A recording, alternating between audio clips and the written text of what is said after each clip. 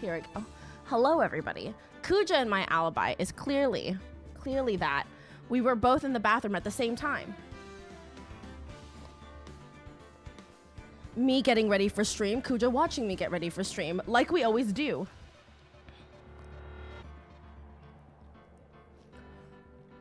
We all know she couldn't have been Rainbow. She's an angel. Maybe Rainbow gave them the salad upturned to add a little spice. You know, actually, Teal, my earlier display was cropped when I was like setting up. But I usually give myself like half an hour to an hour before stream to set up and stuff like that. But I guess, you know, pro streamer or whatever. There's Merlin.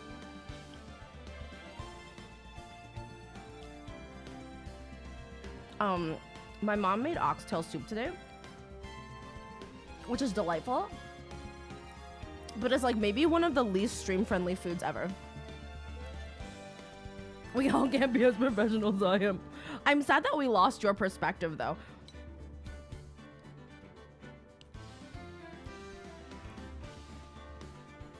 At least we got Asher's perspectives. Why is it so difficult? And like, there's no way to cut the meat off the like bone from the beginning, because it's like so close to the bone. Oh, I'm sure. Y'all were in the thick of things. I feel like my perspective was mostly me dead. And that's my problem with Lethal Company, is just always dying.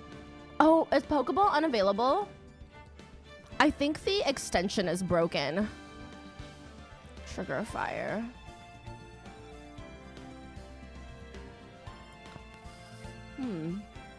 I think the thingy is broken, so it hasn't been working for a while. Can death cam? Oh, true. That is true. I did death cam a lot of people. I spent like the first half just being like, why did I die?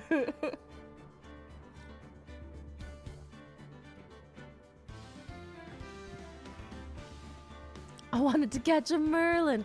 I don't know why the trigger fire isn't working. It hasn't been working for a while. There's something in like Merlin's reflection. Oh, maybe it's like something on the outside. But no, hello, Zenarive. How you doing? Happy Tuesday, everybody. I hope you guys are doing well. Anybody in Florida, I hope you're staying safe and or evacuated. Lethal's a voice acting simulator, not a horror game. Makes sense yet? No.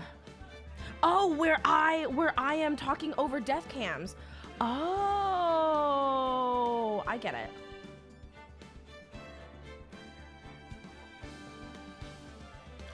Are you in the paths, Zenarive? Oh my god, I had no idea. I didn't realize. I know that you're like in a close state, but I know that you're not in the same state. All just acting up. Oh my gosh, I hope you stay safe. Are you in the path at all? I can't believe it's a category 5. I was like, oh, category 5, out of what? And Rainbow was like, out of 5. And I was like, what? Apparently it's so big. People were saying that like, if it could be, it would be a 6. You're farther away. Okay, good. Just be safe. You never know where it's gonna turn to, I guess. Like it can last minute turn as well, I heard. Which is also very exciting. Luckily, I'm out of the path. I'm fairly out of the path. So for the most part, I think we are safe. I'm just worried about losing power and then not having electricity for the bunnies and then like our food going bad. That's really the only thing that I'm worried about. 5 out of 5 would not recommend. Yeah. We're still in the cone, so we took precautions. Oh, you're in the cone though? Oh, that is scary. See, I'm not even in the cone, so I'm quite fortunate. We've never been in like the pacifier. We just did not open the fridge. Yeah, we're not gonna open the fridge except for like bunny veggies. And then for the most part, I'm going to keep like if we do lose electricity and AC, my plan is to keep the bunnies in the bathroom because our bathroom is like the coldest place in the apartment and it stays very cold because it's like far away from doors and entrances and stuff like that. So you bought a shit tons of soup. Oh, that's smart. Canned goods and stuff like that. There's like no water in the stores except Dasani water, but you know, nobody drinks Dasani water. And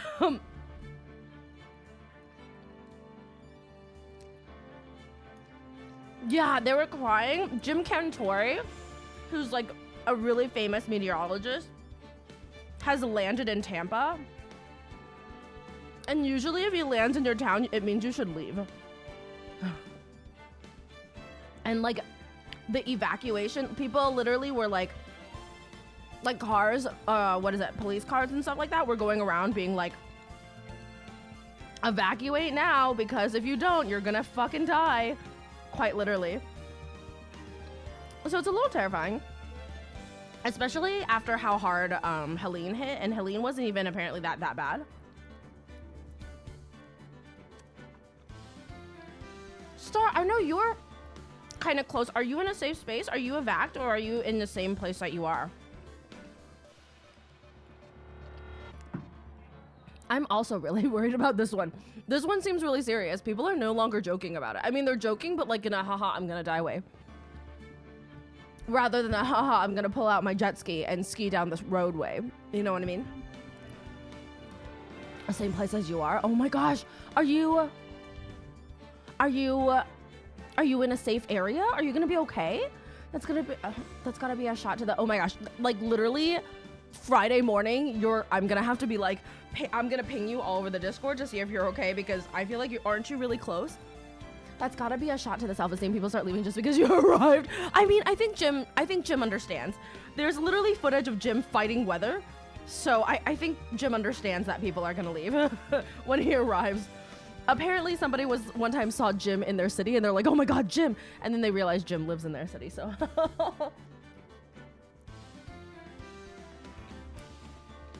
Although if Jim went on vacation, I'd be scared, I feel like. I'd like to see him there and be like, oh my God. What's happening here? Hey, Lucas, how you doing? What else? I think that's my only stuff.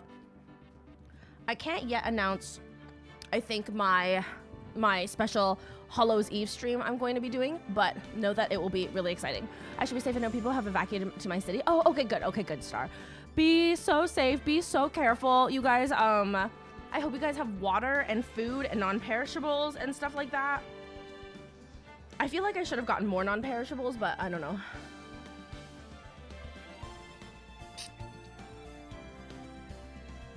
It's supposed to hit landfall like Thursday night, I believe. And we don't stream Friday. No, we don't stream Wednesday and Thursday. Not my birthday. We don't stream Wednesday and Thursday, so that kind of works out for the stream schedule. But I'll let you guys know if I'm streaming Friday if we have like electricity and stuff like that. But I think in where we're at, we're pretty safe. So I don't imagine anything getting really interrupted on our end. Yeah, I'm really worried. You're like just narrowly avoiding it too, Paradox. So all of us in Florida, please stay safe. If you haven't already, you know, make sure you get some supplies.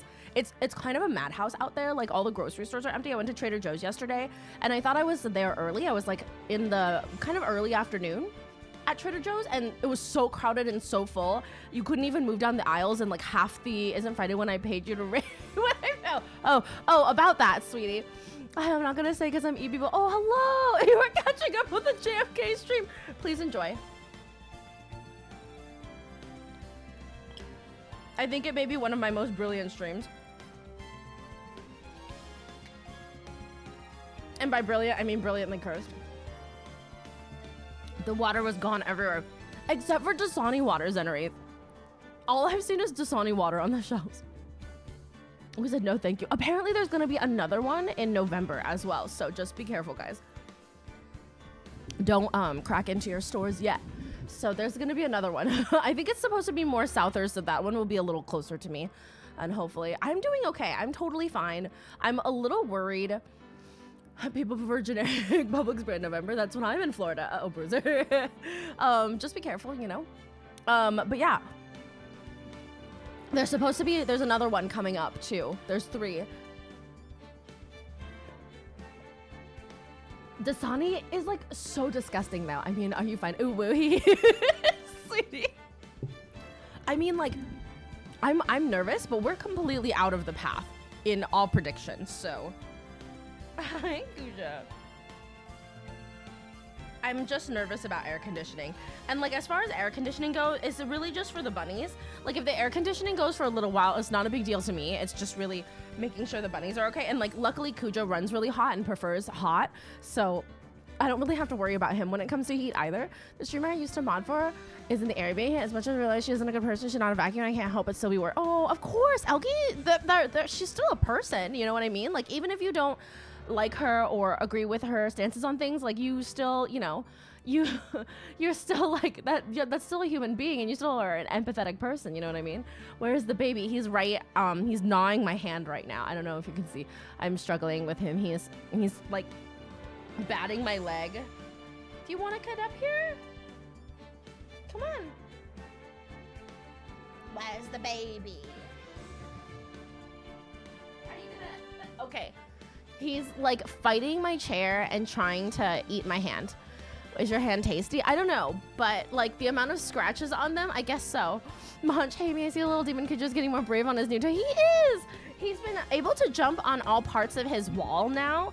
I set up a vertical wall situation, like gymnasium for Kuja, and he loves it so, so much.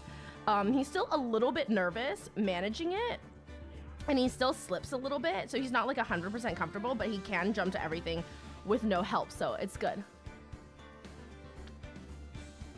Oh, there's Toasty. But yeah. We are safe though. Luckily, I'm in like an area. I'm trying to think if I know anybody else in Tampa, but... Oh, I'm so glad you like them. Hello, Ian. Good to see you. How you doing? I need a fan. It is suddenly so warm in my room. My mom brought me this hilarious panda fan back from China because my room gets the hottest in the entire apartment. Tired solo game dev life. Oh, I'm sure. That's a lot of work to be doing by yourself. Oh my gosh, do you see Toasty's tail? How cute. Anyway, so this is my little fan. I do have like an oscillating fan, which I try not to point everywhere because you're in the room. Amy. Oh. It's also probably all of these fucking lights on my face. Oh no! No, sweetie, what happened? Did Stream Elements just bork you? Did she bring sweaters for Kuja? She got Kuja like a puffy jacket, and then she got, I did it myself. Sweetie. She brought sweaters. She brought a couple winter sweaters and some summer shirts for Kuja. It is hanging off. I got the stream store live and demo. Oh, that's so exciting, Ian. So punk, that's mod abuse. but they're not a mod here. Merlin's ears are pulled back. I think he's making a special poop right now, Lucas. Because Kuja's right here, and Merlin's ears generally stick straight forward when he's like in like caution mode. Right now, he might just be, oh, maybe it's Rainbow yelling and he doesn't want, she's playing Call of Duty right now, so he might just be covering his ears. Why does it get hot in there? Where are all your fans? Wow. The sun points at my room, so it gets the hottest, and it's like the least ventilated. How do you bonk yourself? Apparently you can on Stream Elements. He's now playing with my shoes. But Merlin's okay. He's not like anxious or anything. I feel like he might be making his secret poops, because that's his like secret poop position. If you guys don't know, bunnies make special secretropes, which are a type of poop that has extra nutrition to help them redigest their food. Yeah, it's really, and like, I don't know, being on this side of the building is just hotter in general, because I think of all the more exposure, and the walls are like the outside facing walls. Okay, all right, without further ado, I think we're gonna go into, hold on guys, I have to tell Rainbow to calm down. She's yelling to Scrubs on Call of Duty.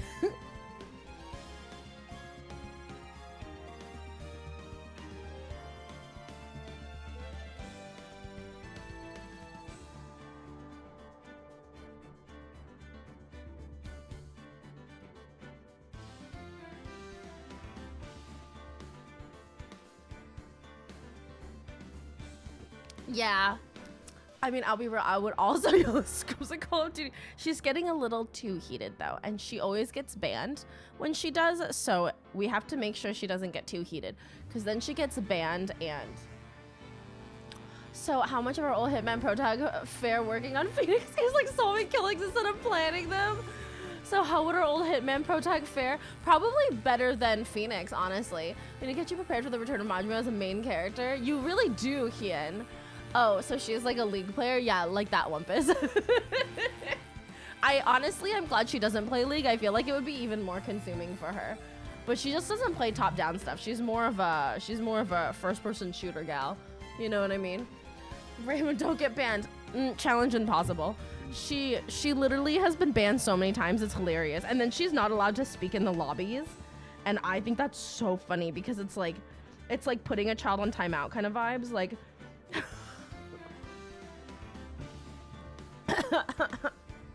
all right. Without further ado, let's get this shit done, guys. Oh man, right, the new Yakuza. The new Yakuza is a Majima? Is the Majima? Oh, the Pirate Yakuza. Okay, the Pirate Yakuza looks amazing. Honestly, everyone that played League hates themselves for it. Not sure what I can make of that. I feel like that's gotta say something about, you know, the game itself.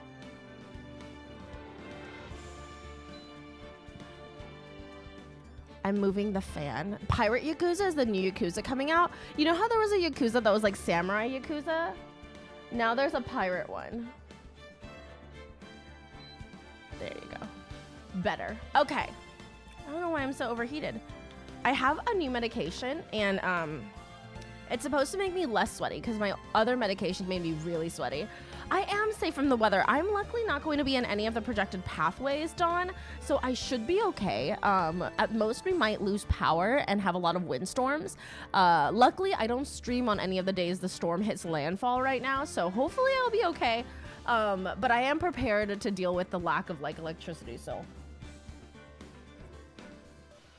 I charged a bunch of external batteries. We'll probably make sure our phones and stuff are charged beforehand. And then I've got like extra cat food and bunny food. And I have some frozen bottles that I have like chilling out right now for the bunnies in case we lose air conditioning. So I'm this game taking place in Hawaii, putting my pirate because just Majima doing shenanigans in Hawaii. That sounds amazing. It's not even pure pirates, just an expansion into the new like a dragon, but being Majima is wacky style. Oh, that's so fun. Yeah, Florida is crazy, Dawn. I feel like this is similar to how I feel about Arizona. Like, why do humans live here? I say fully living here right now.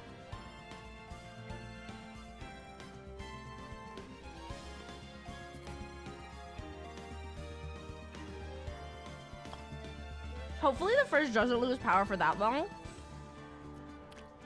We are close to a couple of hospitals, so I think that our power grid might come out faster. Oh, and toilet paper was the biggest concern. Yeah, I remember that, Dawn. I used to live in Arizona, and isn't it very, very hot, Zenarive? I found out the house I moved out caught fire. Oh my gosh, really, Alpaca? Did somebody move into your house? Did somebody set it on fire, or was it an accident? Honestly, Wumpus, I'm like concerned about the like increasing weather issues here. I mean, maybe it'll make living here much cheaper. Cryas, thank you so much for resubscribing. Happy 84 years. Oh, how about you? Would Hitman Poe be able to discover what the secret of Onomichi is? I feel like he would probably kill the secret of Onomichi and blow it up with a car bomb. Whatever the secret of Onomichi is. Honestly, I feel like the secret of Onomichi is all the Hey hides the kids. Oh, people putting gas in trash bags. Like, oh my god, Paradox, that was so bad. People were so nutty hoarding gas and stuff like that during COVID. Or remember when people were buying hand sanitizer and trying to resell it?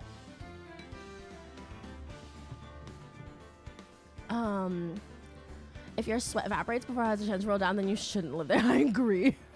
For a renovation, so nobody was living there. Oh, thank goodness. I'm glad nobody was hurt, but that's terrifying because that could have like, maybe that was like a short or something gone wrong inside the building. People hoarded TP. I'm just saying the other parts of America exist. Like, I'm sure at least 2 places do. Mima's not here. Thank you for resubscribing, Cryas.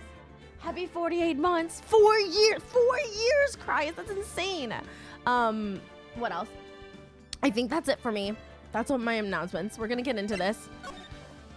We have SL6 to decipher, you guys. I think it was the cowboy man. He just sneaks into the office as a guy like Caruso and just either steals or interrogates him. He doesn't even steal or interrogate. He just kills him. I live here. You live in hell. That's how my childhood home went up in flames to electrical. Oh, that's I remember you telling me about that, Elkie. I remember when that happened.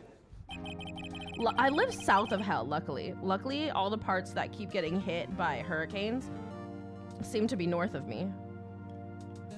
I seem to be in the clear, luckily. For now. I thought you lived with him in dark, right? Yeah, coming up to maybe 3 years ago now. Yeah, I remember that. The court will now reconvene for the trial of Miss Lana Skye. Emma didn't come back. Allow me to call the next witness to the stand. I am Hell, and I would never ignore you. Thank you, Don. The officer in charge of guarding the evidence room on the day of the crime. Oh, cowboy man. It's really hard for me to switch from a British accent to this cowboy accent, so, you know, pray for me. Witness, please state your name and occupation. Me, partner? Oh, I'm just a man, same as you, wandering the trails of civilization. Occasionally helping the elderly cross intersections when needed. Yes, we get it. Oh, I know, you're a patrolman. As for my name, if you listen hard enough, you can hear the howling wind calling it out. But then I thought we fought each other over toilet paper and we haven't had huge meetings about it. Like, how do we act like we didn't fully devolve in the blink of an eye? Oh my God, Cosmo, right? Like in general, all the shit that went down during COVID and all the ways people treated each other during COVID, and with the masking, with people not masking, with the racism, with like the attacks on each other, with like the reselling of literal life essentials, baby solution, not like not being able to feed your own baby and children. Why are we not all like in some sort of therapy right now? Why aren't we in mandatory humanity therapy is my question. Should make Joe voice the cowboy. She might do it if you let her get into character and drink when he does it. I don't think she'll get, she's not good at accents though. Lucas, thank you for the gifts up to Alpaca. Val can do an English accent. Val is literally British. I think he can do a British accent. It's honestly, scalpers literally ruin everything. Literally ruin everything. My question is like, how are we not all in mandatory, besides, you know, the fact that obviously people don't care about mental health in this country, but like the way we treated each other during COVID was insane. It was so like, I was always kind to people and always nice, you know, and I didn't buy like a whole bunch of toilet paper. I bought like one bag and then I bought bidets because it's a superior way of cleaning your asshole. But I never, like, people fought each other. Fist fought each other for supplies and food. It was crazy. Not British and American. I don't know what you're meaning. Alpaca, I don't know what you just wrote. As for my name, if you listen hard enough, you can hear the howling wind calling it out. To be exact, it's Jake Marshall, Your Honor. Howling wind? I've never heard Edgeworth described that way before. Now, Mr. Marshall, let me ask you something. You were in charge of guarding the evidence room on the day the crime took place. Is this correct? According to the papers, partner. What do you mean? A desperado's soul is as boundless as the desert sands. No paper can sum it up. You should get a bidet for your toilet. They are fantastic. Maybe it's best we get on with this quickly. Please share with us your testimony of the day of the crime. In plain old English. Legit, after everything with the pandemic, I honestly fear death way more than before. I actually went and started having therapy sessions afterwards. Oh, wow. I'm glad that you went to therapy for yourself. You know what I mean? Legitimately, I feel like the pandemic really, really made us, like, it made you either, what's the word? I feel like it made all of us kind of feel our mortalities a little bit stronger. You know what I mean? I have one, but it's only cold water. That's oh no, cold water for your butt. It could be so alarming. Not bad on a hot day, though. I definitely recommend the heated toilet seat versions. They're so nice. I used to have one.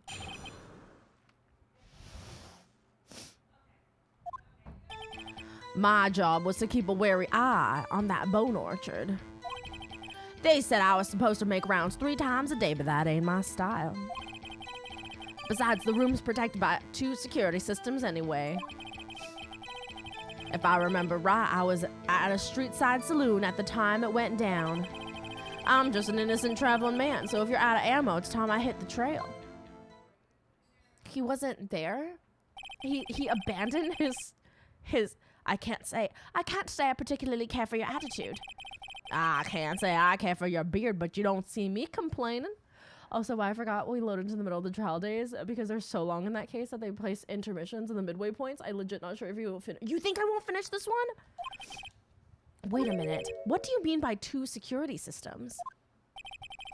I mean the security cameras and the ID card reader. I reckon even a cowpoke like you knows about those. He is insulting Courtroom Santa. Yes, well, what about the fingerprint-activated locks on the evidence lockers? Fingerprint-activated locks? What kind of newfangled doohickeys are those? He's not being very helpful. He's not that good with machines or with following orders. Everyone's got their weaknesses now, don't they, Mr. Hello? Hi. Okay, yes. All right. Okay, hello. You are perfectly capable of jumping onto the desk from my little couch, and you chose me as the human ladder. I think tonight you'll at least start the final trial. But Mom, I need thank you. Okay. And now what does he do? He leaves. Okay. Everyone's got their weaknesses now, don't they, Mr. Prosecutor? This one seems like trouble.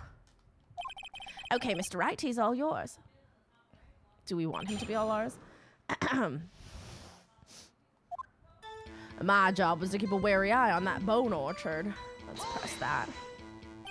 How exactly did you keep an eye on the evidence room? I just made sure nothing moved in the security camera monitor. That room's so still. Even time dies in there. I was just a caretaker who interred the recordings. You interred them? Videos of nothing aren't that useful. When the time would come, I'd erase the tape.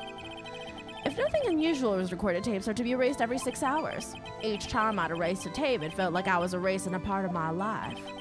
This guy has a flair for the dramatic, but it isn't going to do him any good. So in actuality, you don't physically enter the evidence room? They said I was supposed to make rounds 3 times a day, but that ain't my style. But you made your rounds on the day of the crime, right? Why doesn't he go bite Rainbow? Oh, he does that too, Alpaca, don't worry. Ain't you heard a word I said, partner? I told you that ain't my style. I'm afraid I don't understand. No desperado I know lets rules get in his way. No desperados I know join the police force.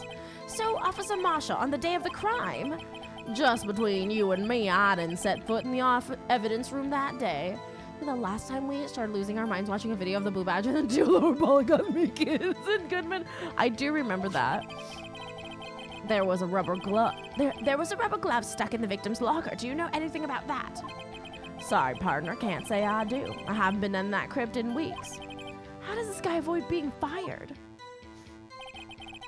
Besides, the room's protected by 2 security systems anyway. If I remember right, I was at the street side saloon at the time it went down. If I'm just an innocent traveler man, so if you're out of ammo, it's time I hit the trail. I'm protected by 2 security cameras anyway. Hold on. Wait.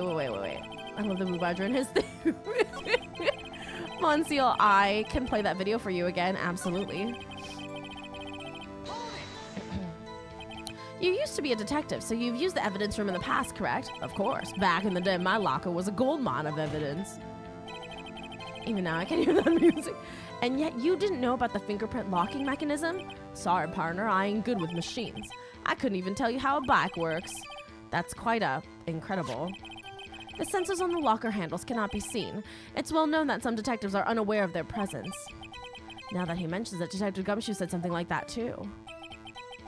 At any rate, it doesn't seem like this is relevant to the crime. Can you tell us what you were doing when the crime took place? If I remember right, I was at a street side saloon at the time when... Hello? Hello again? Oh, is it hugging time?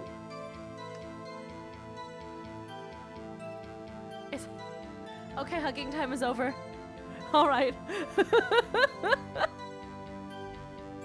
don't understand. If I remember right, I was at the street side saloon. Is that a bar? What were you doing in a place like that? I was eating spaghetti. Not even Angel steak lunches can beat the parlor's vongole sepia pasta. Do you mean to tell us you abandoned your police duties to eat some noodles? Not all desperados eat tacos, partner. That's not what I meant. I hope this has at least taught you a lesson. That's strange. This is usually where Edgeworth says. Did you not want a raise this year? I'm just an innocent traveler, man, so if you're out of ammo, it's time that I hit the trail. Out of ammo, Officer Marshall? That's right, partner, or as you'd call it, evidence. If you plan to pin me to this crime, then you better draw. Otherwise, you're just wasting my time. My steel horse is waiting to carry me back west into the sunset. One thing seems clear. Despite not being responsible for guarding the evidence room, the witness doesn't appear to have seen anything. Texans don't take orders from anyone. Everyone knows that. You know what? Understandable. I would have been on my job to eat spaghetti. Did you see? Oh, he's right here. He's right here.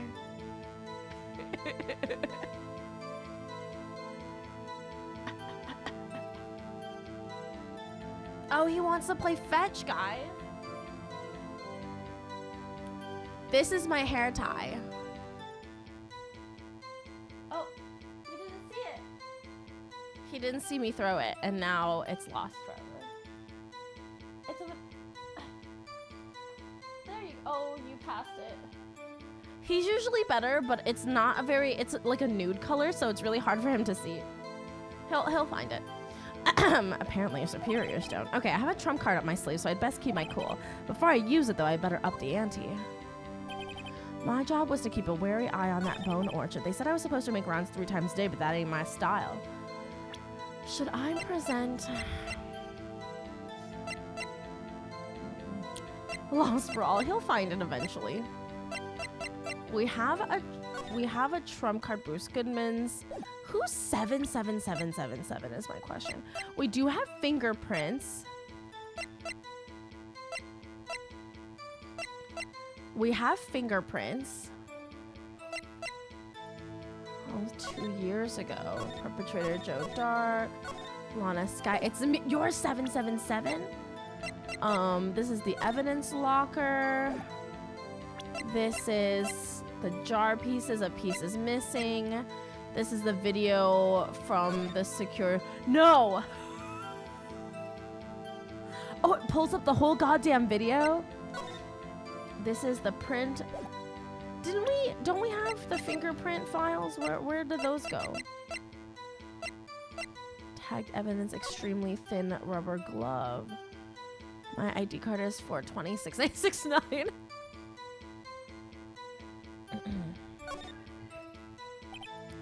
11.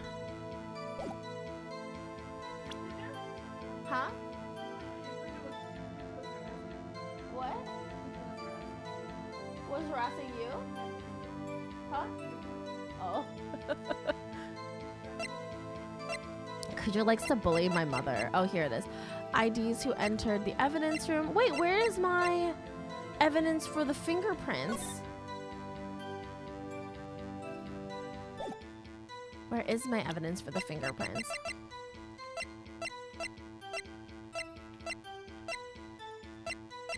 Angela dancing in the evidence room at the time of the murder. Wait, where is my trump card?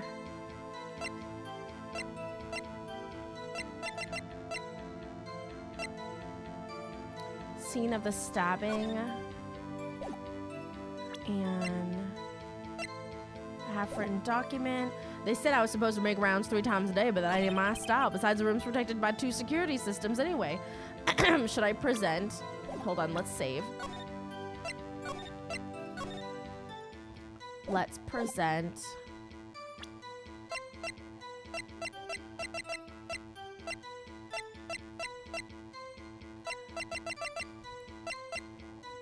This guy? Your Honor, what do you think about the witness's statement? I'm not sure I followed. No, that's not right. Besides, the room's protected by 2 securities. If I remember right, I was at the street side saloon. I just had a terrible idea and I'm gonna just act on. Uh-oh. I'm just an innocent travel man, so if you're out of ammo, if I remember, it says room protected by security. They said I was supposed to make the round 3 times, but that ain't my style.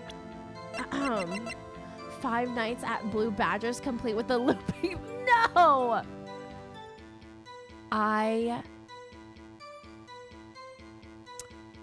Would I do... So when you're at 5 nights, the whole video, they show the whole... So when you're at 5 nights at Freddy's, you're sitting at a desk, and there's a doorway,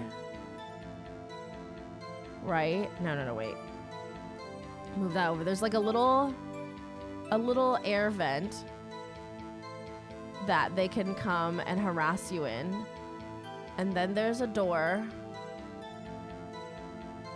right? And then there's like security cameras or whatever for you to check on. And then there's like a door.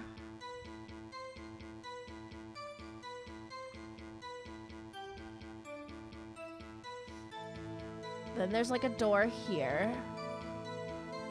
Hey, Longship. How are you doing?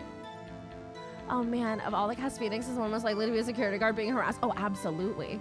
It would absolutely be Phoenix. Hello, lawyers. Hey, Onion. Right here. And then like another security camera. And then this is like the light switch that you can turn on either side. And what does the Blue Badger look like? Oh God. Then this is the darkness. And this is the darkness. And we'll have the Blue Badger coming into the room to haunt you. This was a drawing redemption, Onion, that doesn't pertain to Pokemon. I'm gonna go to see Alice Cooper. Oh, that's so cool! Alice Cooper's a classic! That's so much fun. And then this hand holds a baton.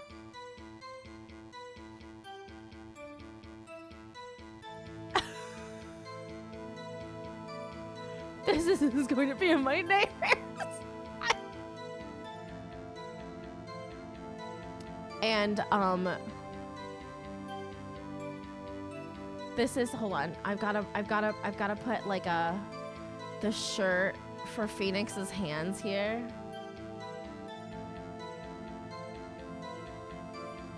Right, and then these are Phoenix Wright's hands. And he's throwing down an objection. Yeah, I'm buzzing for it. I saw him like 15 years ago. It was good. 15! Oh my gosh. I hope that it's gonna be like amazing. Jump scares, but you gotta get your ass beat by a baton. I mean, it's the Blue Badger's accessory, so.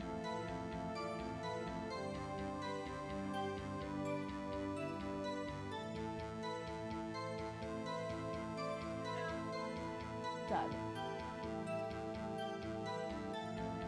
He's eating my wig. That's my wig cap. He's eating my wig and my wig cap. He's eating my John F. Kennedy hair. Stop eating John F. Kennedy, Kuja. Objection? No, this is a B. Oh my God, this is a B, right?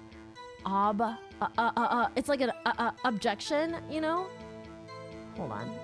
This is an O. And this is a B. Like this. Objection? Like a stutter? Because this is terrifying. And this is my horrible picture. Congratulations. We did it. Don't question it, guys. Now I get a little music right on the back to say right the songs are playing. Like that. It kind of looks like redacted. Boobjection. Oh no. Okay. Does this suffice?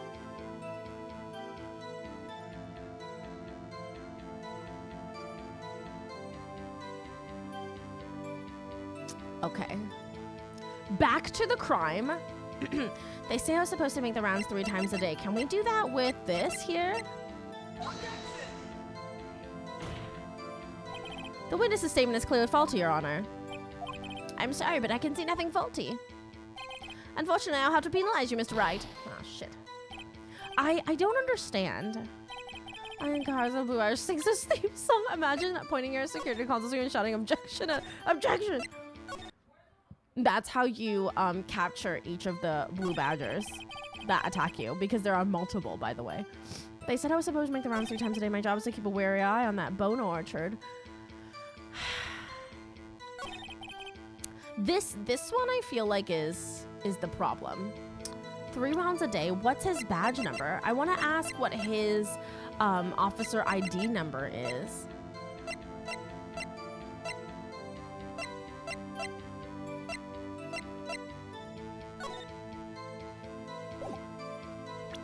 Because who came into the room at 4:20 is probably the one who set up the glove and shit. Maybe actually evidence from a past case of Edgeworth's brought back to his office by Gant's request. A half-written document dated 2/21. Scene can only submit it to the chief of police. Scene of the stabbing of the detective. Handprint left in the evidence room. Marshall's fingerprints. Okay. Besides, the room's protected by 2 security systems anyway. If I remember right, I was at a street side saloon on the time it went down. I'm just an innocent traveling man. Should we... Out of ammo, Officer Marshall? That's right, partner, as you call evidence. If you plan to pin me to this crime, then you better draw, otherwise you're just wasting my time. Sounds like the type of garden with, hey, have you guys ever seen what snapdragons look like? When they wilt? Not when they wilt. But I do know what a snapdragon looks like. Am I not supposed to do his fingerprints yet?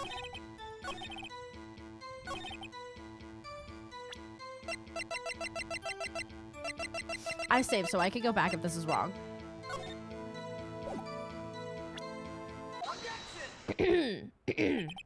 Officer Marshall, does it strike you as odd? Doesn't it strike you as odd that is you being called in to testify like this? After all, you weren't in the security room at the time of the crime, and yet you dragged me down here. Explain yourself, partner.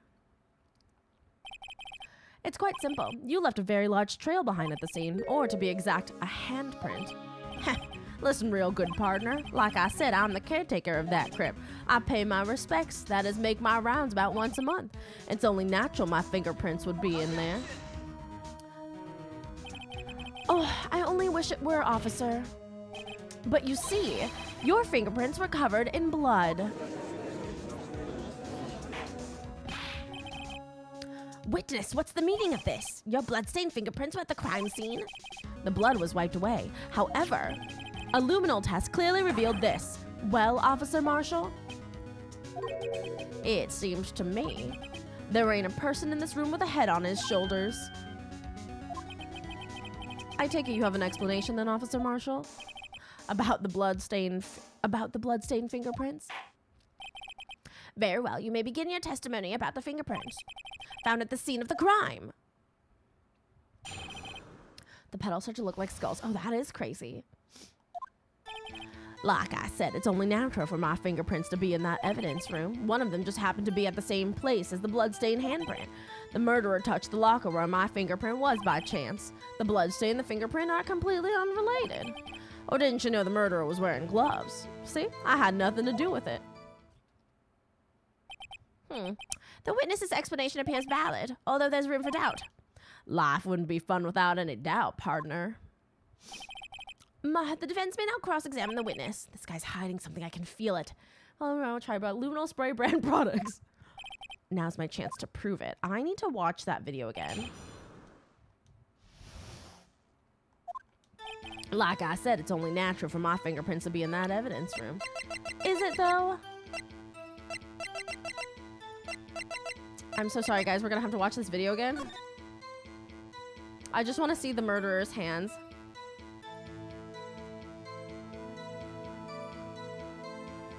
I need to watch it. I just want to see the gloves on the murderer's hands. Gloves. True.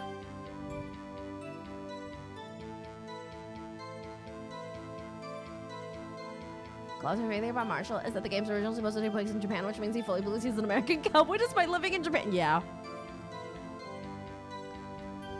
I guess everybody's wearing gloves.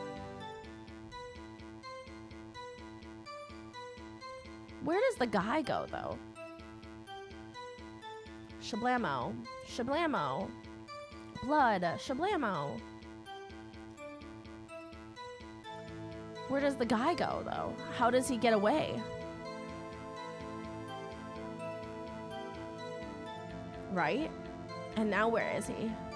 Was he a ghost this whole time? And maybe he just like slinks underneath because there's clearly like a huge blind spot with this stupid camera. And he shoved all his shit over there. Okay, so he does have gloves on. Like I said, it's only natural for my fingerprints to be in that evidence room. Those are the most random achievements I ever seen in a game. What? That's because how did you put it? Pay your respects once a month? Yeah, that's right. That and one more thing. That locker happens to be mine. What? What do you mean? I mean what I said. That's the locker I used when I was a detective. The locker I still use. All that's in there now, though, is a heap of broken dreams. The video just isn't the same without the song. I see. It'd be strange if my prints weren't all over that locker. Apparently, his fingerprint data was never removed from that locker's programming.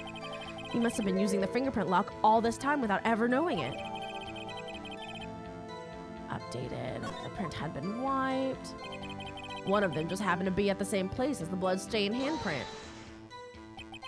So then, what about the bloody handprint? Wasn't mine, it's no mystery. Please explain. My locker is covered with my fingerprints. It just so happened. The murderer touched the locker where my fingerprint was by chance. That is a strange coincidence, sir. The chances of that happening are 1,000,000 to 1. On the contrary, one could argue just the opposite. The chances of that not happening are 1,000,000 to 1. Get one thing straight, partner. You ain't gonna get no reward from me with a mere fingerprint. I'm now thinking of a Jake Marshall version of the Here Lies Squidward Hopes and Dreams. You want to know why? The bloodstain and the fingerprint are completely unrelated. Unrelated? They're as different as night and day. Kind of like cereal and cereal. One's got to do with breakfast, while the other's a type of murder. How is that like that at all? He's right. Although seemingly alike, they're totally different. This judge is an idiot. I don't see what homonyms have to do with this. Or didn't you know the murderer was wearing gloves? I can't let him squirm out of this one. How does he... Okay, we have to go back to that murderer. How do you know that? I may be a loner, but I still do my job. I keep up on the reports.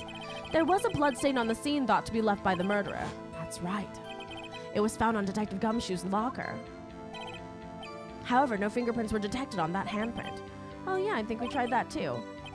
So that would mean the murderer wearing gloves happened to place their hand on top of Officer Marshall's fingerprint. That's the only logical conclusion. Are you starting to get the picture, partner? The picture? This seal of blood in the desert, it's just food for the buzzards. There's only one reality, and that's this, the security tape. So long as my trail isn't in there, you can't say otherwise. He speaks suspiciously, you guys. This isn't getting us anywhere, Mr. Wright. Please consider carefully where you're going with this cross-examination. Yes, Your Honor. Now then, continue your testimony, Officer Marshall. Too bad it wasn't me in that video, right, partner? Wait, why did he say that?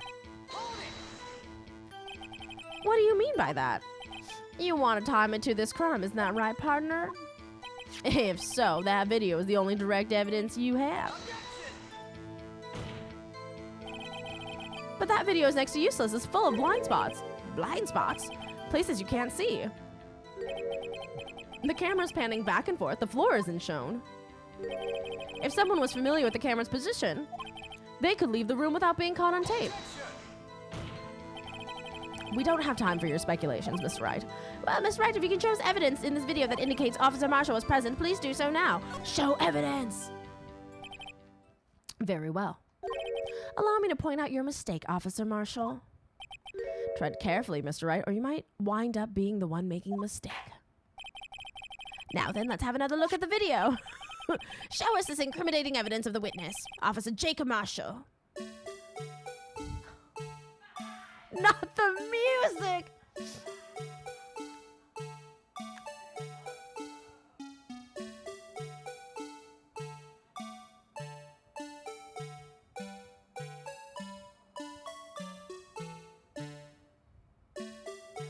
I'll try to make this fast, you guys. But there's only so much I can fast forward, apparently.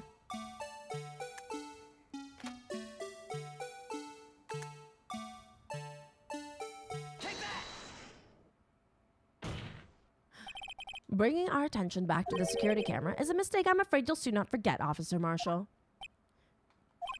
The days are short in Texas, and so are our tempers.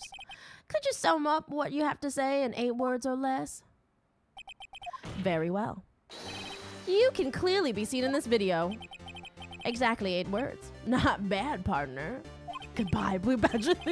The key lies in a certain locker shown in the video. I mean, Marshall in general, he probably get accosted by security everywhere he goes because his entire shtick is pretty much suspicious. He's also just like so rude too. That locker with the white cloth sticking out, that was the witnesses, I believe. Now then, let's rewind the video a bit. Good thing they don't play the music while they're doing this part.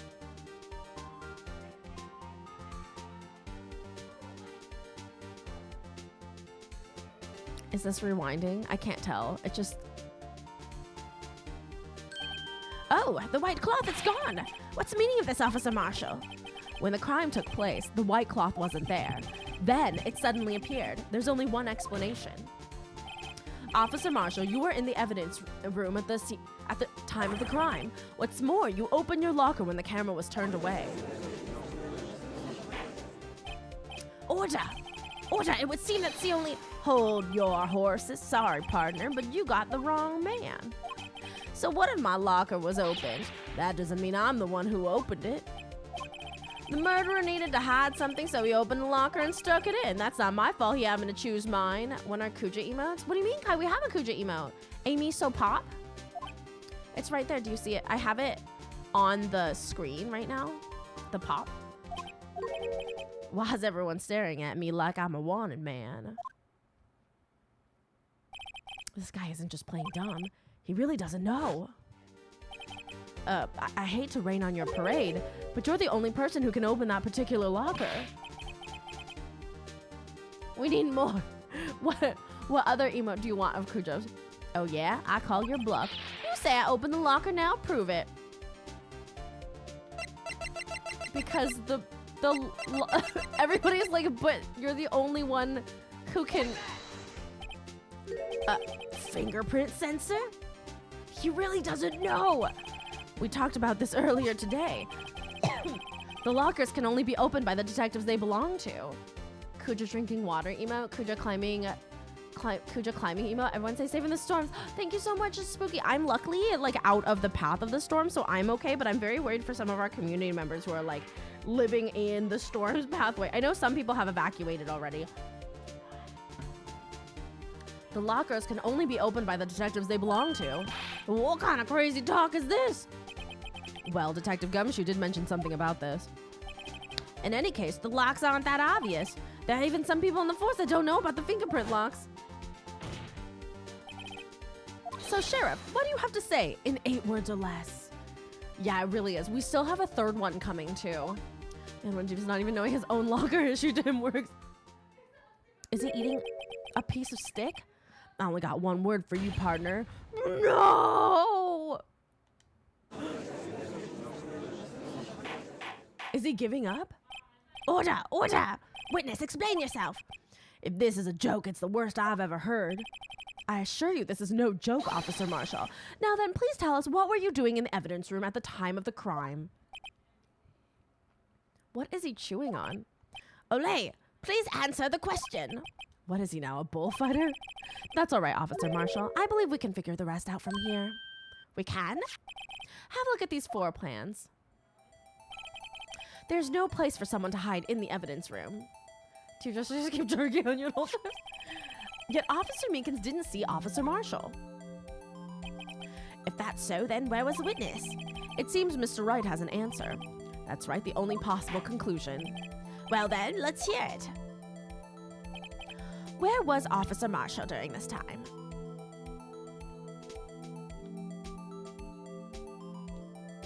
Take that! Officer Marshall was standing right there. There? But that's where the victim, Detective Goodman, was. Correct, unless the man wasn't Detective Goodman. I believe the victim in the video is Officer Marshall. It was you, dressed up like Detective Goodman. But that's preposterous. Officer Meekins witnessed a detective at the crime scene. Once he saw the man's face, he'd know for sure. May I point out, though, that Officer Meekins did not know Detective Goodman. He also testified about the man's reaction when confronted. When I entered the evidence room, I asked him to show his card, sir. Yes, and how did Detective Goodman respond? He suddenly pulled a knife on me. Something about the officer's story puzzled me. If the man had had his ID card, why didn't he just show it? Lanes have to change paths even though the tornado is a hit. Yes, sometimes I'm not in any of the projected paths, so I'm not even nearby. So I'm perfectly safe, but I know that like some people are close enough that if it were to turn, it would be very, very worrisome and very scary for them. So I hope everybody else is staying safe. Yes, he would have needed it to enter the evidence room, so he must have been carrying it. The answer is simple. He couldn't show it. As you can see, Detective Goodman's picture is on his ID card. Oh, I get it. If he showed that, his cover would have been blown. And we have some no more Badger hype. Officer Meekins would have realized the man wasn't Detective Goodman. Do you have anything to say to this, Officer Marshall? You've got quite an imagination, partner. We got a term for that. It's called circumstantial evidence. Circumstantial evidence? He's still denying it. You're gonna have to do better than that to break a detective, unless you have hard evidence proving I dressed up as the victim. I can't say I particularly care for your uncooperative disposition. No, Blue Badger, no. I can't say I care for your beard, but you don't see me complaining.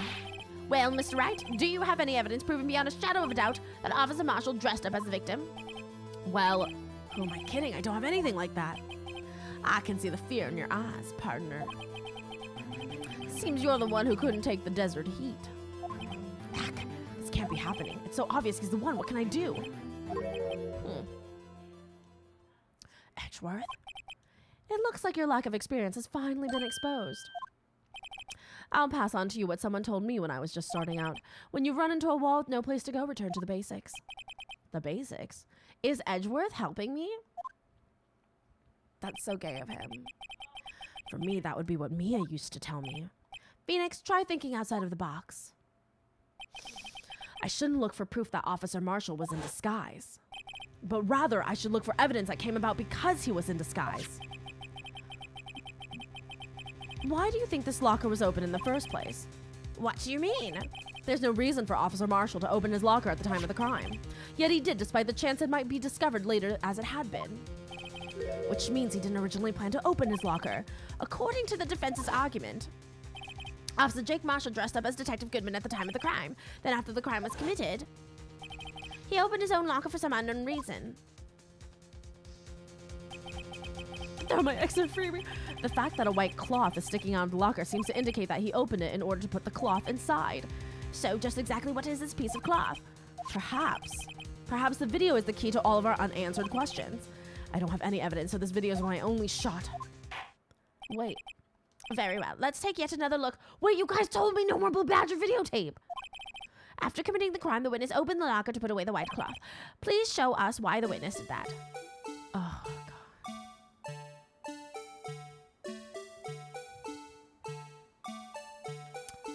We have been lied to.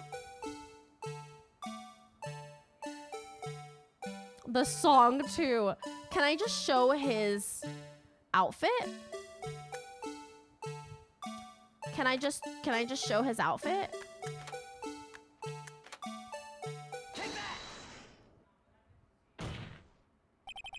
For some reason, you disguise yourself as Detective Goodman and enter the evidence room, though I don't know to what end yet. However, something unexpected happened. Officer Meekins barged in on you.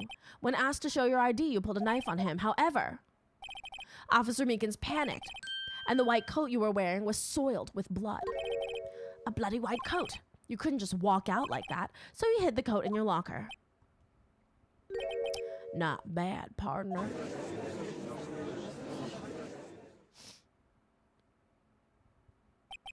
Now then, Officer Marshall, are you ready to tell us the truth? Looks like I underestimated y'all. I hope you're happy now, Mr. Edgeworth. 2 years ago, if you were only half as persistent then as you are today, we all wouldn't have had to be here now, would we? Officer Marshall, tell the court what you did. All of it. All right. It seems the time has come.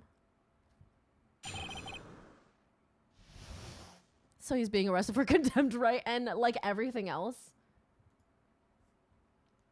Now there's no more videotape.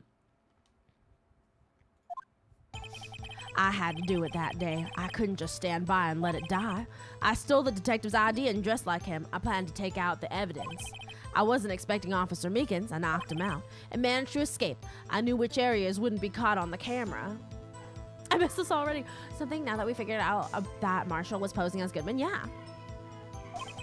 There wasn't any murder in the evidence room at 5:15. So the supposed victim was really you. But there's one thing I still don't understand. What word does J grow? Fake! Traces of a large quantity of blood were found on the floor of the evidence room. If no one was murdered, then how could that be? Officer Meekins managed to cut his own hand. Oh, rake! Oh, rake and fake.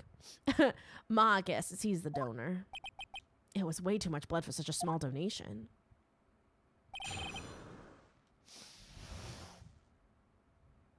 Bake. Make? Take? I had to do it that day. I just couldn't just stand by and let it die. When you say it, you mean, do you even have to ask, partner? The SL9 incident. 9? I wrote 6, guys. Nobody wanted to correct me. I'm changing it. Hold on, I'm fixing it. Nobody has to know.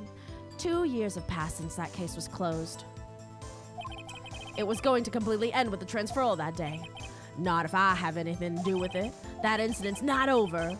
But what did you hope to accomplish by sneaking into the evidence room? That's the full joke with Marshall's name. Meanwhile, the Neil Marshall in the file's victim list is also play off it, rhyming with real. Oh, Neil Marshall. Thanks, Onion. When a case is closed, only the case's lead detective can look through the evidence. I wanted to have a look at it myself one more time, no matter what the cost. I don't care what anyone says, partner, that case is mine. But Officer Marshall wasn't in charge of that investigation. Why does he care so much about it? That day was my last chance. That's why I stole the detective's ID and dressed like him. I planned to take out the evidence. Why did you disguise yourself as Detective Goodman?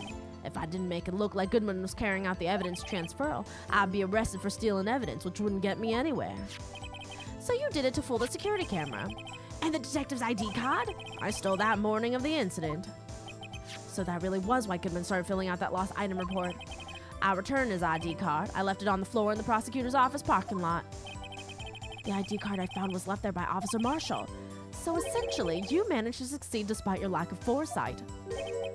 What do you mean, partner? I mean the fingerprint activated lock, of course. No matter how well you disguise yourself, you can't change your fingerprints. Under normal circumstances, you wouldn't have been able to open that locker yourself. But he could because the rubber glove just happened to get stuck by the door. That means Detective Goodman must have opened the locker before Officer Marshall.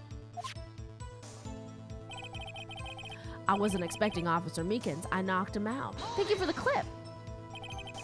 You pulled a knife on Officer Meekins and tried to drive him off? Let's just say I was a little surprised. I only planned on being in the evidence room for no more than 5 minutes. I didn't think anyone would actually come in during that short time. Officer Meekins certainly is a 1 in a million type of person, mistaking a detective for an intruder and demanding to be shown his ID. I'll have to think a little more about his raise this year. When did Edgeworth get so much influence? Anyway, he threw himself at me and I ended up cutting him slightly. I'm sorry it had to turn out that way, with me knocking him out and everything. By the way, what happened to your knife? Oh, you mean this one? I don't know what to say. He is using the knife he stabbed Meekins with. So you knocked Officer Meekins out and managed to escape. I knew which areas wouldn't be caught on the camera. So you did your research beforehand. Those who go into the desert unprepared don't live long, partner. I didn't think it would make a difference, though. The security tape is erased every 6 hours. If all had gone as planned, no footage would have been left. Just flavoring a special... However, you bloodied your coat in your struggle with Officer Meekins. If someone was in the security room when I came out, the jig would have been up. I opened my locker and stashed it in there. What was Officer Meekins doing during that time? What else? He was sleeping like a baby. so what you're saying is on that day, there wasn't any murder in the evidence room at 5:15. But the blood found at the scene certainly indicates a crime took place. What are you, blind? The victim shown on that tape is me, and I'm not dead yet, partner. So you stole the evidence from the locker? Actually, no, I didn't. Why not? When I opened the locker, the evidence was already gone. what? Mr. Edgeworth, where is that evidence? It's still missing, Your Honor. Detective Goodman's locker was already empty. Someone else stole the evidence. Officer Marshall, may I ask you one thing? Fire away, partner. It's a free country. Just remember, I'm also free to decide whether or not to answer. I think in a court of law you are not free to decide that, but sure. Why did you do this? Stealing a detective's ID, injuring a police officer? This is no small offense. Moreover, you're an officer yourself. This will have serious consequences. I'm goddamn stupid, because why the fuck was everything calling it a murder? They are stupid. They were just like, oh, all this blood means somebody died. Hey, Asher. It can't just be forgiven with a simple cut in salary. Not that salary cuts are ever a valid solution. Like I said, this isn't your case. This one is mine. I'm really very big energy today. Look! Look at him. Look at how long he is. Look at how beautiful he is. And I'll do anything it takes to get an answer I'm satisfied with. The witness has an unusual amount of zeal. Let's hear more. I can't just forget the SL9 incident. You know why? Why? But that case was solved 2 years ago, wasn't it? That's the reason the evidence was stored in the evidence room. Joe Dark was convicted for his fine. Hey, Apoc, how you doing? One thing I can say for sure is he deserved his sentence. I remember the Joe Dark case. It involved serial murders, didn't it? I don't intend to complain about how it turned out, but there's something that still bothers me. Something went down at that trial, something no one will talk about. What happened? I don't know. That's what I'm trying to find out. Does Marshall feel towards this case file the same way a Phoenix feels towards Edgeworth, to the point he changed his career to law school? Yes, I think so. How you doing? Why is he so concerned with that incident? Maybe I should present him with what I think is his... Maybe I should present him with what I think his real reason is. I had a feeling we'd wind up here sooner or later. Everyone involved here is related in some way to that case. I better take another look at the files. I had to do it that day. What about the files? Perpetrator Joe Dark, serial murder, sentence, death. Edward Jones, Edith Kirby. Oh, Neil Marshall, the victims.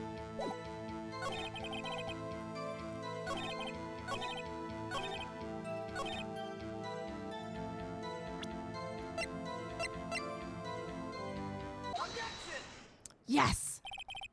Officer Marshall, I think I understand.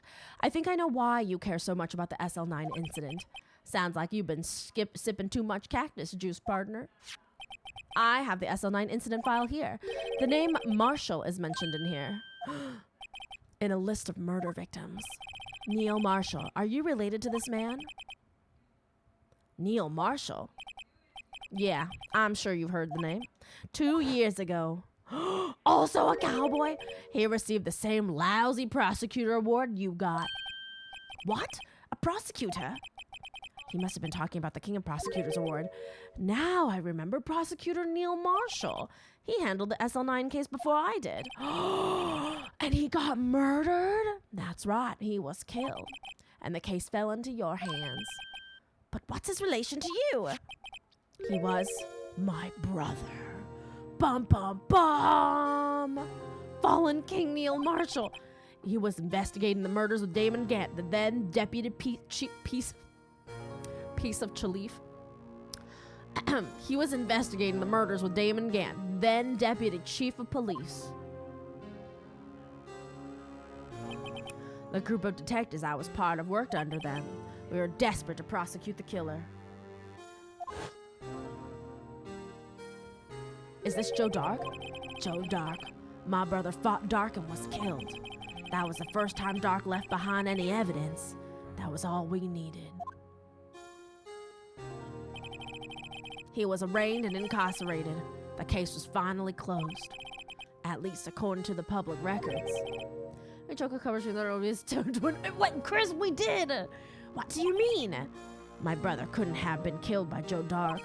I knew my brother better than anyone. No one could have beaten him in a fight. And that's it? That's your reason for your insane actions?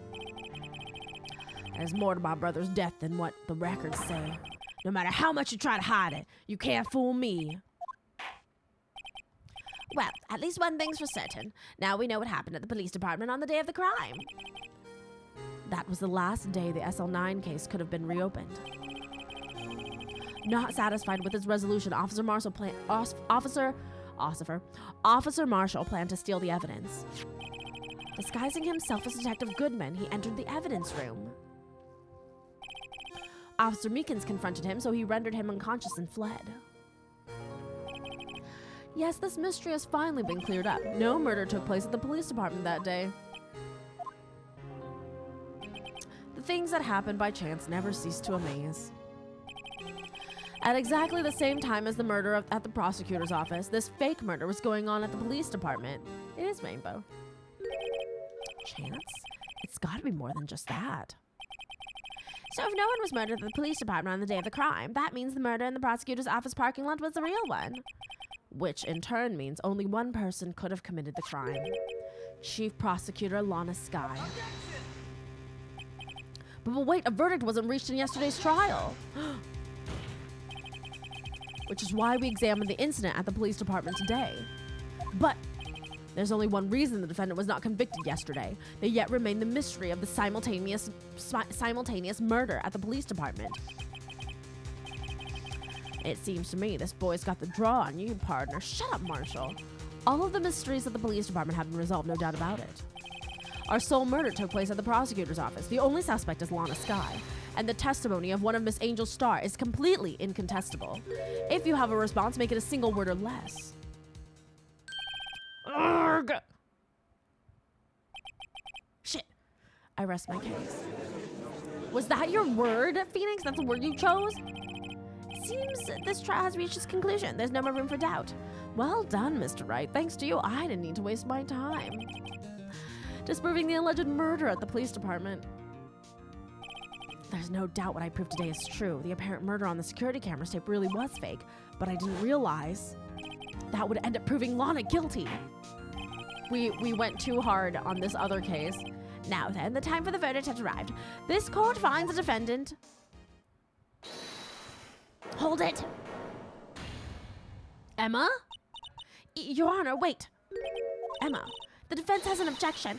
A scientific objection, right? What do you mean, right? Mr. Wright, are you this girl's guardian? Your Honor? Oh, in a sense. Please, Your Honor, all I'm asking is for a minute of your time. Please hear me out. Mr. Edgeworth, please. I don't want to leave any loose ends. You want a minute? I'll give you 3. Oh, so generous. I was kind of in shock. I mean, finding out the SL9 incident referred to the Joe Dark killings. Now that she mentions it, the names of both Skye and sisters were in that file. But that's when I figured it out. I mean, what Officer Marshall was trying to do that day. So I knew his fingerprint had nothing to do with the crime. That left only one thing, the other handprint. You mean the traces of blood found on the Detective Gumshoe's locker? But no fingerprints were found on it, right? No, but I figured out if I examine it scientifically, I'd be sure to find a clue. So I ran over there and looked at it again. So did you find something? No. Huh? Sorry, I guess I'm not much of a scientific investigator after all.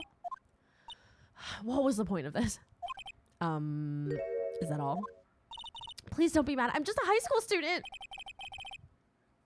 And I'm just an attorney.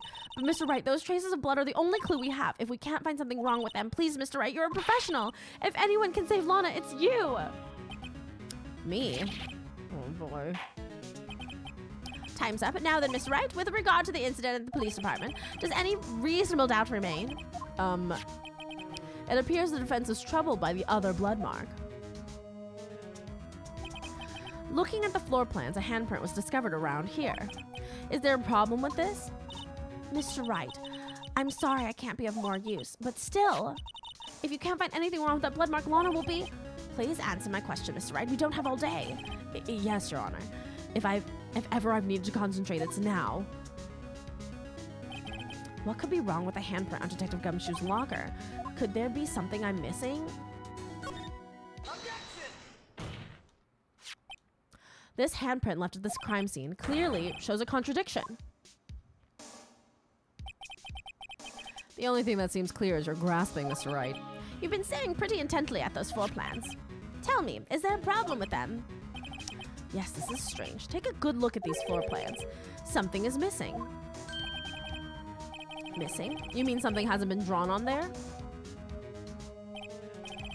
Yes, something that, when drawn, will completely change the meaning of the blood mark.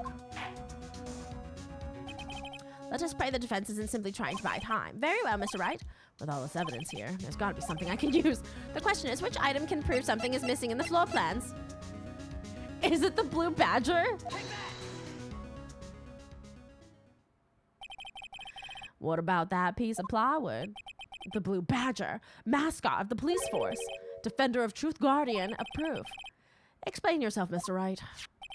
Please look at the floor plans of the crime scene. The blue badger is not here. So watch what happens when we put him in. This is where he was dancing at the time of the crime. He's so wide. Well, what? That's right. So long as the blue badger is dancing here, it would be impossible to place a handprint at this spot on the locker. What?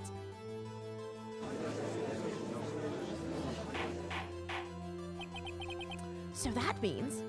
just what exactly does that mean? It means it can't be done. What are you saying? Blood traces were undeniably found on that locker. Don't look at me, I didn't put it there. Mr. Wright, think it through scientifically. Emma, on that afternoon, Officer Meekins was the one who brought the blue badger to the evidence room, right? Not bullshit, the blue badger himself put the handprint there. It was the blue badger. After he put it down, it would be impossible to leave a handprint on that locker. So that must mean this blood mark was left there before the blue badger was brought in? Just one moment. I will not allow such far-fetched balderdash in my courtroom. It may sound far-fetched, Your Honor, but it's the only possible explanation. On February 21st, in the police department's evidence room, blood was spilled not once but twice. But how? One time was captured on this tape, taken by the security camera. Officer Meekins cut his hand from which a trivial amount of blood fell. The problem is the other time. They didn't even notice the blood?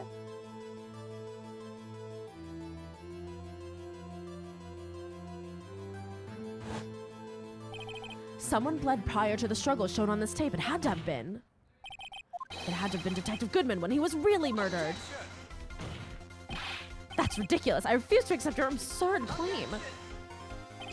The murder portrayed in the security tape has been proven to be fake. However, that does not explain the blood mark found on the locker. We are objectifying. Wait, no. We're objectioning everywhere.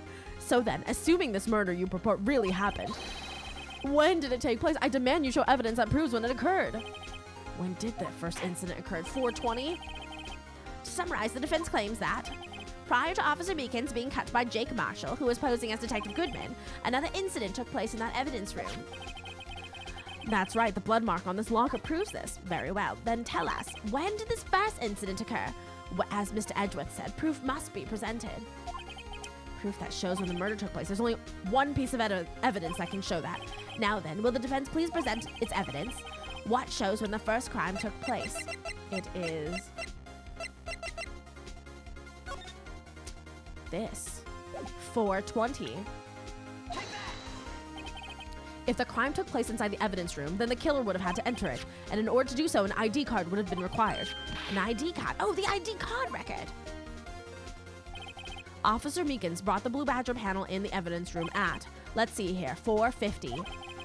If the crime took place before that time, then it would be 4:40. Miles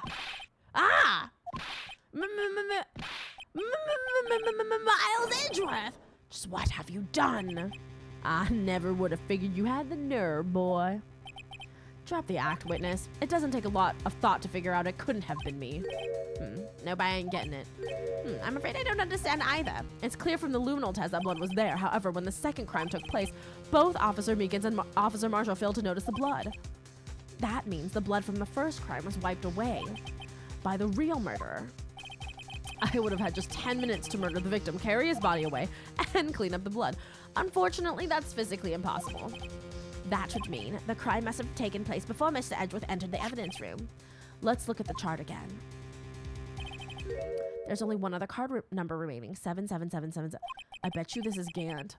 Is this Chief of Police Gant? Talk about a lucky number. But wait, that doesn't make any sense. How could Detective Goodman have entered the evidence room? Since there's no record of his card being used beforehand, he must have entered along with the real murderer. That's the only plausible explanation. He went in with 7777777. Mr. Edgeworth, please look into this ASAP. Find out whose ID number is 777777777. That's 17 too many, Your Honor. Unfortunately, I'm unable to look up the owner of that ID card, at least at present. What? Explain yourself, son. The ID number 7777777 belongs to someone with a rank of captain or higher, someone who is a so-called executive officer. We don't have the authority to inquire into such a person's identity. But that's ridiculous. Just how? It's Polly's card. I'm not finished talking, Mr. Wright. There is one situation in which we can be granted such authority. If an official charge filed against an executive is accepted. An official charge. You're all alike, aren't you? With your cover-ups and your forgeries. That's how the prosecutor's office operates.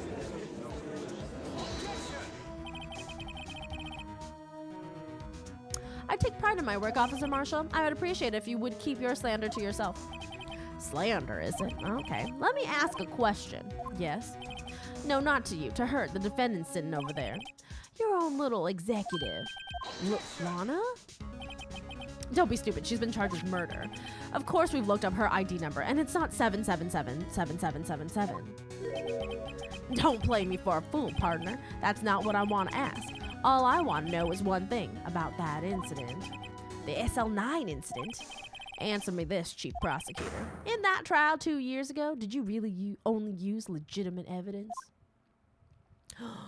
What is Merlin? Guys, what is Merlin doing?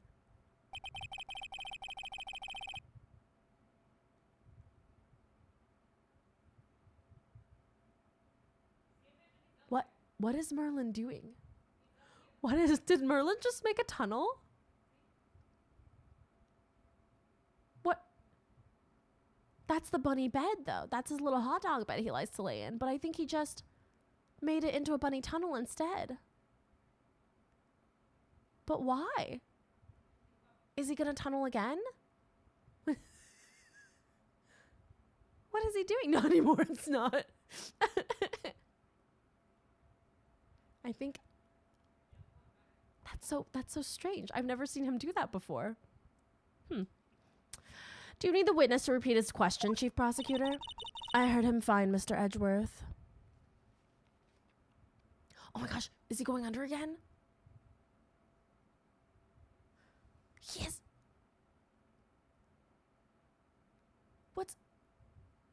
What's he doing? He's made it a tunnel into his house.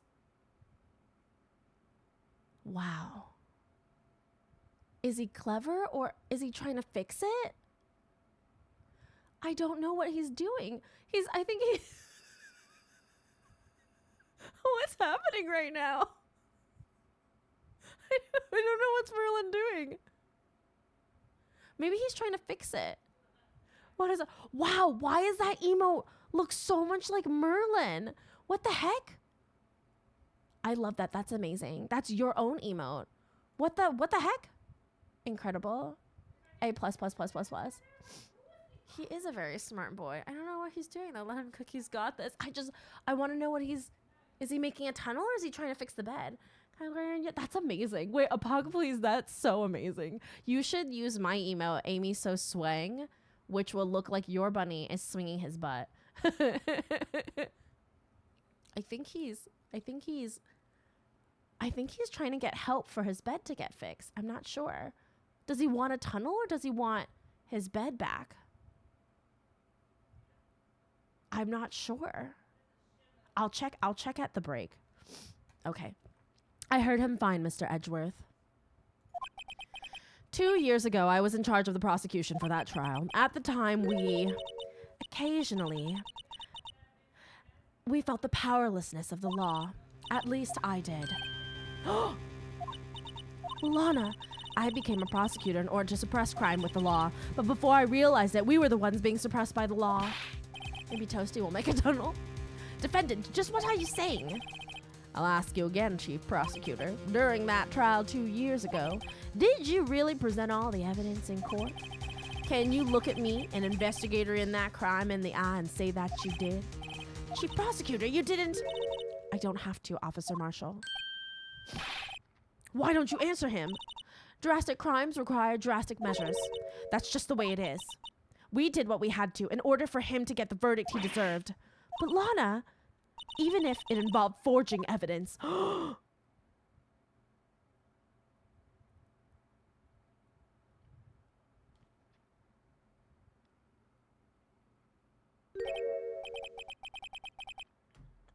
See, that's what I'm talking about. No. No!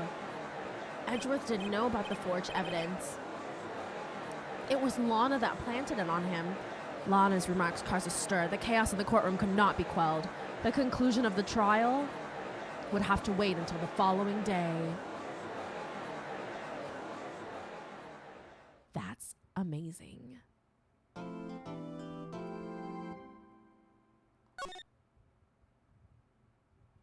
So it wasn't Edgeworth that had forged evidence. He's operating thinking that he's had legit evidence this whole time, but actually Lana fucking set him up. Wright & Co. Law Offices. I'm so sorry, Mr. Wright. I'm sorry for what my sister said. Drastic crimes require drastic measures. That's just the way it is. We did what we had to in order for him to get the verdict he deserved.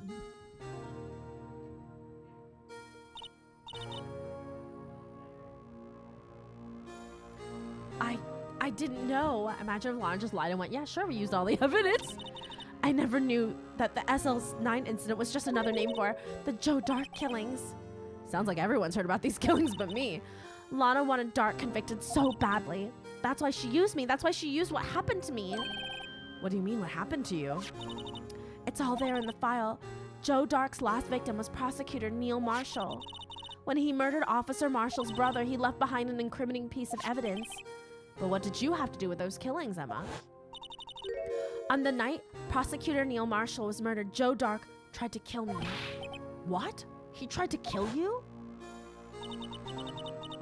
Officer Marshall's brother, Neil, was only trying to save me. So that means you... Yes, I was a witness in the Joe Dark trial. I didn't see that one coming. It happened 2 years ago. It was right about this time of the year, too. There was a terrible thunderstorm that day, unusual for the season. I was alone in my sister's office. We were planning to eat dinner together once she finished work. Then suddenly, this terrifying man came bursting into the office. Joe Dark. It seemed like he was running from someone. He pulled out a knife and screamed at me.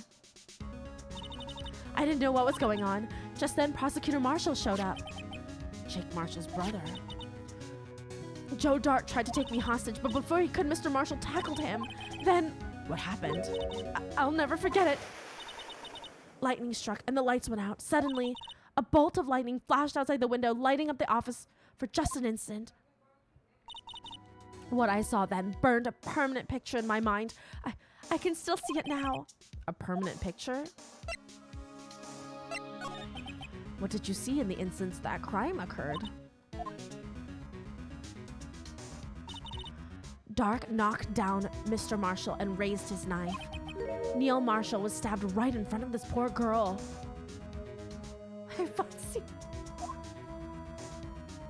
Why does Joe Dark's head resemble an onion? I don't remember what happened after that. Apparently I passed out. When I came to, Lana was cradling me in her arms. Poor Emma, you've been through so much.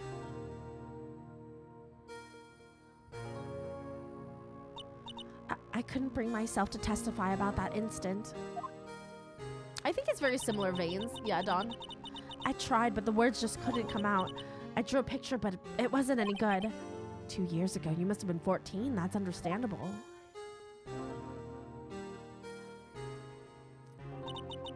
Once it was all over, I made up my mind. I decided then when I grew up, I'd become a scientific investigator. I want to be able to fight crime with my testimonies and find the evidence to make an airtight case. That way, Lana would never have to forge any. I see. I think I'm finally starting to understand what makes Emma tick. But there's still something that bothers me about that crime. I don't remember the moment when Dark stabbed Mr. Marshall. So you weren't able to testify about that? No, I was only asked about when I was attacked. That must be why Lana, she made up the crime. Made it up? You mean provided bogus evidence?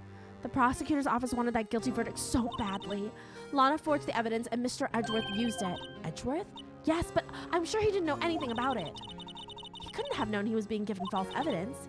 Even so, that's when it all started. The rumors about Mr. Edgeworth, I mean. It's all my fault.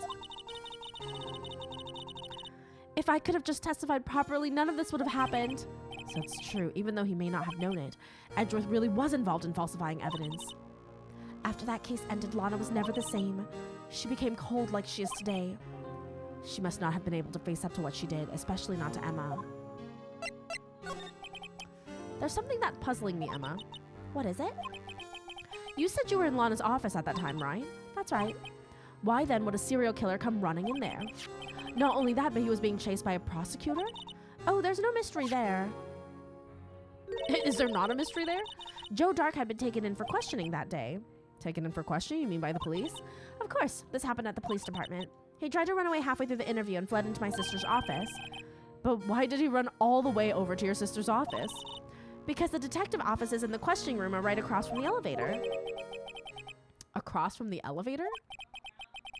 But Lana was the chief prosecutor, wasn't she? No, silly, didn't I tell you? 2 years ago, Lana was a detective.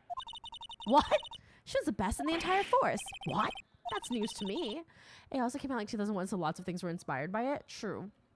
After the Joe Dark case, she was transferred to the prosecutor's office and made chief prosecutor. Lana used to be a detective? I'd better have another talk with her. Doesn't that mean Lana would have a locker, you guys?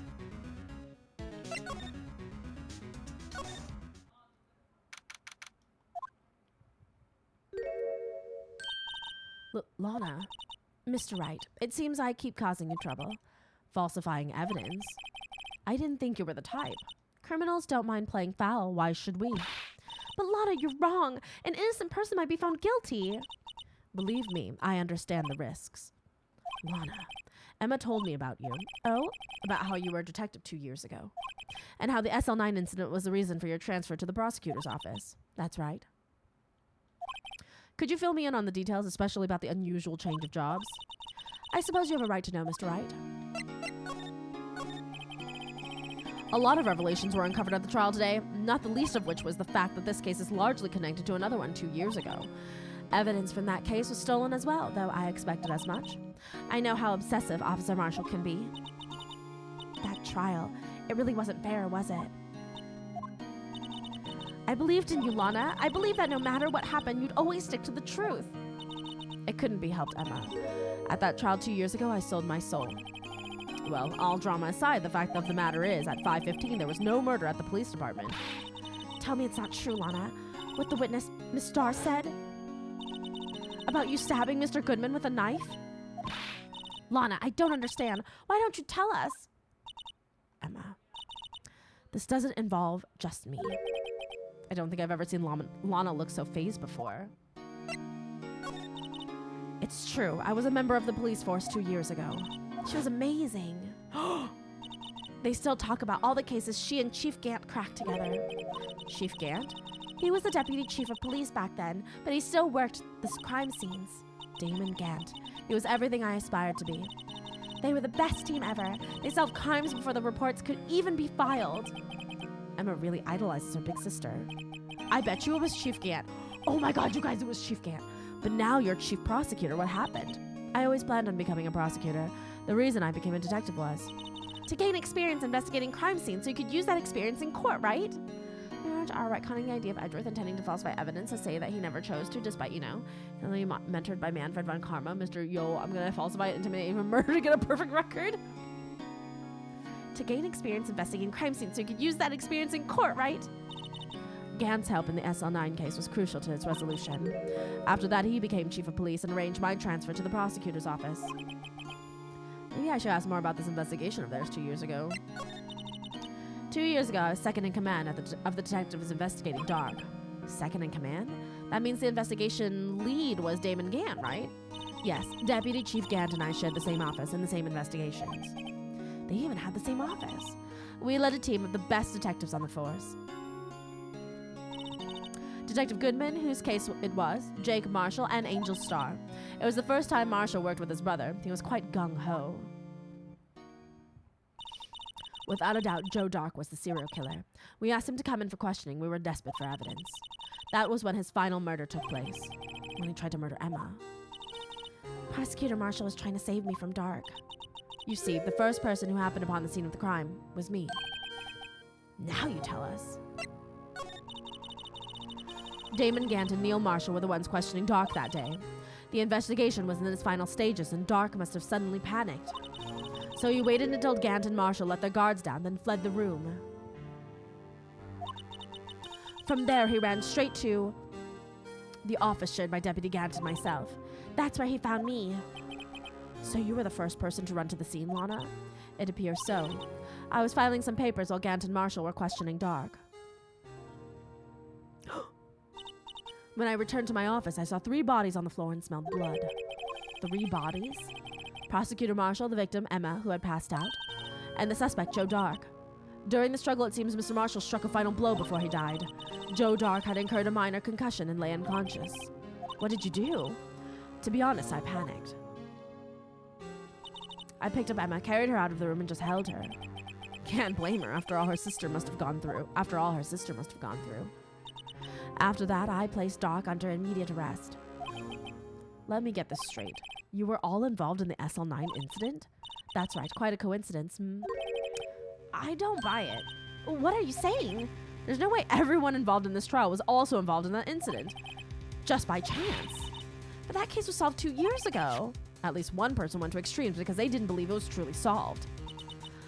Officer Marshall. Yes, his action came as a surprise to me as well. Ever since his brother died, he's changed completely.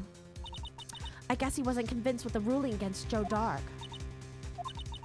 Life doesn't end with the closing of a case. Everyone has to live the rest of their lives with their memories. That case just might not be over yet. Emma was assaulted by Dark at the police department, right? Yes, in the office that Damon Gant and I shared.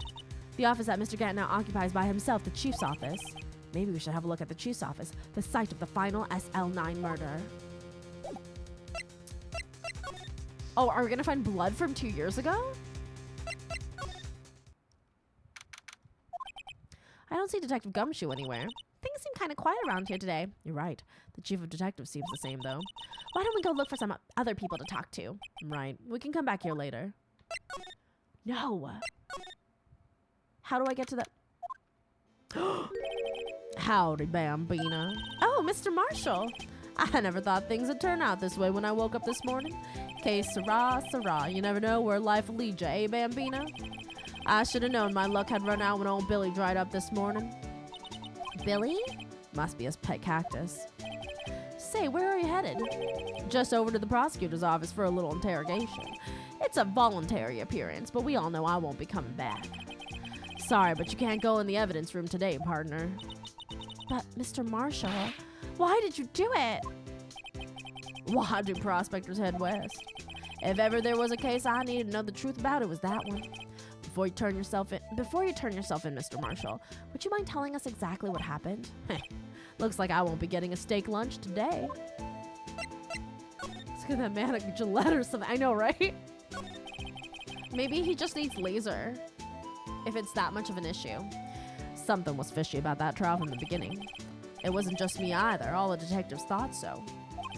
What do you mean fishy? Some of the facts reported were inconsistent with the evidence we found. For example, the murder weapon. The murder weapon? You mean the switchblade knife with the broken tip? That was Joe Dart's, all right. But in the initial autopsy report, a question was raised. A question? The blade of the knife was not a perfect match with the wound of the victim sustained. What does that mean? It means there's a good chance that knife was not the murder weapon. However, in that report that was finally submitted, the possibility had been erased. Could the facts have been concealed with forged evidence? That case left behind scars on all of us. The scars that the SL9 incident left behind. I got the looks, but he got the brains. He was one of the best prosecutors around. I just had made detective when it went down. It was our first case together. How old was he, your brother? He was 27 at the time. He was awarded the highest honor that very day. The highest honor? You mean the king of prosecutors? I knew it. What are you looking at me like that for? That's an honor for a prosecutor. Mr. Marshall must have really been close with his brother. The day the SL9 incident took place, that wasn't the same day as... That's right. It was the day of the evidence transferal. Interesting. It was drizzling that morning. By nightfall, there was thunder. I can't believe 2 years have gone by already. I tried to steal the evidence so the case wouldn't die. Apparently someone tried to stop you. Detective Goodman was murdered and the evidence locker was empty. Somebody else stole it too then. Detective Goodman? Or Chief Gant? There was something going on behind the scenes in that case. We all knew that later. Every detective involved in that investigation, save one, was taken care of. Miss Starr was fired and I was demoted and boxed away in a tiny room. What about Detective Goodman? If they did something to him too, the commissions would get suspicious. No, they were careful enough not to be too obvious. They? Who are you talking about? Don't get upset, Bambina. I mean Damon Gant and Lana Skye. The investigation lead, Damon Gant, and his second-in-command, Lana Skye. There wasn't a person on the force who hadn't heard of that duo. That case was the biggest step in both of their careers. After the case ended, Lana transferred to the prosecutor's After the case ended, Lana transferred to the prosecutor's office, right? Yeah, Damon Gant, the new chief of police, arranged for that to happen. So... How is it not a serial murder? Because he killed 6 different people. She'd never been the same since she left. Everyone knew her, said so. Chief Prosecutor Scott was totally different when she was a detective. Now that he mentions it, Emma said something like that too. Tell me, what happened to my sister? I think Marshall's pointing at, on the map in that image, the Chili's they're gonna have dinner after the shift's done. Sorry, Bambina, but her secret is too well guarded. I never found out. Lana's secret. It all started 2 years ago. So there you have it. That's my story. Did you enjoy it, partner? It was certainly enlightening. There's one thing for sure I found out in court today. That boy Edgeworth is my enemy. He was the one who used falsified evidence to get a guilty verdict. But someone else was the one who gave him that evidence and planned everything. That someone is Damon Gant. Don't believe me? Well, I don't blame you. I won't even be a patrolman after today. Too bad I won't be around to work with you when you become a real scientific investigator. Adios, Bambina. Oh, guys. Wait. What? That's so sad. He's actually so nice. This place is always pretty empty, but today's deserted. That must mean everyone's busy solving crimes. Oh, if you're looking for the others, they're all in the conference room. Oh no, Marshall, you realize that Edgeworth isn't the person you needed to. I don't know why. Oh, it's because you did @it with this and then it took it as a link. That's why. You realize that Edgeworth isn't the person you need to direct your grudge at. Just look at the 2 years. This just took you 2 years to figure it out. Yeah. Thanks. Wow, he actually talked to us. Oh, this is the chief guy right here. With the chief prosecutor saying what she did and the decision about what to do about Mr. Edgeworth, not to mention our statement to the media in tomorrow's trial, there's more chaos going on than Thanksgiving and Christmas put together. I think festive is the word usually used for those. Sir, we'd like to have a look around Chief Gant's office. Just use the connecting hallway to the other building and take the elevator to the top floor. Really? You mean it's okay for us to just go in there? I mean, we aren't police officers or anything. Hey, you're right. You can't go in there. It's off limits.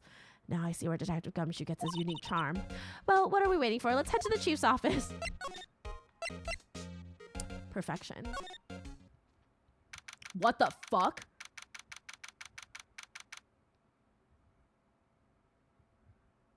What? Wait, this is his office? What the fuck do you mean? There's a harpsichord in here. About to shit on that epic organ. Is it Ganondorf? I don't understand.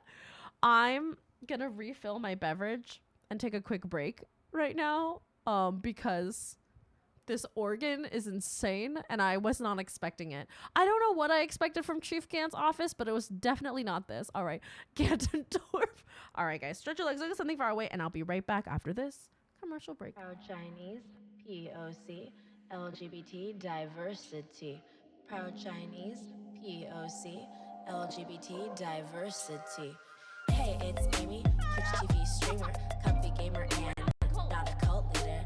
You can find me bombing on that slime, dressing like a maid or busting robo rhymes. Try to keep it PG, but when I'm in the mood, I slowly dim the lights and get a little lewd. I'm pretty open book, just send your feet to me, cause I'll cut you like the crust on the sandwich with my tea. Yeah, you can ask me a question, but if it's a dirty question, I'm gonna ban you. And then I'm gonna go to your mom and fuck her. Come to start drama, I won't dismiss it. I look sweet and submissive, but I am sadistic. I'll cut you down, don't blink or you'll miss it. Fuck with my friends and I'll go ballistic. I can serve you in a gamer with a meal, and I'll do all of these in my 8-inch heels. Final Fantasy, Pokemon and AC, life 5 days with a friendly community. We're playing this fun little game, and we're learning about what it means to be a dominatrix. How you guys doing? I'm making that money, won't pivot out bunnies. I'm spilling the tea, then serving some honey. Amy sometimes syndicates, so come sit. When life's unclear, just know you're welcome here. Congrats, you're gay. This could be a nice place if it wasn't haunted by bitches.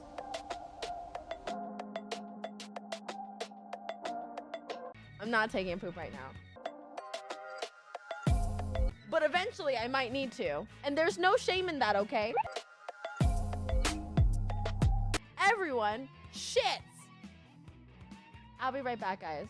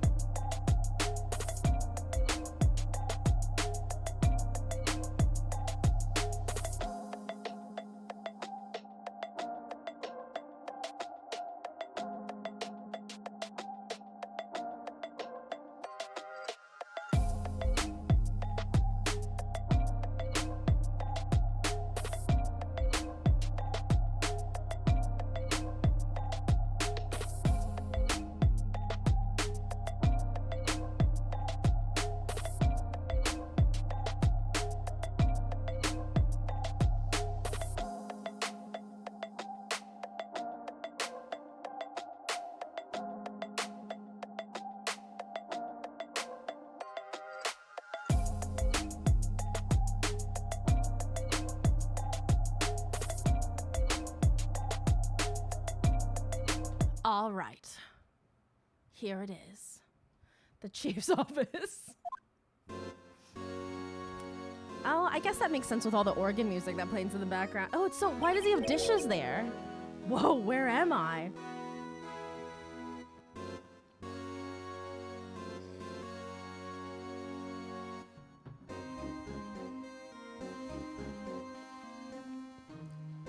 Their proudest moment, obviously.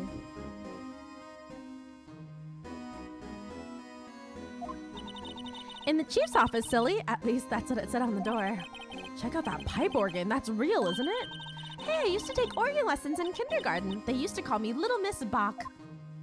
Did you guys hear about Mozart's recent drop?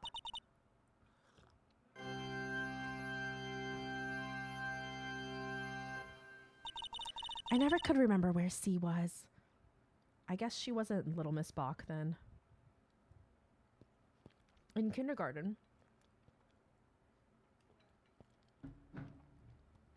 What kindergarten teaches the organ?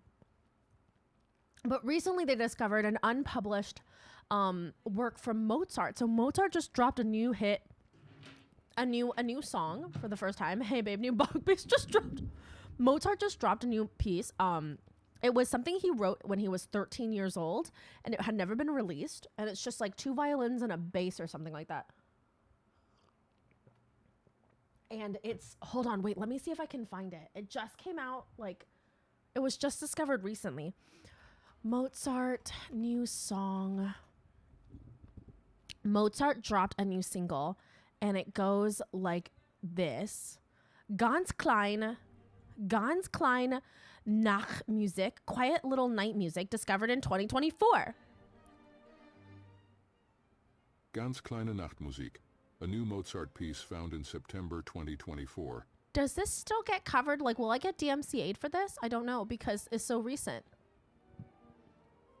This background music isn't the right one. I think this is one of his pieces we already know about, but... There is no doubt that Wolfgang Amadeus Mozart was a musical prodigy.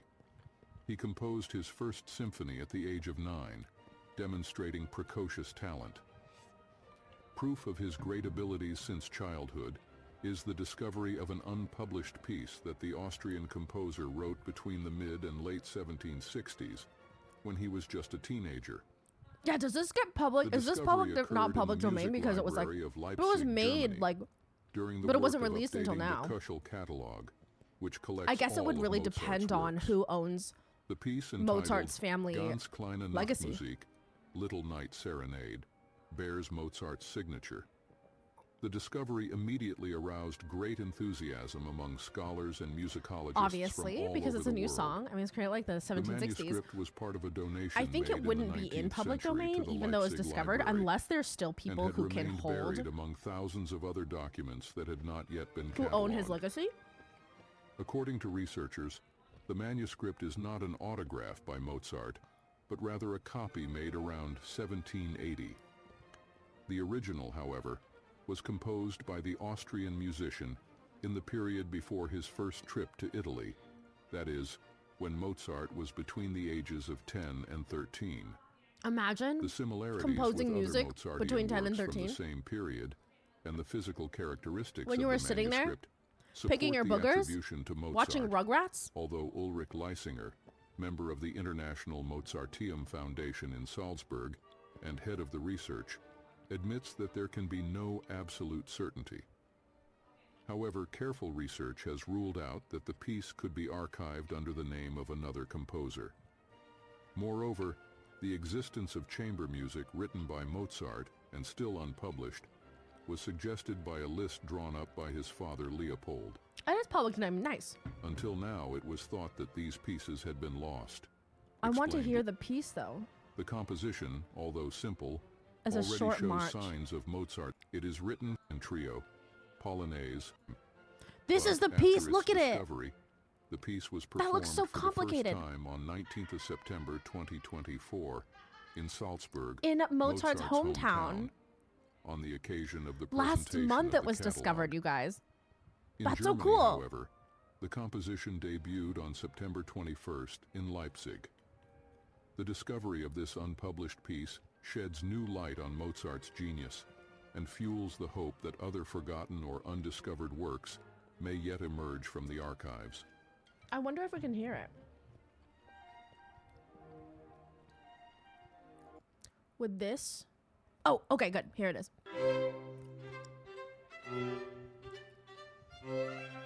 How cool must it be to be one of the first people to perform a song by Mozart that nobody has heard in like over 300 years? Almost 300 years? How cool would that be?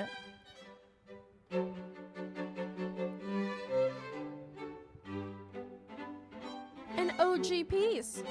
When baby Mozart wrote this shit. Imagine writing a whole classical piece.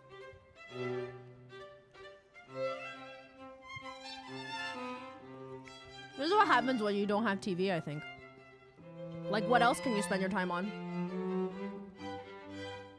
It really is. It's like an Indiana Jones find. Even though they can't, like, 100% confirm. They're, like, so positive that they have that they do call it Wolfgang Mozart's piece.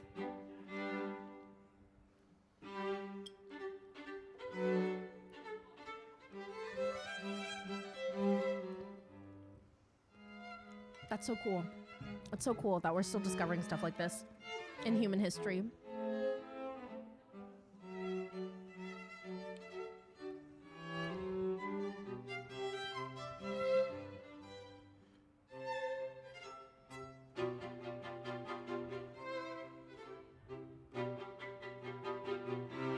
It's really so like lovely and peaceful too. How long is it? 11 minutes? Imagine writing a song that lasts 11 minutes. Is there like a crescendo? Aha. Allegro is here.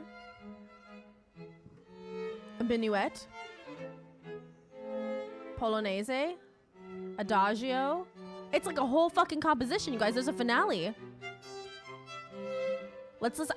I don't want us to stand here for 11 minutes listening to Mozart, because I don't know how much you would be interested in that. But let's listen to the Allegro. Hey, Sim Kid.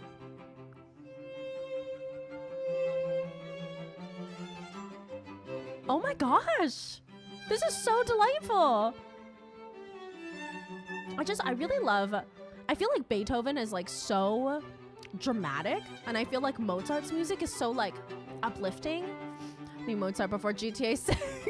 Imagine among the stuff that later generations discover, which later just evolved of the stream here. Damn, these lawyers really are good. No, don't say that. I do not want to be put down in the annals of history. Let me not be put down in the annals of history, worst company, for saying that shit. Ugh, this is so lovely. I don't want people to get on the back of a boat. I gave them a stern warning. Look, please. Beethoven's still the goat of crowd composer. I mean, Beethoven was amazing. Beethoven was amazing. Still probably my favorite composer, next to Vivaldi, I think. Or Dvorak. Dvorak, actually, is one of my favorite composers. But if you see my composer faves, Beethoven and Dvorak, I'm clearly like overdramatic in my in my favorite composers. However, I do love Mozart for a good jaunt, for a good minuet. Not to sound super pompous, but I did train in classical piano growing up, and I wanted at one point to be a classical pianist. This is the minuet. Hans Einzler is my favorite modern composer. Oh yeah.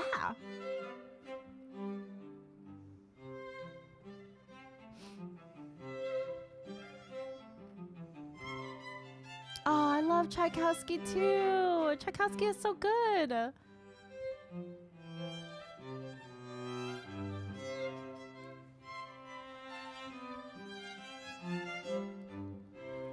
Can you imagine them just going like to a hoedown to this? Let's listen to the finale. The Allegro.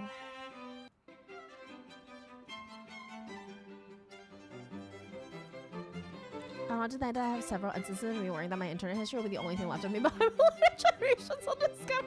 I think about stuff like that all the time. Like, what is my legacy I'm leaving behind? But I think the best thing that you can do as far as like a legacy goes in your life is just how you touch people and how the people around you are affected and will remember you by. And I just kind of think of it that way. That's kind of how I see my lasting legacy, as I hope that I put kindness into the world. You know what I mean? And that people remember me of my kindness. Oh, that was so lovely, guys. Imagine being able to play Mozart's new piece. Imagine being in the classical world and just being like, oh yeah, by the way, Wolfgang Amadeus Mozart just fucking dropped new fucking diss track. Let's go.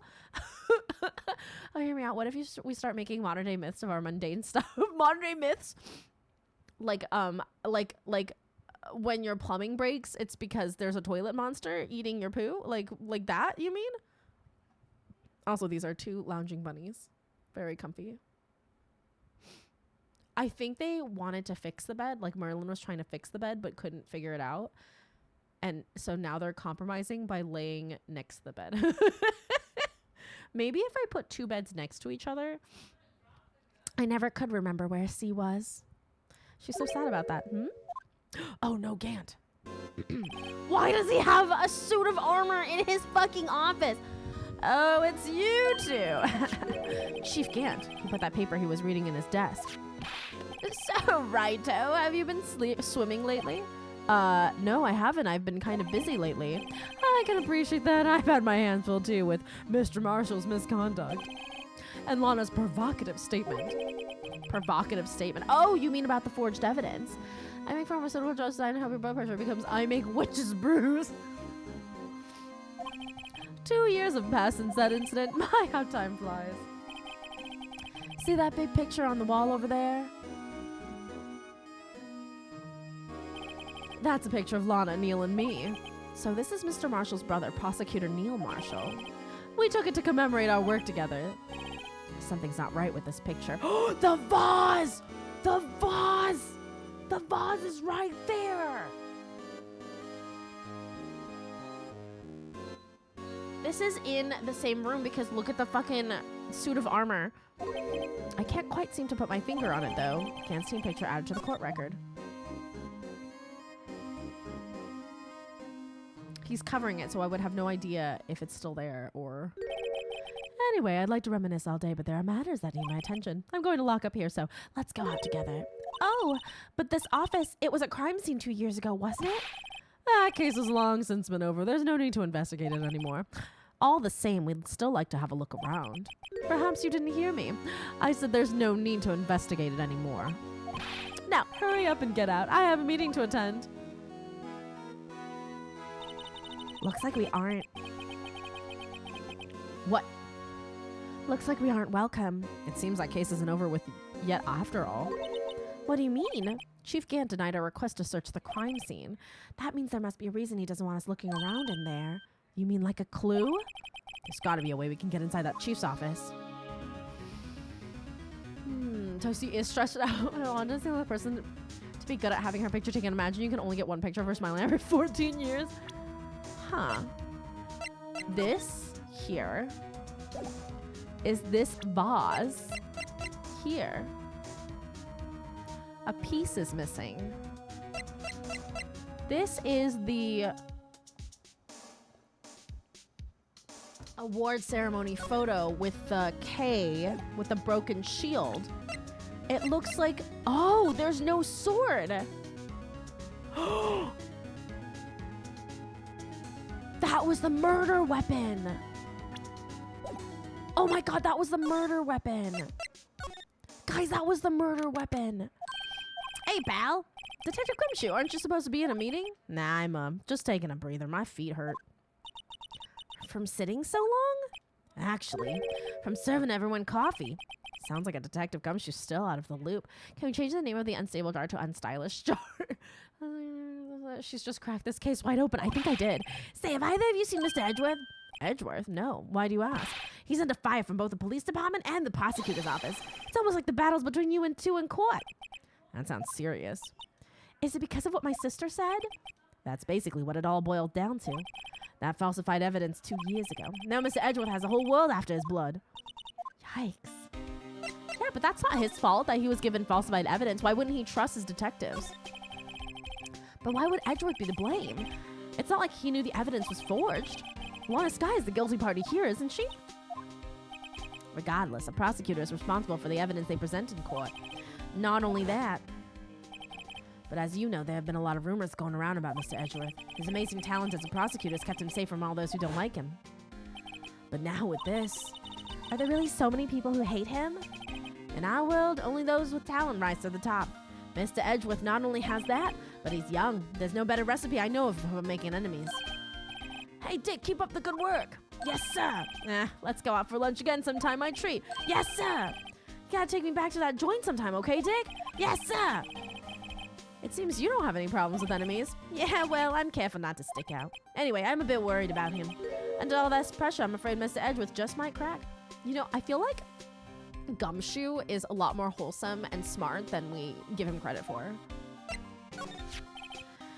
Actually, I took a look at the file earlier while the coffee was brewing. He seems genuinely concerned for Edgeworth. Well, Edgeworth did send a lot of people to jail. Well, did you find out anything? And Gumshoe has not? Is that what you're saying, Locust? The only evidence Doc left behind was during his final attack. His final attack, you mean?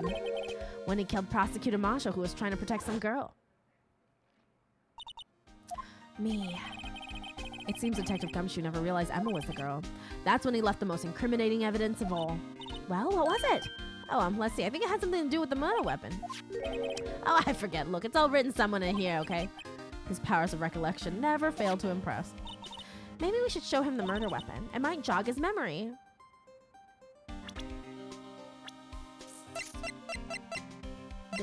Can we read this? Closed. Edward Jones, Jason Knight, Edith Kirby, Rachel Moss, Jeb Bates. But this is a serial murder. Look at all these other people he murdered. Off topic. But you know how I said previously I have an alternative point to play this case in this trilogy? Just started wondering when we get to the said part in the trilogy, wanting to point out and why.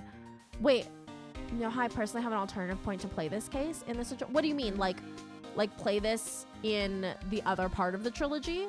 Is that what you mean? Head prosecutor Miles Edgeworth, executive. Wait, but it doesn't. There's only 4 pages. Joe Dock was 42 at the time of the crime. He was just your run-of-the-mill businessman. A businessman? What made him try to take to serial killing? One day on his way home from work, he hit someone with his car. With his car? So it was an accident? An accident, yes, but it transformed him into an animal. An animal? Like I said before, as a personal preference. Oh, okay. Oh, you'd play this one later. He killed a man. Wait. A kid walked by just then, too, so he killed him, too. Then a jogger came up with the scene was killed. What the fuck? Finally, he turned himself in. Seems he was pretty. What the fuck?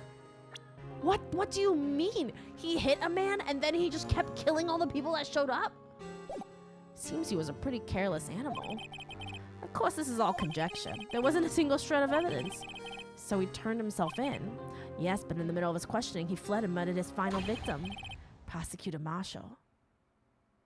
Hey, that's what I do in GTA Locust. That crime was witnessed by someone too, but luckily Doc was arrested on the spot. It's a good thing that last witness wasn't killed. Oh, that last witness. AKA Emma literally just standing there. Wait a second. So, he hits a man, and then a jogger runs up. That's not a serial killer. That's a spree murder, or Amy. That is a spree murder. What the fuck? Joe Dock just like snapped? Went fucking apeshit bonkers? Is the presumption. What are we showing him? Oh, the murder weapon.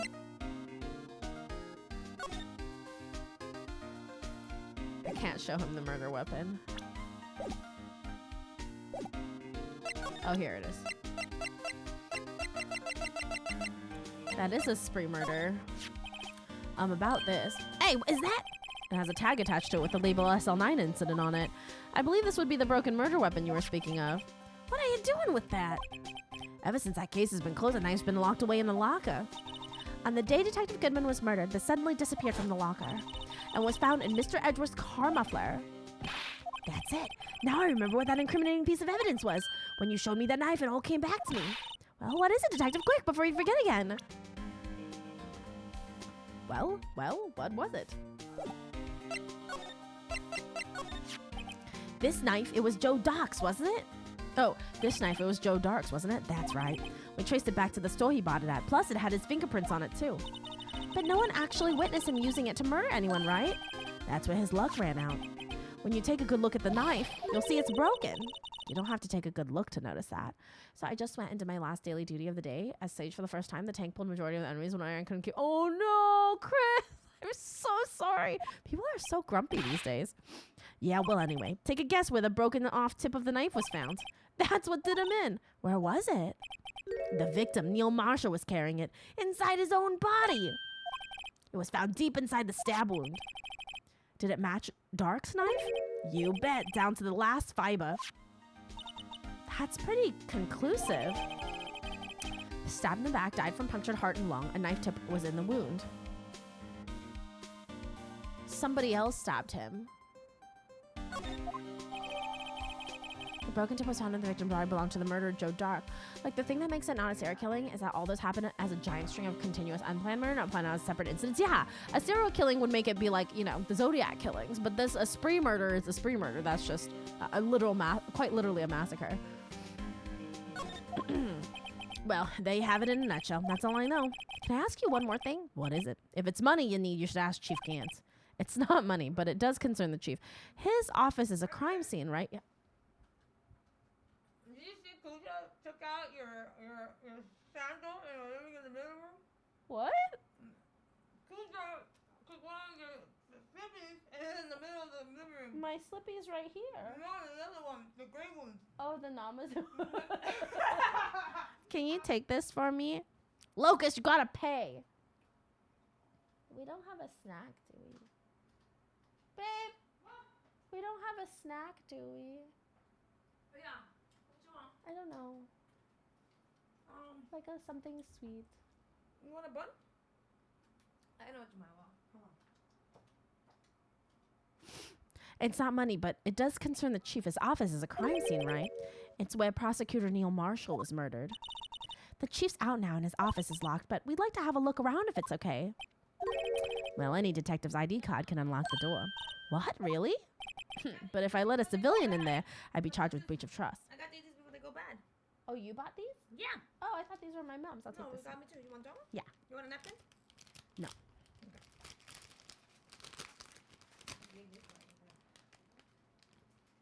How do I open this? It's a pineapple bun. This is my pineapple bun opening ASMR stream now. Fuck. I think I'd be really bad at ASMR. Mainly because Rainbow's always in the background yelling, even though we're in separate rooms. But also, I think I would like sneeze or cough or something. That hit the spot. That was exactly what I needed. It's pineapple bread, which isn't made of pineapple. It just has the texture of a pineapple on top because it's crumblies. So it's called pineapple bread for the image, not the taste. I'd be charged with breach of trust. Breach of trust? Simply put, I'd be canned. Oh, sorry, pal. I don't plan on getting fired because of you. How about this ID card? It was Detective Goodman's. That won't work either. The data was deleted the day he died. Oh. So in other words, Gumshoe was our only chance of getting into that office. A person with their car and going, damn, I gotta keep this combo going. I wonder if there's something we could show him that would make him change his mind. What can we show him to make him change his mind?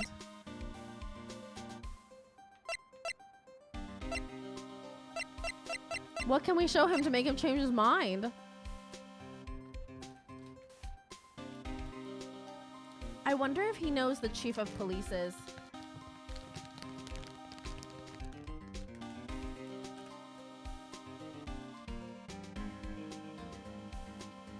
ID card. That's the ID card record, isn't it? Yes, there's only one number left to investigate. At 4:20 p.m., the victim, Detective Goodman, must have entered the evidence room along with someone else. Someone with an executive officer number. 777777777. That's 17 too many, detective. An executive officer. I just might have a hunch.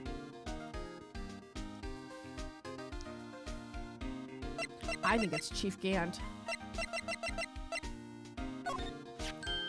Hey, that's it. That's the King of Prosecutors award that Mr. Edgeworth got the other day. Stealing back from Locust. We're at the Detectives Awards ceremony? Of course, pal. I was wondering why is the award a shield and why is it broken? Oh, there's a reason. I'll tell you what it is later. Apparently he's forgotten. Should I show him on the bright side? I'm actually starting to understand Sage and it may be my new... Oh, I love Sage. I think it's so snappy and fun. Let me share a little advice with you as a detective. If you don't have a clue, keep your trap shut. I'll keep that in mind. Sheesh. I've been studying up on those files. There's nothing wrong with Mr. Edgewood's presentation. To think people are accusing him of injustice, I for one ain't buying it, pal. Oh, have we heard the story about the shield and the award? No, we have not. You're looking into the case for Mr. Edgeworth? Yeah, it was a pretty big deal while it was going on, you know. After all, a serial killer was on the loose. Lana was pretty clear in her confession. She forged evidence in order to prove Joe Dart guilty. About that jaw, I think I've seen it somewhere before. Somewhere? Or maybe it's one of those memories people have from previous lives. This must be the most uninformative detective I've ever met. Something about it makes me feel uneasy. It's like I'm in the chief's office and he's yelling at me. Chief Gant? Where could I have seen that before? In this picture! Let me share a little... Damn it. What is the crucial evidence piece to show him...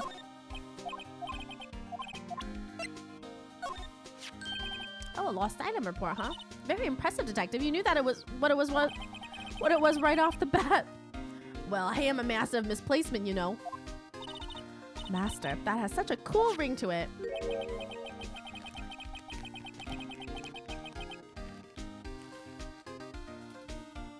The way I see it, if things are meant to be lost, then they're meant to be lost. I don't think that's how that works. There's a higher power at work here. Wow, a higher power.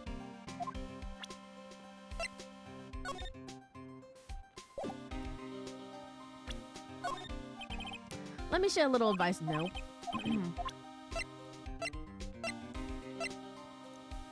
I showed him this. About this. Hey, is that... We already talked to him about that. And about the... We have to convince him. Let me share a little evidence. No. Taken by Angel Star. Detective Goodman. ID card. It's only scary because you keep dropping your card, Detective Gumshoe. I forget my secret number a lot too. I'm scared of myself, but I'm me after all, and what could be wrong with that? I think I'll stay out of this conversation. Detective, here's my attorney's badge. You show this to me every time we meet, pal. Real men show their profile badge. Enough said. I wish I had a badge. Even an ID card would be nice. Okay. This knife? Found in Mr. Edgeworth's car. Stabbed Mr. Edgeworth's knife. Wait, I didn't mean... I mean, sure, of course somebody else did it. This guy almost made us lose the case today. Is this? What are you talking about? He was guarding the bloodstain on the evidence locker with his life. That's more than you can say about most officers nowadays. I would have saved us a lot of trouble if he hadn't guarded it so well.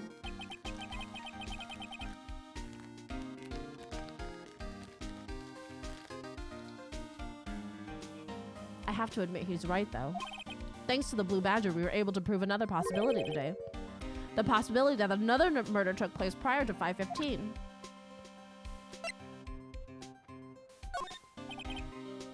Let me share a little advice with you as a detective. If you don't have a clue, keep your...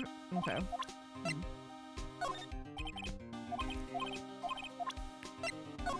What can I show him?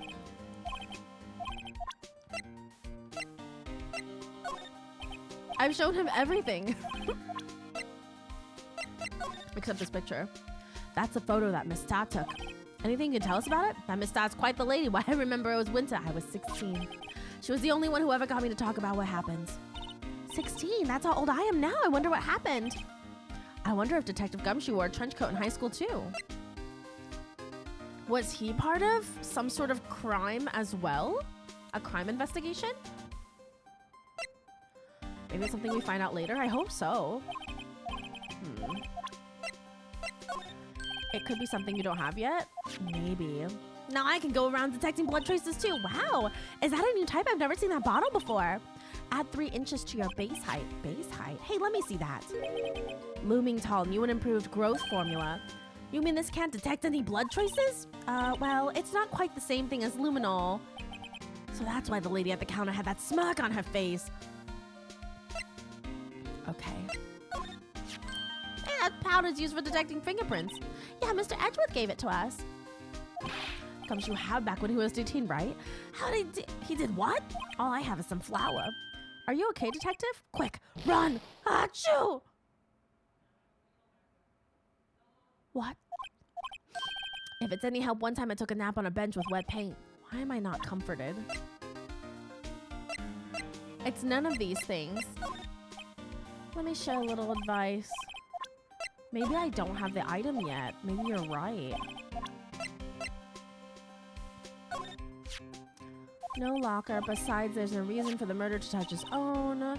Wasn't your locker the one with the blood on it, detective? The handprint of the real murdered gloves without any fingerprints? Shh, they come to arrest me, you'll defend me, won't you? If that happens, I think you'll do better pleading with Edgeworth. You know Officer Marshall? Of course I do. He was like a mentor to me. When I first started out, he even gave me a small cactus. Really? He said, Dick, she'll listen to all your troubles. Note to self, Detective Gumshoe talks to a cactus. Hard to believe he's just a patrolman now. Someone ought to trade places with him. What? Why are you looking at me like that? Let me share a little advice with you as a detective. Okay, so none of this. I've been setting up on those files. You're looking into the case for Mr. Edgeworth. A little advice. Maybe I don't have the... Okay. So I don't have it yet. I already talked to her. Move Wright and co-law offices. Already talked to her. Examine anything. Looks like it's cleaning day. Gosh, the hotel's still bustling.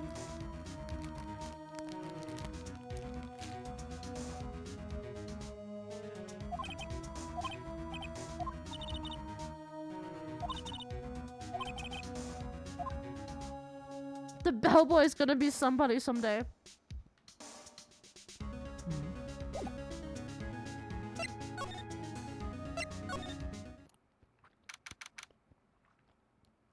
This is the only place we haven't been yet. No one's here today, not even Miss Starr. Everyone's probably busy looking into what exactly went down in the evidence room. That must be where the detectives are, but we proved in court today that on the day of the crime, no one was murdered in the evidence room at 5:15. Yeah, I thought we were finally making some headway in our case, but instead it looks like we just ended up making Lana look even more guilty. Hang in there, Lana. I've got to find all the answers by tomorrow.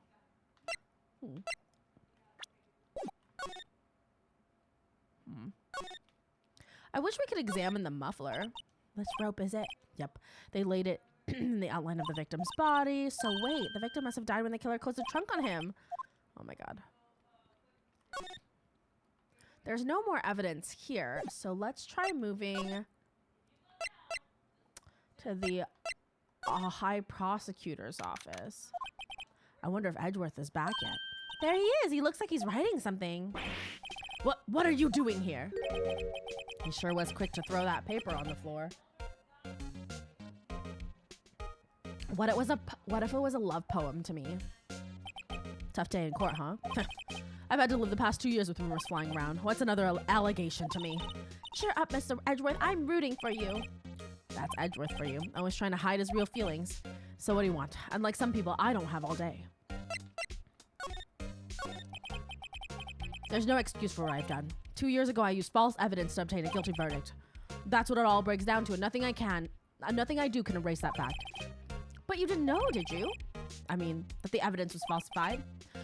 The police department and the prosecutor's office share a bond of trust. If that bond is broken, we stand to lose everything. The police department's error is my error, my responsibility as the prosecutor in charge. That fact remains the same no matter what excuses I might have. Mr. Edgeworth, I take pride in my work, so tell me why. Why has it all come to this? Even Edgeworth can't keep this kind of emotion bottled up. Oh, Edgeworth. Are you up for the trial tomorrow? First last year's First last year's trial, now this one. It seems all you do is worry about me. To be honest, you're getting on my nerves. Sexually getting on your nerves? But Mr. Edgeworth, you can't walk out on the trial. Tomorrow's the last day. It's too late to change prosecutors. I'll bet that's what my superiors are banking on. I never thought that case would come back to haunt me like this. What do you mean? The list of evidence, it seems too short. Most lists run twice as long. It's only half as long as most lists? That is odd. After Neil Marshall was murdered, I became prosecutor for that case. I may not have been part of the investigation, but I knew what I had to do. Use the evidence I was given to prove the suspect guilty. That was really the only thing on my mind at the time. Say, we just saw a picture taken around that time. That picture, something seems strange about it. The picture doesn't have the sword on the fucking award. That's what's weird. Could you tell us again about what happened that day, the day Detective Goodman was murdered? You were participating in a ceremony over at the station, right? I've never cared for ceremonies, but I had to attend that one. Because you were awarded this? Those receiving awards can't exactly skip out on the ceremony. I finished up at the office in the morning, then drove over to the police department. You finished up at the office? Yes, just odds and ends, clerical stuff. I didn't plan on returning to the office that day. That is until I was asked to take something back. Take something back? This. Oh yeah, Chief Gant asked you to hold on to that, didn't he? Yes, it was a piece of evidence in a case that is closed half a year ago. He asked me to bring it back to the prosecutor's office. That's the story we heard yesterday. So you came back here to the prosecutor's office because the chief asked you to? That's right. The chief set him up. The chief was trying to set him up. He wasn't trying to set Lana up. He was trying to set Edgeworth up. This picture was hanging on the wall in Chief Gant's office. And I took it. The prosecutor, Neil Marshall, had just started making a name for himself. Looks like this was taken when he received the King of Prosecutors trophy. Speaking of that, there's something that bothers me. Yes? The trophy Mr. Marshall is holding, it's a little different than yours. Yes, you're right. I remember now. Remember what? That was the official prosecutor's trophy look like until 2 years ago. There's a story behind its design. A story? Sounds interesting. Would you mind telling it to us? It's simple, really. Contradiction. That's what the award's based on. Where's the sword? You know, it wouldn't hurt if you put this up somewhere like on a shelf. That has no meaning for me anymore. So I've been drawing this whole time and sometimes can't tell when you're reading, voicing something versus you're making an observation. I'm so sorry. My regular voice is just blending in. That has no meaning for me anymore. What do you mean anymore? That's who I was last year. What good is it to dwell on the past? He's asking me? 11, Locust. Why can't he just accept it graciously? Actually, something's been troubling me about this shield. Look, do you notice anything different? Different. Yeah, don't you remember the other shield in the court record? I guess I'd better present the other shield. In the court record? Hey, Dodo, how you doing? I don't know if you're gonna... Maybe you will. Babe! Asha says hi.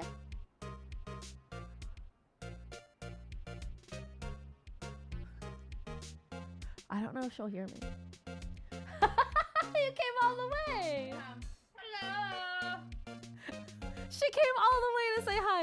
Stories in the talk options. Oh, okay, okay. Haha. Oh, nice. Toto, you're really deep dungeoning. You have to redeem Paradox. This award originates from an ancient Chinese tale. In Chinese, the word contradiction is written with 2 characters. The first means halberd, and the second means shield. Have you heard the story? Me? Oh, sure. Everyone knows that. Why don't you tell it, though? For Emma's sake. Very well. Yeah, for Emma's sake. Everyone knows the story. It's just, you know, Emma doesn't, so. Long ago, in the kingdom of Chu, there was an arms merchant. Hello, Apu, how are you? I'm deep in these deep dungeons. They have a lot of rewards, so doing them multiple times is honestly like a good thing to do. It feels like it's been ages. Apu. I don't know if she'll come back. Babe, Apu says hi. If I did it in italics, she found out notice is sneaking in. After you present something important, you often have to go back. Oh, that makes sense.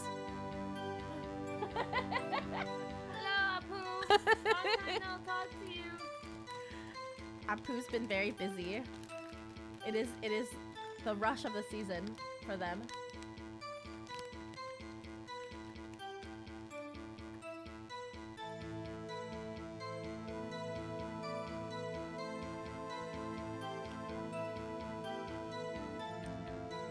One day he presented the king with 2 items. The first was a halberd he claimed could slice through any shield or armor. The second was a shield he claimed could withstand any weapon. Wait a minute. Those claims contradict each other. Very perceptive. But then again, you've heard the story before, right?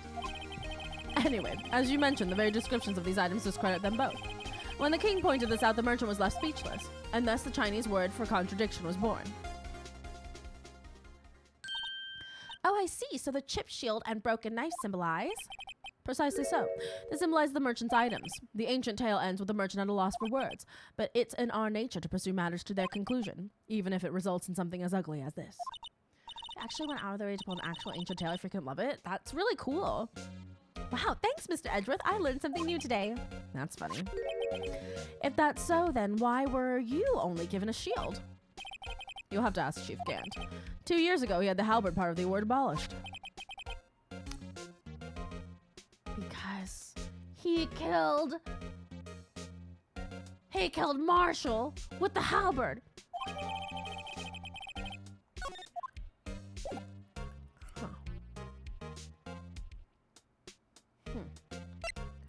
The word for contradiction is 矛盾. 矛盾. Oh, 矛盾. Okay.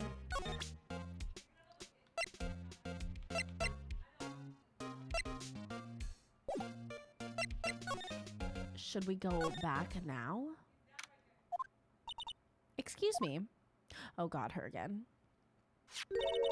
Would either of you care for a quarter pound of roast beef? Miss Star. I guess she's out of lunches. You certainly are the curious sort, aren't you? Kind of like the first person who sucked a cow's nipple to discover milk. What? What? No. That's not who I am. Still, I never thought you'd go digging up that case from 2 years ago. Everyone in this trial was involved in the SL9 incident. Is that just roast beef, like roast beef and nothing else? For how else did mankind discover we could drink cow's milk? I'm not sure. Not only that, but the murder occurred on the very day the evidence from the case was due for transferal. This can't be attributed to mere coincidence. Aren't you forgetting something? You know that little scene I happened to witness? The instant Lana stabbed Detective Goodman with a knife. No matter how much of the past you dig up, it won't change what I saw. Roast beef is meant to be savored when eaten. Miss Star's hatred towards Lana. It all dates back to 2 years ago. Joe Doc. That's a name I'll not soon forget. I like that nobody's changed clothes in all this time, by the way. We trailed him for half a year. Oh, the pressure. Still, I don't think I was ever more alive than I was then. Those days were steamier than a bowl of hot gravy. Poor old Jake Marshall, though. He must have been going through hell. You mean because of his brother's death? They were close, those two. After Neil died, something took over Jake. He became obsessed. Seeing Jake like that made her all the more desperate. Her? Lana Skye. My sister? The best of the best were put on that SL9 case. Of course, they were led by that legendary duo, Lana and Chief Gant. That legendary pair was the reason we were able to keep up our investigation. That's why we were so shocked over how it turned out. You mean with the forging of the evidence? Don't get me wrong, Joe Dark got what he deserved. Still, it was obvious the evidence produced in court was being manipulated. Items our team never found would suddenly appear, while other items were kept secret. Bright time, you're an otter. Like, was Marshall wearing a damn patrol uniform under the poncho even when he was a detective? I think so. But you don't have proof anything illegal was done. I'm proof enough of what happened. After that case, all of us save Goodman were relieved of our duties. Most without even so much as an explanation. Then Lana Skye transferred to the prosecutor's office and became chief prosecutor. Lana always wanted to be a prosecutor. Nothing's quite as simple as it appears. Huh? Lana Skye was merely being used as a pawn. That's my take on the matter. She was being used? Damon Gant and Lana Skye. Gant led the investigation with Lana second in command. They were the best. They solved all kinds of cases together, didn't they? Damon Gant's magnetism in particular was almost unreal. His magnetism? By that I mean his ability to attract evidence. He'd produced the most incredible evidence in the cases he handled. Incredible evidence? You mean... Oh, yes. There were rumors about him even back then. No one dared to confront him, though. I take it she's talking about forged evidence. Back then, everyone looked up to Lana. All the detectives wanted to be like her. Really? Oh, yes, myself included. I was a fool, really. She hated anything crooked and always watched out for the other detectives. That's why she was so concerned for Jake. Mr. Marshall. When Jake's brother was murdered, she felt as if she had lost her own brother. If it wasn't for her, I don't think Jake would have ever recovered from his shock. That's what makes it all the more infuriating. Miss Starr. That's why I'll never be able to forgive her. Why did she have to turn so cold after that?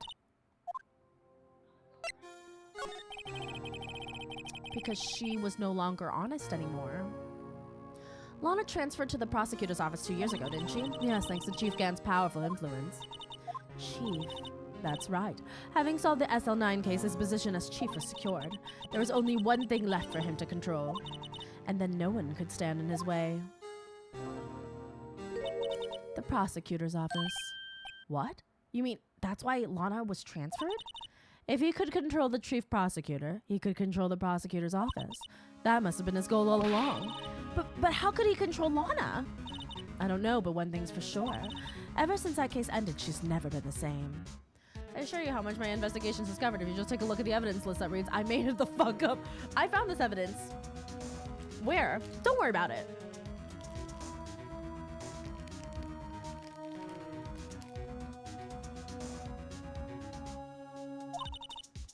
It's only logical to conclude. There must have been a reason for her change. At last, I'm finally getting close to the bottom of this ugly mess. Thank you, Miss Starr. You listen to me, rookie. It takes more than just ingredients to create fine cuisine. I hope you turn out to be a better chef than I've been. That's maybe the best line she's said so far. I found this evidence in my heart. In my heart of hearts, I believe this evidence is real. I didn't get any new evidence to present to anybody, though.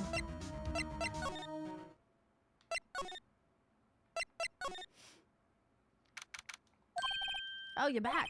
You're still here? I gotta make 150 copies of these files. Brewing coffee, copying files. I'm turning into a regular DJ.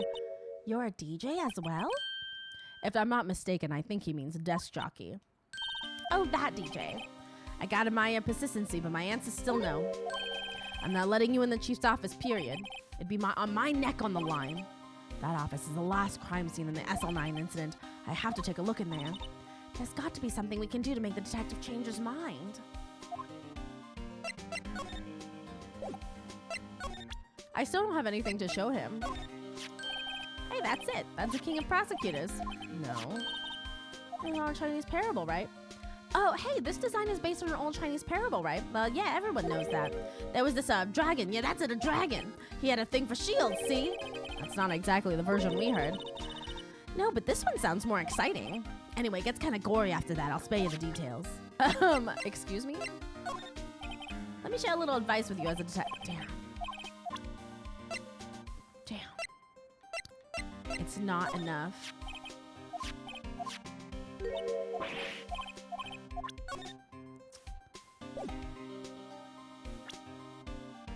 That's not enough.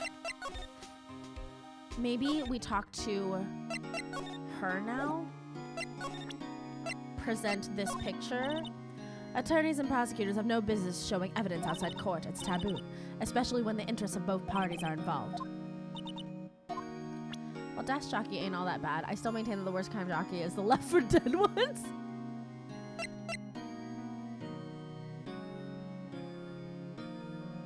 So she doesn't want to see evidence.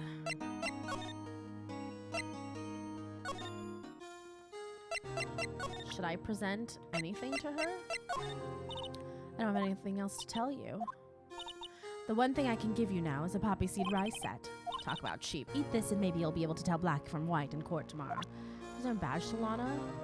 No?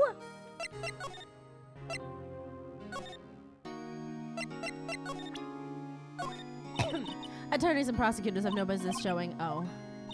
She doesn't care about my badge. Damn. I thought I was gonna do something funny. Can I show her anything else? I don't have anything else to tell you.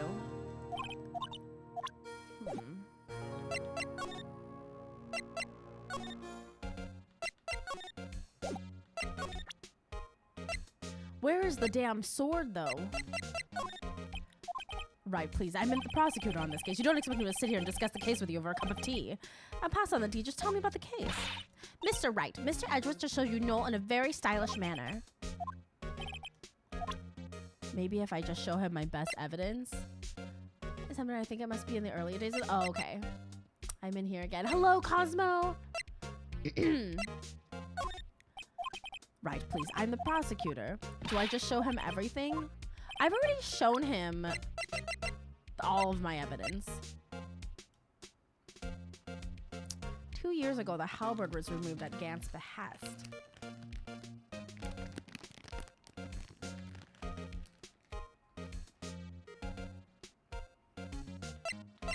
I did show him the photo. Oh, did I?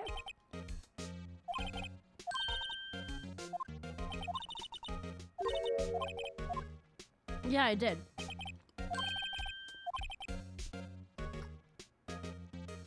Phoenix needs to show Edgeworth his bot. My bot is right here.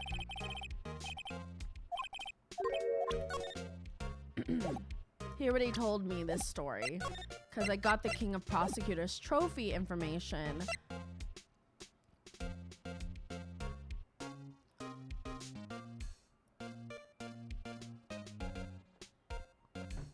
What am I missing?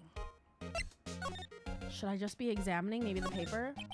I wonder what he was writing before. Come on, Mr. Wright, let's take a look. Are you crazy? Edgeworth is sitting right there. Just distract him. I'll check it out.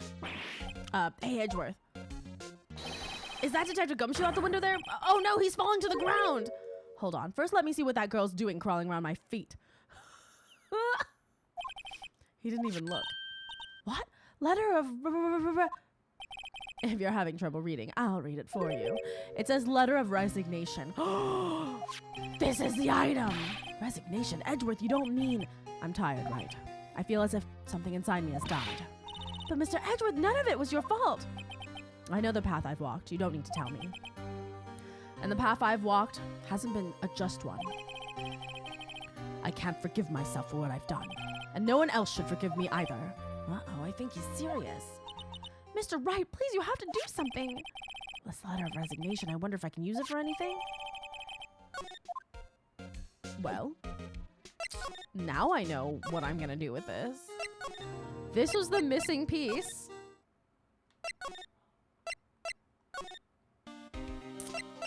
Hey, guess what I found, Detective Gumshoe? What's this crumpled up piece of paper? No way! Mr. Edgeworth can't be serious. Is he ever not serious? I can't believe they pushed him this far. Mr. Edgeworth really feels responsible. When I first met him, I thought he was as cold as ice, too. But I know different now. He trusted us detectives to provide him with sound evidence, but we betrayed him. And this letter being like, man, I knew the day would come the moment fate forced me to send Rose old bag. Detective. That's it. I've made up my mind. I think so, Kai. This is the Ace Attorney trilogy. So I've done, this is the first game and this is the 5th case. That's it. I've made up my mind. But yeah, take my ID card. You can't do that. If someone found out, they wouldn't let you off the hook with another lost item report. Look at me. It's no secret I'm already out of the loop.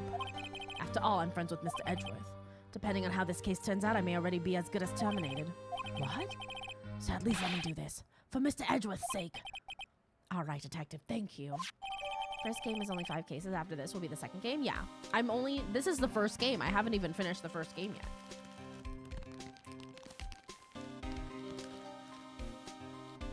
I still have the other two in the trilogy.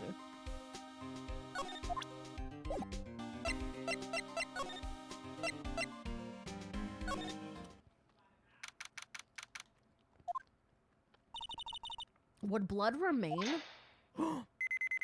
Click beep. After 2 years?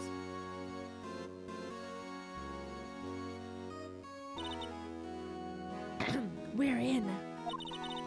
If anyone finds us now, Detective Gumshoe's a goner. If that happens, I'm counting on you to bail me out. Eek! Nah! Did he follow us? Sorry, I thought you were a ghost. I didn't even know you could slap a ghost. Nah, Detective Gumshoe! What are you doing sneaking up on us like that? I wasn't sneaking, I was just worried something might go wrong. So I came too. If you're here, then what's the point in giving us your ID card? Gumshoe's ID crushed and rendered unusable in pocket. I don't do that to my card. Have a good night, Locust. Always give Toasty compliments. Look at how beautiful she is. I hardly ever get a chance to come in here, so I figured I'd have a look around myself. Besides, we're all in this together now. You really do want to get fired, don't you? Not if we're lucky. Now come on, let's see what we can find out. Got a bad feeling about this. Let's examine everything first. Ah, mysterious safe. This is a safe, isn't it? Safe? That word is ripe with intrigue. Okay, if you say so. It looks like a code needs to be entered in this panel to open it. Beautiful fur, so floofy.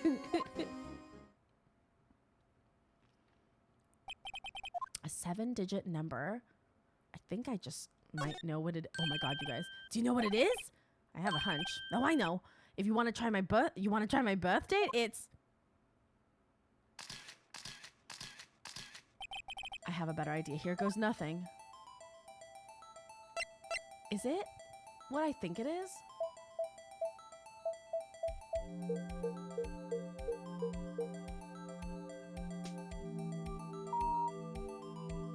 That is the stupid fucking piece of shit password I've ever heard of in my life. Bingo. What number did you enter? Whose birthday was that, pal? 7777777. The final ID card number on that record. What? The number of the mysterious executive officer who entered the room that day. You mean 7777777, that ID number? I think you're 17 shy this time. This can only mean one thing. That's Chief Gant's ID number. Say, anyone care to look inside?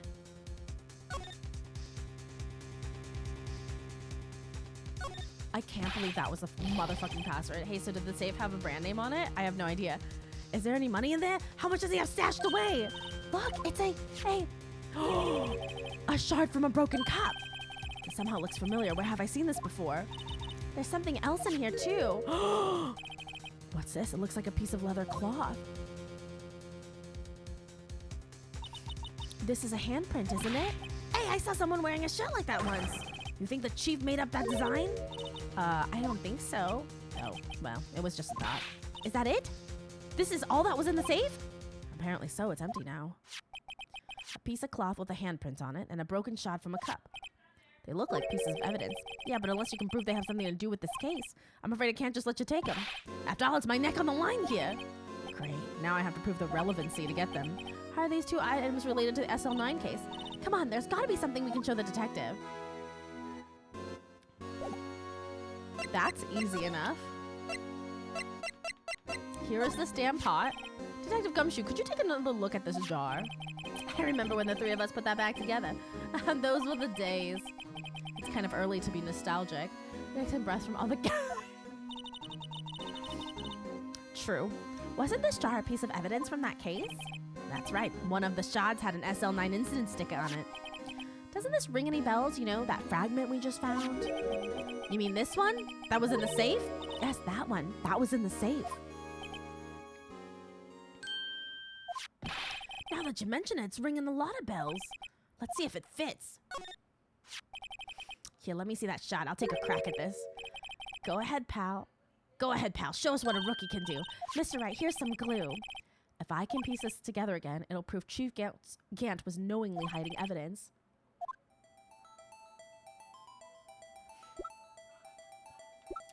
Isn't that just obvious? If I can piece it together, you mean like this? There, it fits like a charm. That of course means Chief Gant willingly and knowingly hid a piece of this jar in his safe.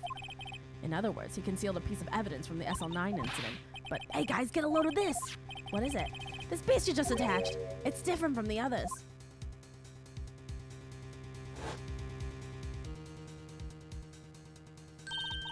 There's a reddish line on it. A reddish line? Wow, Master Puzzler, thank you so much. I'm very good at jigsaws. That's blood. I don't get it. Why would Chief Gant hide this in his safe? Unstable jar updated.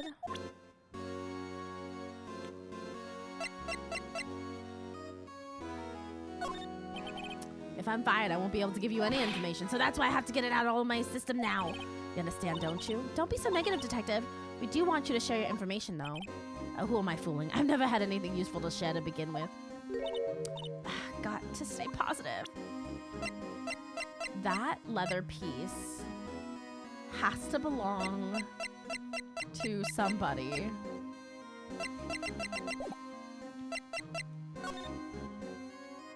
Is that a halberd? The bloodstain, I'm curious about it. Yeah.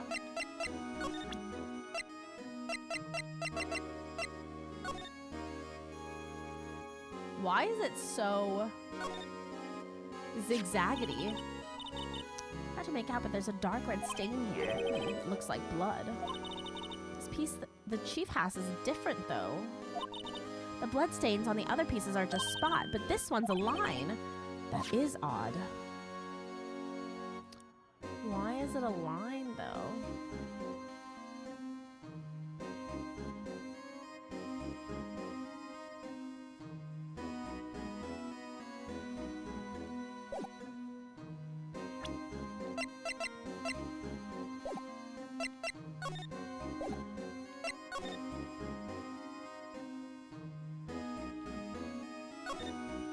Wow, look at the size of Chief Gant's desk. Speaking of that, when we were here earlier. Oh, it's you two. Chief Gant. He put that paper he was reading in his desk. I wonder what he was reading? This looks like a list of evidence. Hey, Sarah. A list of evidence? In most cases, the list runs twice as long as this, though. Hey, look at the case name, huh? SL9 incident. I wonder what this is doing here. Hold on, Detective. What did you just say? I said I wonder what... No, about evidence lists. Normally they're twice as long. I know she's so long right now. That's right. I guess there wasn't a lot of evidence. A half-size list of evidence. The list of evidence, it seems too short. Most lists run twice as long. What would the other half of the list be doing here? I knew it! The chief must be hiding something about that case. It would appear so. It was ripped in half. Can I read it? I cannot read it. What the fuck is this? Hello? I wonder what this is. It looks like someone drew some kind of sketch here. Oh my god, is this Emma's sketch? What is it? Did you find something? I can't make it out. I'd better keep quiet about it for now. Huh? Huh? Oh no, it's nothing. Why are your eyes moving about like that, Mr. Wright? I better not forget about this picture. I guess I shouldn't forget about this picture. With the size, we found this in the drawer. What would this list be doing there? This is the real deal, isn't it? This armor and these weapons? Sure is, pal. The chief doesn't care for imitations. First the pipe organ, now this armor? Totally not important. Do you know how many taxpayer dollars must have gone into this room? What? You mean we're paying for this? That's it. I'm not paying 1 cent of my taxes. You don't have any taxes to pay. Shh, be careful what you say. Who knows? The chief may be hiding in this armor as we speak. I don't think he'd fit in there. Even if he did, he'd never be able to get back out. Cut it out. You guys don't know how scary that guy can be. Oh crap, I can't read this evidence list. I don't know Japanese. You can see pretty far from 15 stories up. If you were to drop out that window, at first the chief wanted to use stained glass for this window. Really? Why didn't he? They say he changed his mind because he wouldn't be able to see the view. Oh, stained glass or not, it's a huge window. This is a ridiculous window. Oh my gosh. Did Merlin just flop over?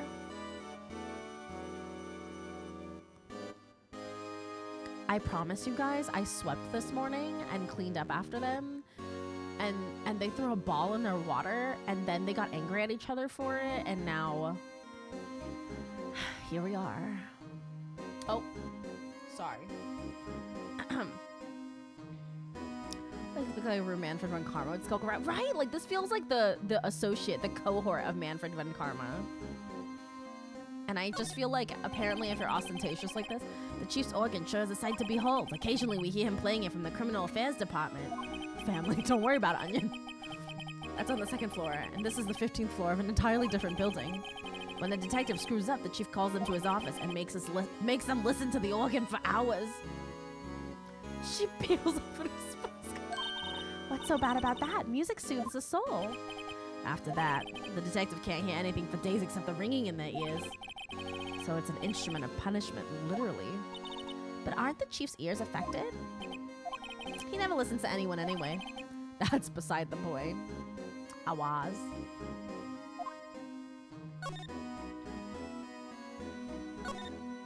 Look at the giant window. Makes you want to crash through it and jump outside. This is the 15th floor. I know, I was just saying. Saying what? Ever since making detective, I've always dreamed about doing something like that. Note to self, Detective Gumshoe has a lot of dreams. So long as he doesn't go crashing through that window when he gets fired. Don't say that.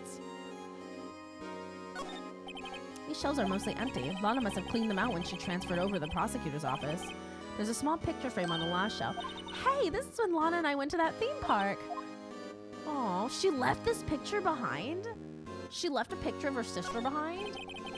These shelves are mostly empty. Lana must have cleaned them when she transferred over. Oh, weird that these have the same prompt. This is Lana's desk. It sure is tidy. Lana's always been a meticulous cleaner. There's not even any dust on it. Looks like someone's still keeping it clean. Does Lana ever come back here? No. Chief Gamma still keep it clean in memory of their partnership. They were the stuff legends are made of. Does he keep it in memory of her or in memory of the crime?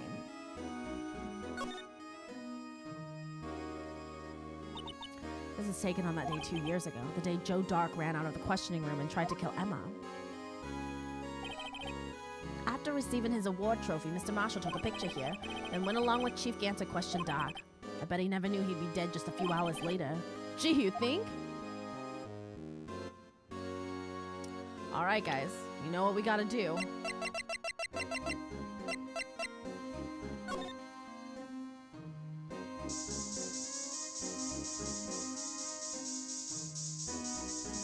I think it's gonna be.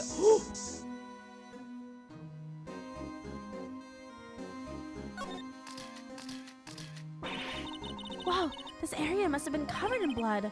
Is this from that incident? It must be. When prosecutor Neil. 16 months, epic! Thank you so much for resubscribing. Happy 60 hecking months. Welcome back to the Amy Sometimes Syndicate. Welcome right back into the ass. 5 years, epic. Thank you so much for that. I really appreciate it. It must be when prosecutor Neil Marshall was murdered. 2 years have passed, so the reaction's kind of dull. So a murder really did take place here. But what if a murder took place elsewhere?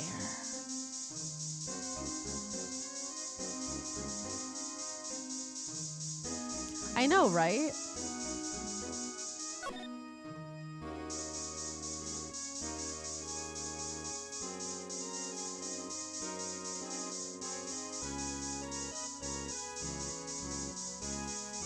I wish I could spray this on the award. No more blood, huh?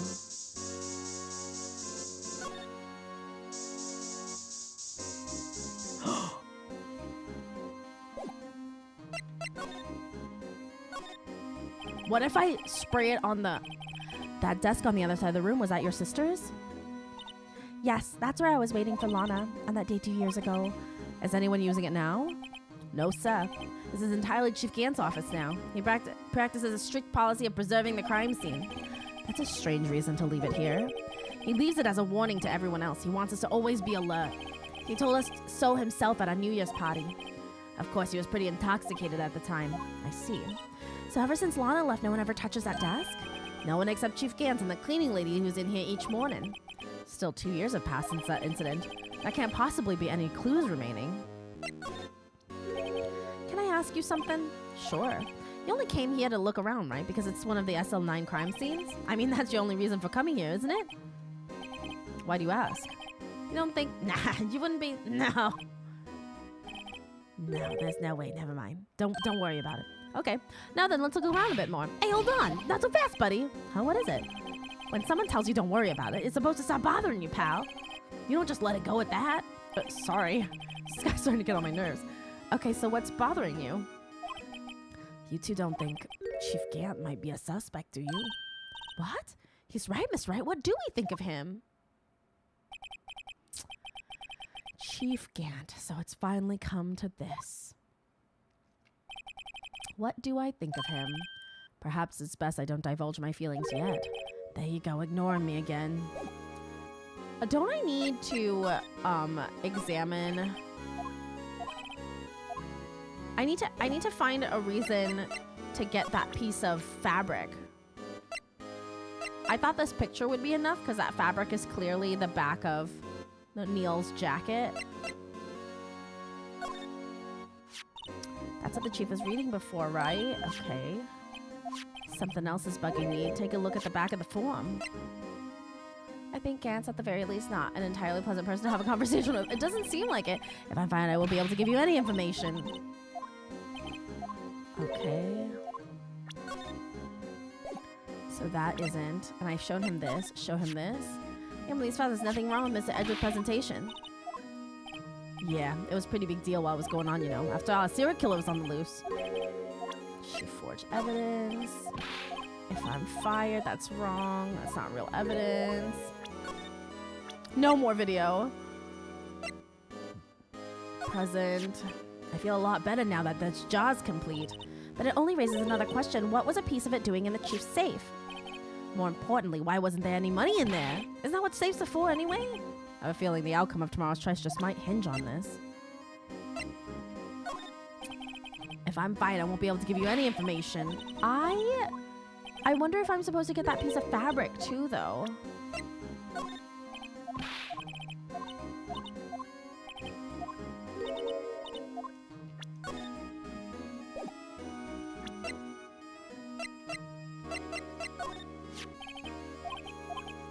Until I found the victim's body. We already know about that. What about his shoe? If I'm fine, I won't be able to give you any information. I feel like we've gotten, but what about that fabric? Is there anything you can do with the piece of fabric? No, I can't even bring it up again. I thought maybe it's the fabric of the back of Neil's jacket, and so I can't even pull it up again, and I don't want to leave before I grab it. Maybe it's somebody else's evidence? This mark looks like some kind of flower. Where it is, it's designed after the insignia on the prosecutor's badge. Prosecutor's badge? Yeah, like the one hanging from your collar. What? They have badges too? The design's supposed to portray the severity of the punishment system. Now that you mention it, it does look all pointy and kind of painful. But Mr. Edgeworth never wears a badge. That's because he's a sharp dresser. A badge like that wouldn't go too well with his outfit. So sharp dressers don't need to wear badges? I guess everyone just kind of lets it slide. I don't see how that's supposed to signify severe punishment.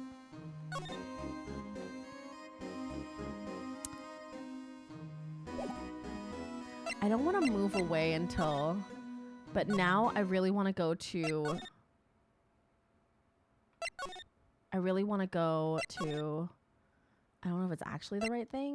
I really want to go to... High five the handprint. No, I want to go... and do this.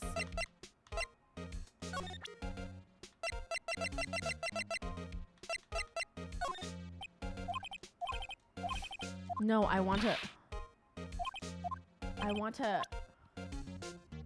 Thank you. I can't use this to spray.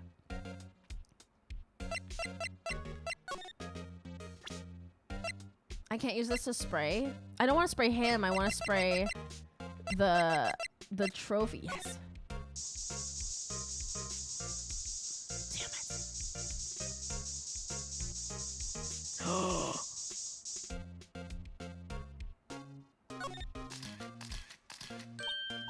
Why, it looks like some blood has dripped down here.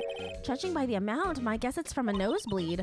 A nosebleed, Maybe in his wrath, Mr. Edgewood slapped someone for their incompetence? Oh, you did, Sarah? How did you like it? Why does Detective Gumshoe's face come to mind? Okay. That did not glean what I thought it would glean. Alas. That was not really what I was looking for. I'm glad you enjoyed it. I think it's a lot of fun as a movie.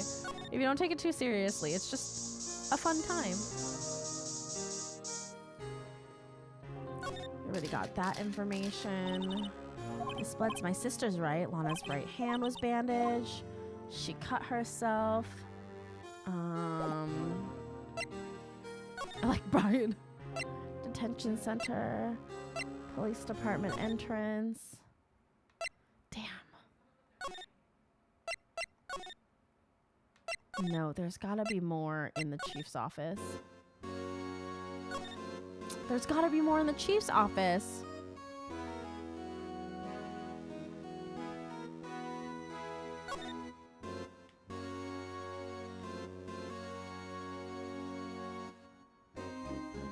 No blood anywhere else?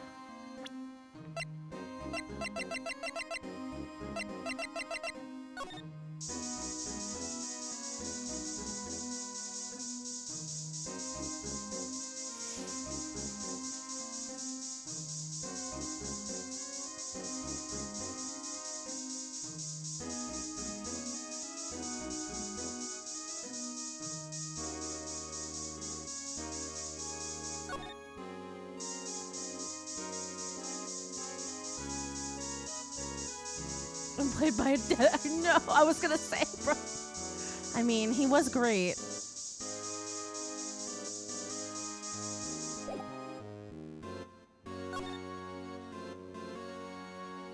What do I do now?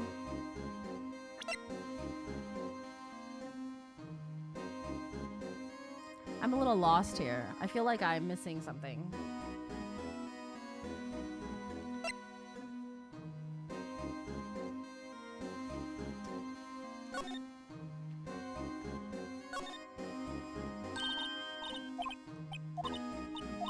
Have we sprayed the other side of the room? Yes, I did spray the other side of the room.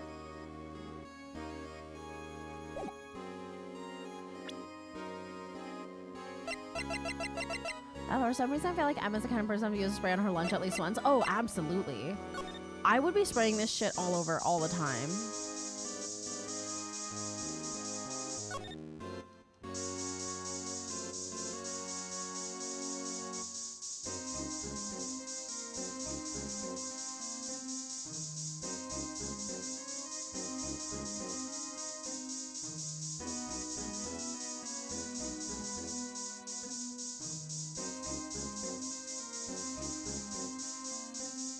In this case, I don't know if I should do this yet, but are you sure there's nothing with fingerprints on the cloth? I don't think I can even interact with the cloth that way is my problem. Maybe I can use this. I can't even use that.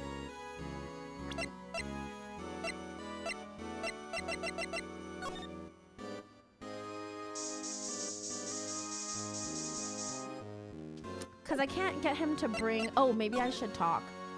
No. No, that's okay, Von Ziel. I'm just trying to figure out... Here's my attorney's badge. You show this to me every time. So sad. I'm pretty sure I've shown him every piece of evidence now.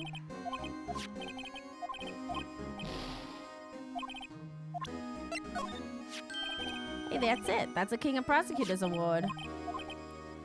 Congratulations. Yeah, everyone knows that. There was this dragon. Yeah, that's a dragon.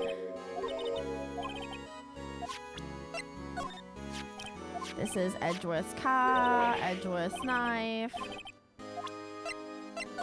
This is his silly badger. Saved us a lot of trouble. This was information.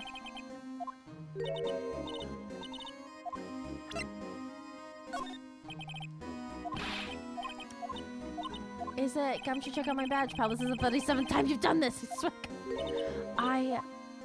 Do they want me to look at the items again? Because I looked at the back of this. And we saw this picture, which is Emma's drawing. I wonder what this is. It looks like someone drew some kind of sketch here. What is it? Did you find something? I can't make it out. Huh? Oh, no, it's nothing. Why are your eyes moving about like that, Mr. Wright?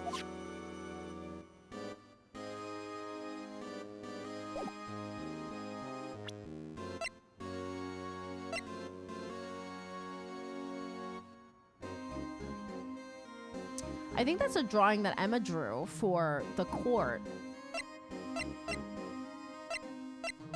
I'm pretty sure I've shown everything to this motherfucker.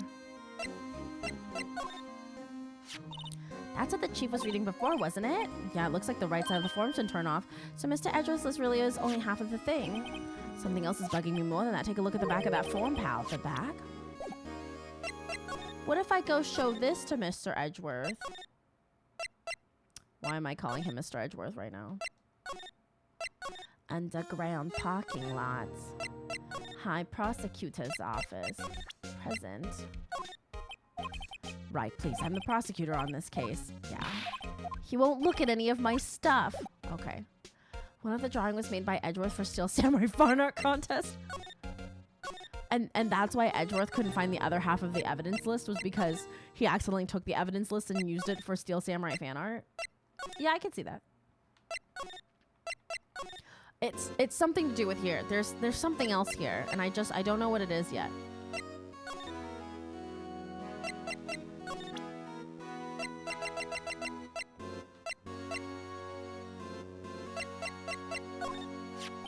That's the ID card record, isn't it? Yes, there's only one number left to investigate. The victim, Detective Goodman, must have entered someone's executive office number, which we now know. 7777, that's 17 too many. We know that it's Detective Gant, Chief of Police Gant. And the other half of the list would be it. Yeah!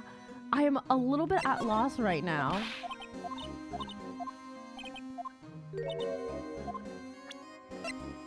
I'm pretty sure I've shown, can I tell a behind the scenes story? Yeah, go for it. I am like,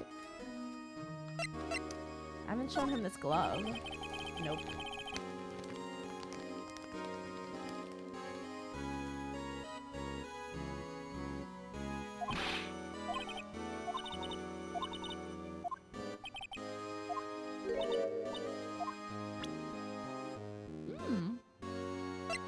I'm glad, Locust.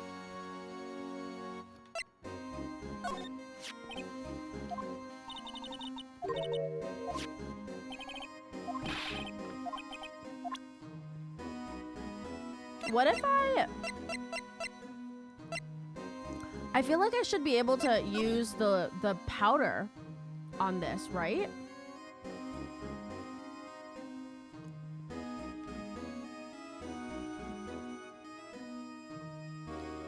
To someone else now that you fixed it? Huh? This thing doesn't have a bottom. That's weird. I wonder which side is up. Better yet, what's the purpose of a bottomless jar? At least it doesn't collect dust inside, right? Look, it sure is looking different. That's all I can think of. Now it's time to play some more Banishers. Nice. You have to show the jar. What is it? What am I doing with this? The jar is literally in this picture. Upright. Is it standing on something?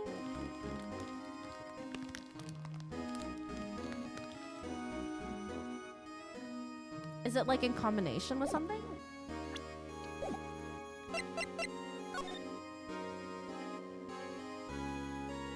It used to be here.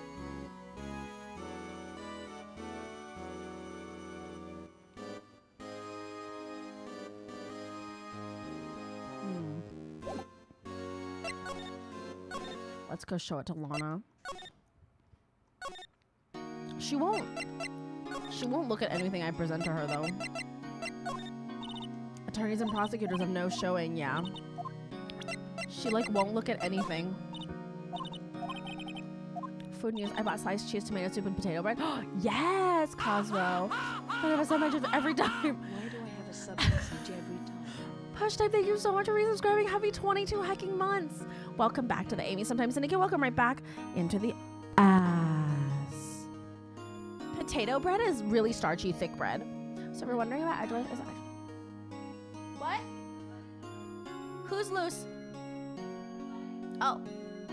But no, that I actually looked at it and pretty much just decided, hey, I'm gonna add it to the belief system because they like how it adds to making Edgeworth more likable. Oh.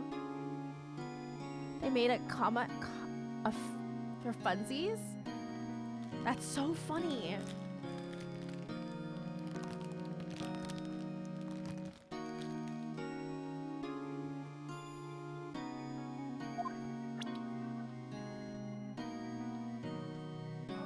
Are you making grilled cheeses, Cosmo? You brought them here. Come here, babies.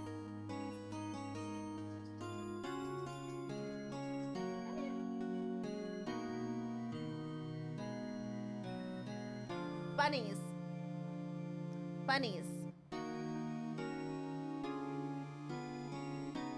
It doesn't taste like potato at all. It's just thicker bread, I think. As I know, some of the things are supposed to do at some point, but not as specifically what. That's okay. Bunnies. But I love this game. I'm trying to think of like, she won't look at anything. Edgeworth won't look at anything. What about you, lady? I don't have anything else to tell you. She won't look at anything. She won't look at anything. I don't think it's any different from regular bread. It's a really good bread for sandwiches and stuff because it's thicker. For grilled cheese, I prefer sourdough bread for that extra like flavor.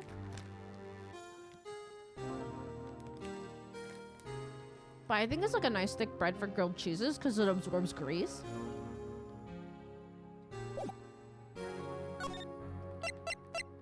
The fingerprint?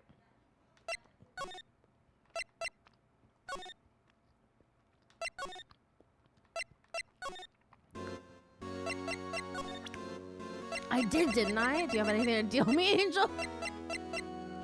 Present. Some gumshoe. I like to have a look at this.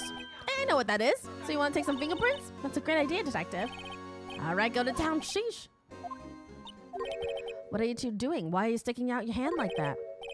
Go ahead, take my fingerprints. No, it's not your fingerprints. Oh, on the leather. Oh my God, of course. That's weird and confusing. Thank you so much for that, Onion. I knew that. The one with the handprint on it, right? She's wears a sense of humor.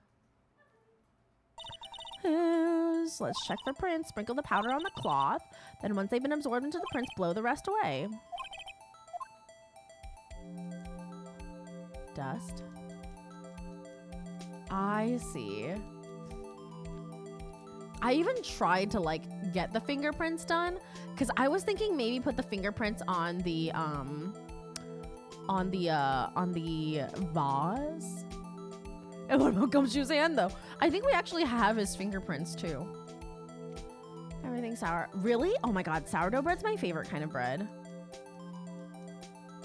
Sourdough and baguette. Sourdough has like a slight sourness to it because of the way the yeast is created. It's so yummy, Infamous.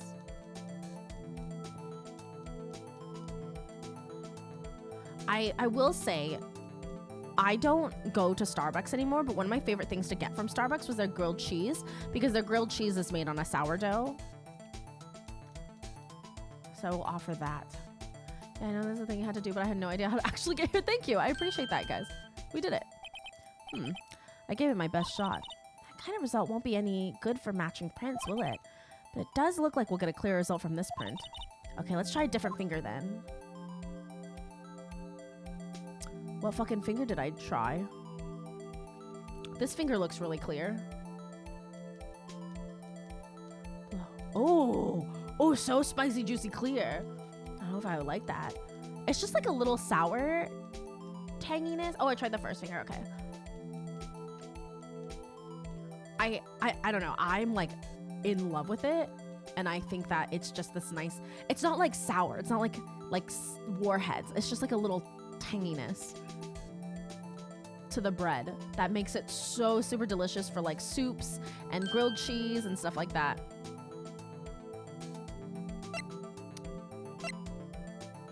Oh shit, guys. It's Emma's. It's Emma's finger. I love sourdough. Oh shit, guys. It's Emma's finger. Did Emma kill?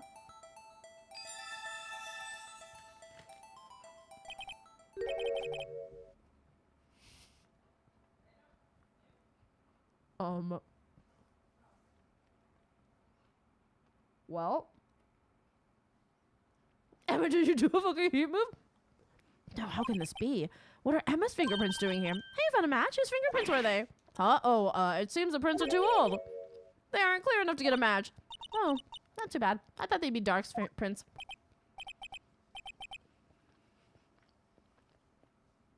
Psst, hey, you over here.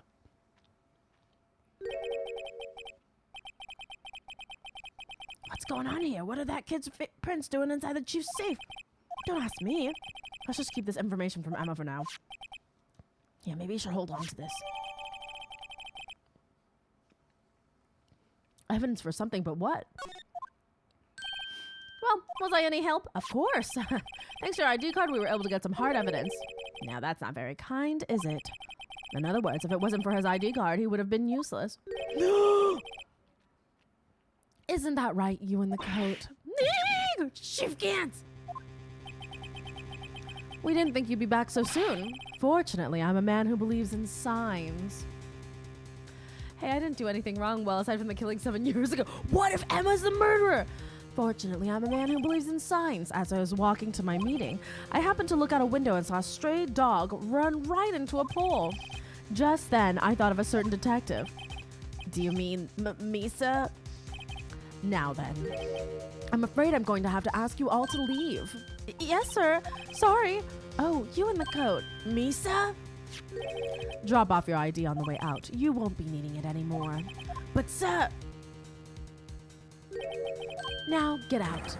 Yes, sir. We'll be on our way too, then. Wait, you, the one without the spiky hair. Don't go yet. Me, sir? I'd like a word with you. But, sir, I'm not a licensed what? I'm not a licensed scientific investigator yet.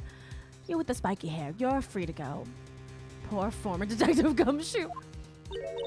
Mr. Wright? Look, pal, if I've told you once, I've told you 1,000 times. The chief's office is off limits. But no, you just had to go sneaking in there like that, didn't you? I thought you said you didn't care anymore if you were fired. Yeah, but if I knew it'd be like this, I never would have done it. Now that I've seen the evidence Chief Gant was hiding in his office, I think I'm finally starting to get the picture. Also, hey, Crotch. But why had she kept eerily silent about it all this time? Anyway, are you listening to me? I'm gonna try to smooth things over with the chief again. Later, pal. Good luck, Gumshoe. After that, I heard from Emma. She said the police wanted to ask her some questions, so she'll be busy for the rest of the day. Why did the police want to ask her questions? I see. So the chief asked Emma to come in for questioning. It's no use thinking about it. Tomorrow's the final day in court.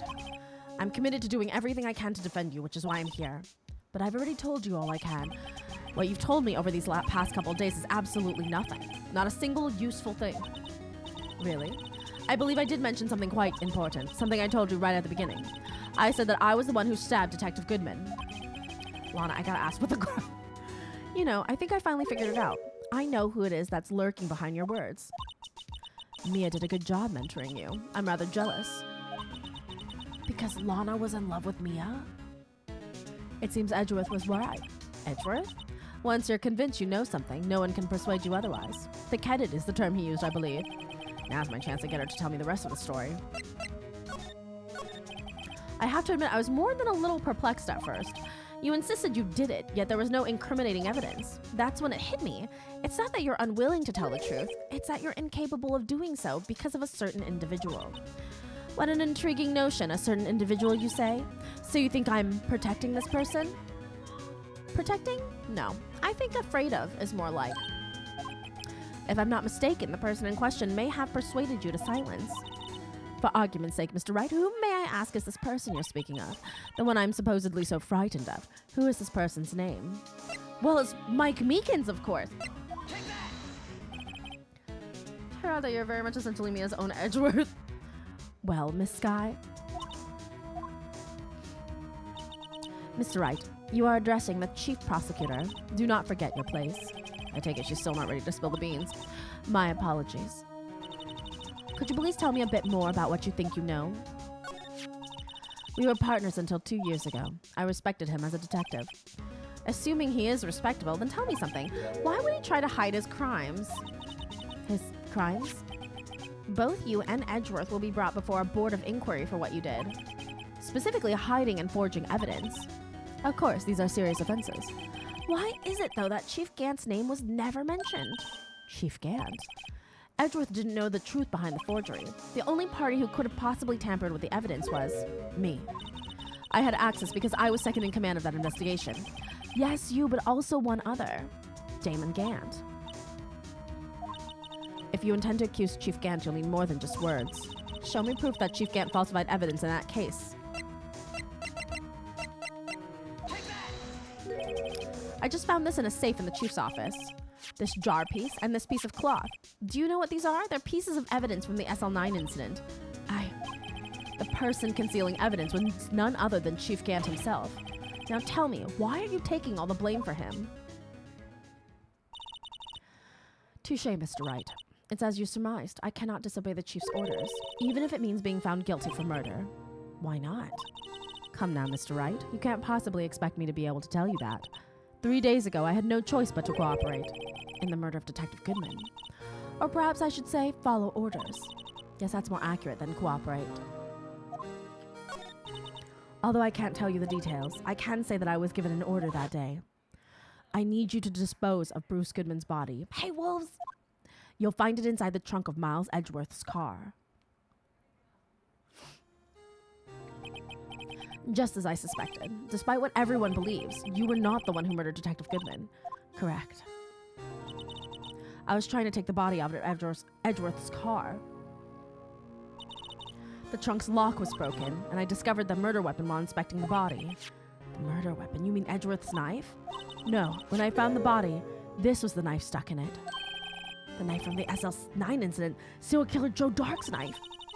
I couldn't just leave the knife in him, so I took it out and stabbed him with another knife. I need to cover for all the chiefs for the chief all the time, Mr. Wright. You say he paid for lunch for nearly 12 years. That would be Edgeworth's knife? That's right. Even though he was already dead, my hands were shaking at the thought of stabbing him. That's why I ended up cutting my hand. And that is the reason for the bandage on your right hand. Yes, it seems that I got blood on the victim's shoes as well. And then she saw me just as I plunged the knife in. Miss Starr, huh? Are you getting ready, wolves? Are you packed?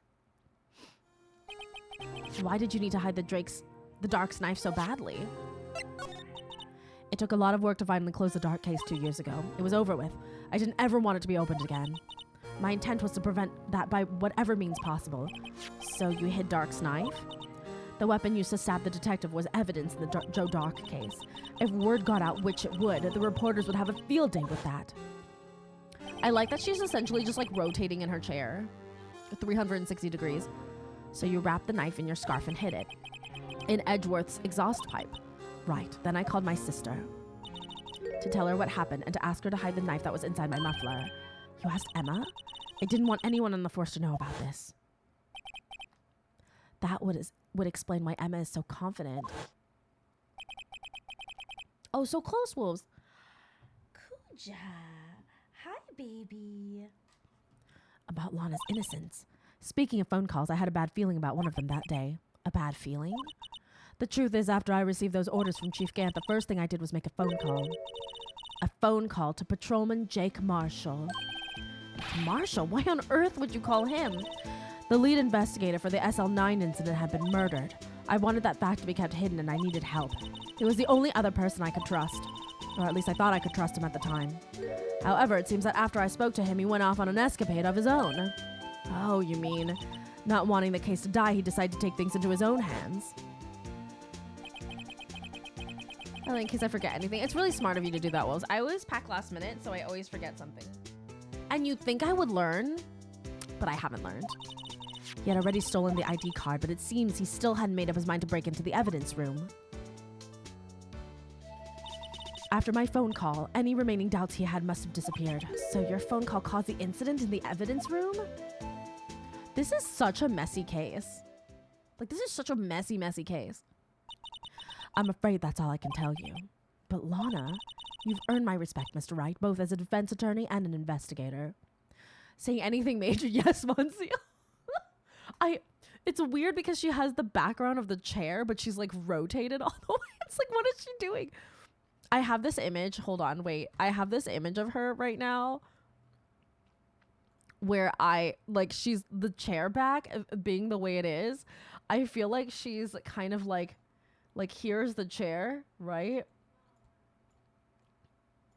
She told me how Detective Gant or Chief Gant is the one that told her to go hide the body, and so she didn't kill Detective Goodman. He was already inside Edgeworth's trunk at the time. All right, so here is our chair, right? And this is like the whatever. And I just kind of imagine her right now is like, she's like this.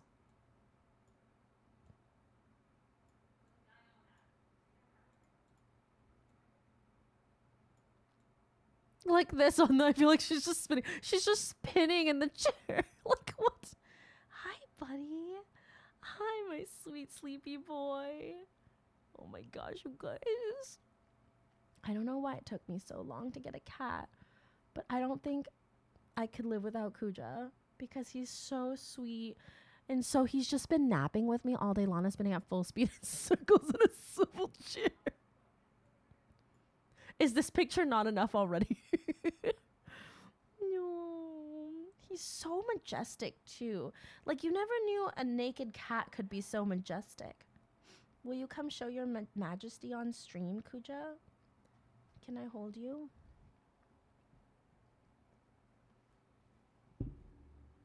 Hey, Hermie. Can we see your full majesty, sir? Will you? Okay. That's fine. You can stay like that too. Look at him. He's so naked and so majestic. He just snorted into my hair. And his eyes have become like this crazy shade of yellow. And like, we didn't mean to, but our couch is the same color as his eyes now. Chaperone also has a gray sphinx. Yeah, excuse me, Chaperone copying me. Chaperone also adopting a gray sphinx cat. Can we talk about that? Can we talk about how wild that is? Oh no! Kuja, are you okay? Oh my gosh, you're so clumsy. Are you okay? Did you hear his meow? He just missed. Are you okay? I love you. Are you okay? You are he's so sleepy. He just jumped and missed the table and then landed on the floor. Oh my god, my poor baby son. Looks like us playing Lethal Company trying to jump this rock. It really is. Kuja was like, I missed out on Lethal Company, so I wanted to try what you guys were doing. Oh my god, he's okay. He's purring right now. I don't know if you guys can hear him purring. Can you purr into the... God, if she's just a normal chair, there's a turn sort of people rotating around. I'm not just loud. She's okay. So this is the swivel chair. This is what I see this swivel chair is like right now, right? Like, this is her just spinning around in her swivel chair. and she's like kneeling on the swivel chair like this, and her hands are just like in her lap. Okay, and then she's just like full speed ahead. Oops. I feel so bad. Kuja, are you okay? Are you okay, baby? I think he's okay. He's just like chilling now. Oh my god. Are you okay, buddy? He's really clumsy. He's not a very graceful kitty cat.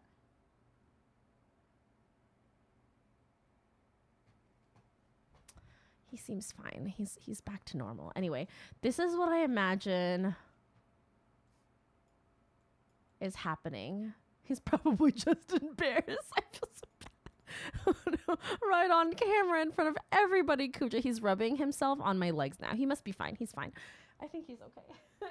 He's really clumsy. Even though we installed the wall for him to jump on, he's still like a little bit, what's the word, tender with it, because he keeps falling off of it. He'll just be standing, unmoving, and then and just fall off of the side of it. I don't know. It's luckily it's over the couch, so he just falls on the couch. But it's anyway.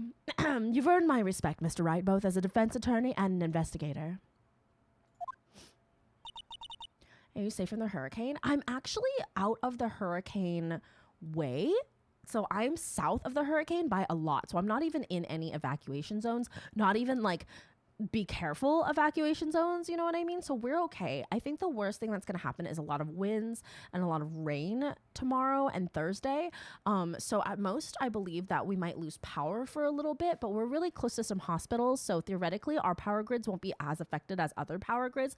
So we're quite fortunate in that, because, you know, power grids, they emphasize, you know, priority to people or to hospitals on the power grid, to power grids attached to hospitals. And so we probably will lose power for a little bit maybe, but hopefully nothing insane. So rate is canceled. No, not yet, Kai, unless I lose power. Right now I think I'm fine because the hurricane is due to hit landfall at 1 a.m. on Thursday. So I think we'll be okay because by the time it blows past through Thursday afternoon and stuff like that, I don't think we'll be affected anymore. I have like some ice bottles and stuff like that packed away right now, ready to go. And I have a plan for the bunnies in case we lose power and electricity. Because if we lose electricity and AC, it'll be uncomfortable for the humans involved, Rainbow, my mother, and myself, and Kuja. But Kuja likes the heat, so if we lose AC, he'll actually be happy as a clam. Meanwhile, the bunnies will be suffering, so I'm keeping the bathroom closed and sealed for the time being, and then it'll be the coldest room. It's really, really cold in our bathroom, so I'm kind of using that as a backup place where I'll put the bunnies to keep him. Well, Kuja's a sphinx, so they run hotter and they have no fur to keep them warm, so they just really want to stay warm all the time. Like I could he'll lay under the blankets and sweat us all out before he gets uncomfortable, you know what I mean? Because he's like a little furnace. I was literally taking a nap with him just before stream, and he was like curled up on my ankle hands and just like heating the entire blanket up. If anything, just be safe. Yeah, I will be. We're not going to take any risks. I don't plan to go anywhere Wednesday or Thursday. I even canceled my dance class on Wednesday. I may just go to the gym in my building instead to make up for it, because I'm trying to get active again after all the traveling I've been doing. And so we're probably going to be okay, though. Cats are desert animals. Now, please don't pursue this any further in court tomorrow. Tomorrow's trial, there's only one way to drive off Lana's demons. I've got to get to the bottom of everything. She thinks her sister killed Neil Marshall, I think. Detective Gooden's real murderer is Chief Gant. And what went down in the chief's office 2 years ago? Yeah, I'll be safe though. It's luckily not, it's gonna be going, oh, I'm really sad. I originally, I'm not a super big fan of poetry, but one of my favorite poets, Rupi Kaur, writes amazing poetry, came out with a book, Milk and Honey, about 10 years ago, and she's doing an anniversary tour and a re-release of the book, and she was gonna be in Miami, and I signed up and got tickets to go to her signing to do a meet and greet with her and get a book signed by her and talk to her. Unfortunately, it was canceled because you can't get into Florida right now, obviously. She thinks Emma, the sister child, is a murderer. I think that Lana is trying to protect Emma because maybe Emma was the one that stabbed Oh, what's going on with you, buddy? You want upbeats? What's happening? What do you need? Come here. Oh, you want to play fetch? Hold on. Yeah, I'm really sad about the cancellation because I'm pretty sure, like, I don't think they're gonna reschedule at all, which is a big bummer. You want to play fetch? This is what he's brought me to play fetch with. It's my own hair tie. Kuja, right here. Kuja. Kuja, look, it's right here. Okay. So he just wanted to play fetch. Yeah, I heard about the hurricane thing. I was thinking you're affected. I am in like the state that it's affected on, but I'm luckily not on the trajectory. I tried to draw this yesterday, and I'm going to try again. Actually, this might be better to give you guys an idea of the trajectory. Okay. Map of Florida. I definitely typed out Florida right now, just now. Very good. Map of Florida. So here is what Florida looks like. Right? Here's what Florida looks like. And I am, where's the highlighter? No highlighter? Whatever. And I am right here over in Miami area. So I'm very, very south, right? And then Milton is coming this way, I believe. So this is where it's estimated to hit land, I believe, is like where the Tampa area is. And it's supposed to like ear upwards like that and go this way. So we're like all the way down here. That is the biggest, messiest circle. We're all the way down here, so we should be safe. Everybody in like these areas have been asked to evacuate. It's going through the direct center, which is super weird. It's super weird, but I think the last one, Helene, went like this way and hit like all of the stuff up here. You know what I mean? So, and then there's supposed to be another one. I think they're naming it Leslie, is going to be projecting to go a little bit more souther. You know what I mean? How about the famous poet, right? With the famous Rosa Red Eyes Are Blue. I swear to God, law and tell the truth or it's guilty for you. Really weird path. I feel like, and so, you know, for the most part, we're okay. I think if it veers, a lot of times when the hurricanes veer, they'll veer up a little bit. So I think we're pretty much like okey pokey. Artichoke. Yeah, Helene went upwards to Appalachia, which is, oh my gosh, the fact that like all the way to North Carolina is affected is insane. I'm glad. I hope that Milton continues to go towards the ocean this way, because at the very least it'll just bring rainfall to these guys and they can at least take time to like repair and pick up the pieces of everything going crazy. But it's anybody in Tampa right now is like supposed to, like, there's traffic all the way out of Tampa in every which direction. It's very scary. So hopefully it's super small, but they thought Milton was going to be a Cat 1 and now it's a 5, and now Jim Cantore is in fucking Tampa. So I don't know. They sent a hurricane hunter through Milton in the Gulf of Mexico when just off the coast, and it was pretty crazy in there. So I have been following closely. Rainbow's been keeping updates and stuff like that. And we've got food and this all. No, Jim is not the fault. Jim is coming to tell us what's going on and he's going to warn us. Even the Waffle Houses have closed in the area. Guys, the Waffle Houses have closed. It's serious. I'm like all the harbingers of like hurricanes is what was it? The harbingers of the hurricane are Jim Cantore, Disney World closes, and the Waffle House closed. The Waffle House closed. This is serious. It is a Category 5. You guys, on the scale of hurricanes, the Category 5 is the highest category. So, oh damn, maybe I should leave. Paradox, you didn't know about the Waffle Houses closing. All the Waffle Houses in this area, like I think the Waffle House in Tampa, near Tampa and St. Petersburg is closed. Yeah, they're literally closed. No Waffle Houses. Disneyland closed. I saw that. it'll start at cat 5 and end in a cat 4, but they said that about Helene too. Yeah, they said that about Helene. They said that Helene was going to be a 3 and ended a 2 or a 1, and Helene hit at a 4 and ended at like a 3 up there. You know what I mean? I've been hearing Wyoming is on fire. Yeah, California is also going through like a huge heat wave right now, I think. It's like 96 to 106 degrees in California, which is insane. I mean, it usually gets hot in October in Los Angeles, but not in Northern California. And there's like a huge heat wave. Anyway, the world is ending and global warming is real. And I stand by that. Why would text any message? Yeah, be safe out there, everybody. So, you know, that's the shtick right now. So be safe. I'm supposed to go to Boston on the 21st of this month, but there's a third hurricane. There's a third hurricane heading our way. And if it's going to head in our way while I'm gone, I'm not leaving. I'm not leaving my family behind. So thank you, meteorologist Amy. You're welcome. Tall has been on fire all summer. Yeah, it's really scary.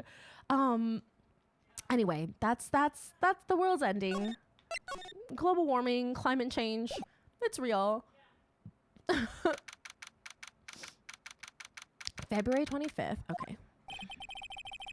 I had a moment where I was like, February 25th isn't a real date. And that's the 29th. Amy gonna personally fight off the hurricane on the 21st. If there's a hurricane coming towards my family, I am not leaving them behind. So I will not go. I will cancel my trip due to hurricane. Oh, he wants to play fetch. The other hair tie is literally next to where I just threw this hair tie. You have to bring it to me. Yeah, bring it to me. It has to be closer. I can't reach that. You have to bring it to me. Bring it to me.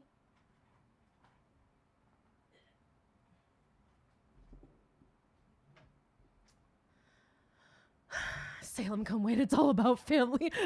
Kuja just wants to play fetch right now. Okay, well, we're going to continue. I've been trying to reach Lana all morning. Where could she be? And where's Emma for that matter? It almost seems as if something's been happening behind the scenes. Edgeworth! Knowing you've already figured it out. Who the owner of the 777-7777 ID number is, that is. I was checking my weather for my trip and it will be raining like thunderstorms. Oh, be safe. That just means you guys can be super cozy. Oh. Drop it closer. Where is it? Oh my god.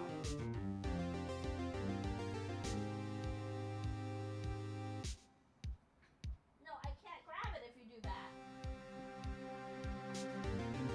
He brought it back to me. But this time he dropped it on my foot. Anyway, my cat plays fetch, and it's like his favorite thing. Well, I have a pretty strong hunch. The dog is gonna fetch. Thank you. Looks like I'm not the only one who's figured it out. You know, the only reason this trial didn't reach a verdict yesterday is because there is still room for doubt regarding this ID record. If that number does belong to whom you suspect, then no doubt will remain. After all, he hasn't been officially charged with anything. True. Not yet. In any event, once all doubt has been removed from that list, I can call for a ruling. 5 minutes, Wright, and Chief Prosecutor Skye will be found guilty. But she didn't do it! I figured you'd say as much. That's why I came here, to hear what you have to say. This is the first time he's ever done something like this. A historical high of 95, 96 in Utah last week. It's October. So, like, in California, in Southern California, October was like the dog summer. The dog days of summer, where it's like the secret summer that happens. And so it's always hot in October. So if it's unusual for you guys, like maybe you're starting to get like that weather pattern. I have a new book coming in. Ooh, what book's there? He brought back the other hair tie from earlier.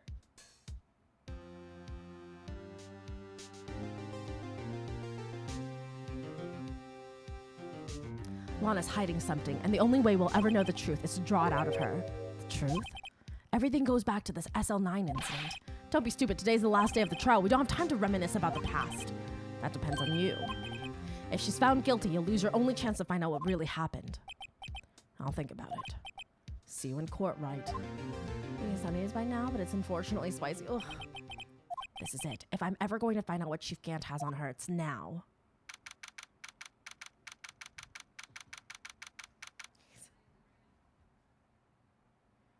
Pardon me, guys, while I play fetch with my dog.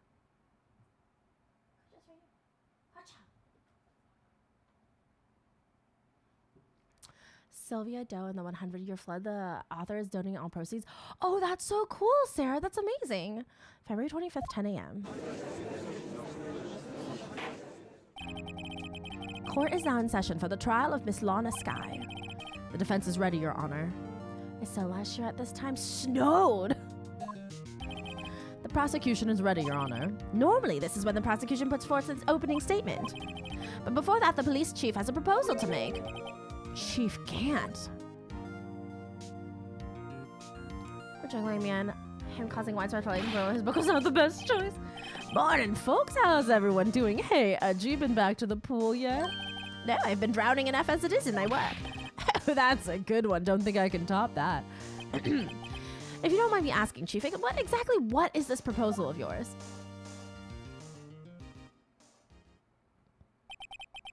Lana, that is to say the defendant, has asked me if she could speak directly to the court. She wants to do what? Having heard what she intends to say, I feel she should be granted her request. In the end, it should save everyone a lot of time and trouble. This is the other hair tie. It is covered in cat drool. What's this all about, defendant? I'd just like to make one simple request and I'll be finished. Well then, what's your request? Your Honor, I'd like you to put an immediate end to this trial. Huh? I confess to all charges against me. On February 21st of this year, I murdered Detective Bruce Goodman in the underground parking lot of the prosecutor's office. No, Lana!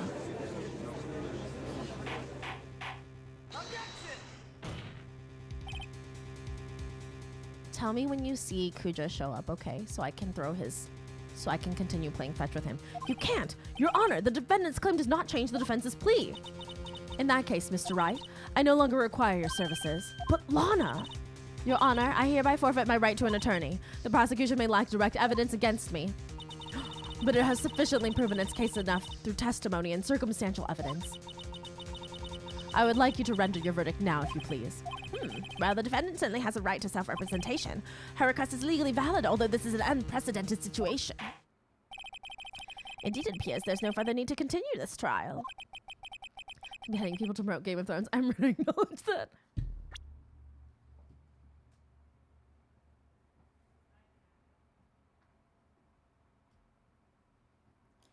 I felt Kuja, but I am still getting paid though. Even if Mr. Wright may feel otherwise. This can't be happening. It appears the time for the verdict has arrived. This court finds the defendant. Objection! One moment, Your Honor. Mr. Edgeworth? The prosecution has not yet proven the defendant guilty beyond reasonable doubt. Any ruling at this stage would certainly be premature. Come now, Worthy. I understand this is a difficult time for you, but why don't you just be a good little boy and keep your mouth shut? Huh. I don't think I care for your tone, Chief Gant. What? Creating another fabrication to cover up your past mistakes. Sorry, but I'm no longer the naive little boy you would have me be.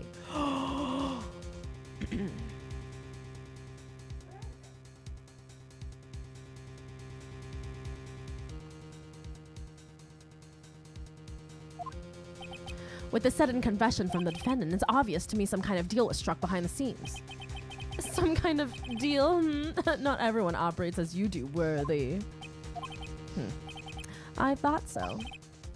Your Honor, the prosecution would like to change its first witness. Oh? To whom? As its first witness, the prosecution would like to call Miss Emma Skye.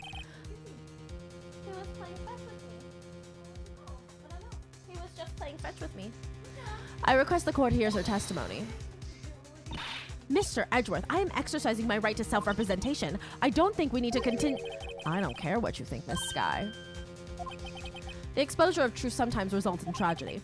However, no matter how tragic the truth may be, it would be an even greater tragedy to avert one's eyes from it. Very well. The court shall grant the prosecution's request. That's okay with you? That's okay with you, right, Chief Gant? Worthy. You'll live to regret this. Mark my words. Miss Emma Skye, please take the stand. Looks like Edgeworth has decided to take the horse by the reins. Now then, witness, please state your name and occupation. My name is Emma Sky. My shoe. What's he doing with it? It was under my little puff chair. How did he get it over there? Kuja dragged one of my slippers out from the bedroom and is fighting it. He's playing fetch. I don't know where the hair tie is, though. 2 years ago, you encountered the serial killer Joe Dark of the Joe Dark killings. Is this correct?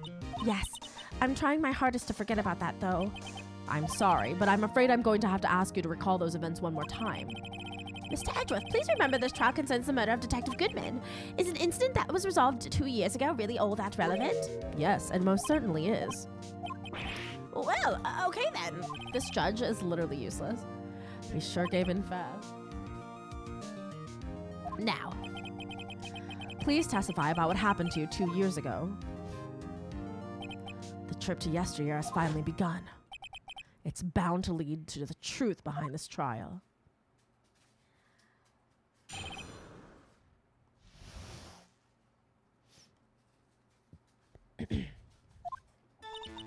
I was waiting in my sister's office that day. A man came running in and took me hostage. Neil Marshall rescued me, but I'll never forget what I saw in that instant. The man raised up his knife and stabbed Mr. Marshall in the chest.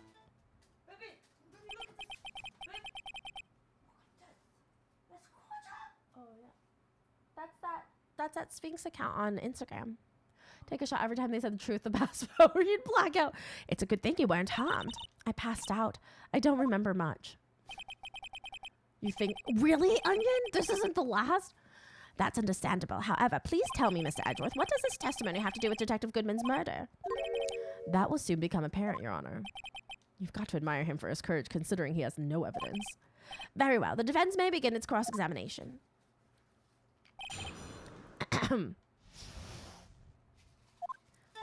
I was waiting in my sister's office that day. 2 years ago, the defendant was a detective at the police department, correct? Yes, she was a second in command under the then deputy chief of police Gant.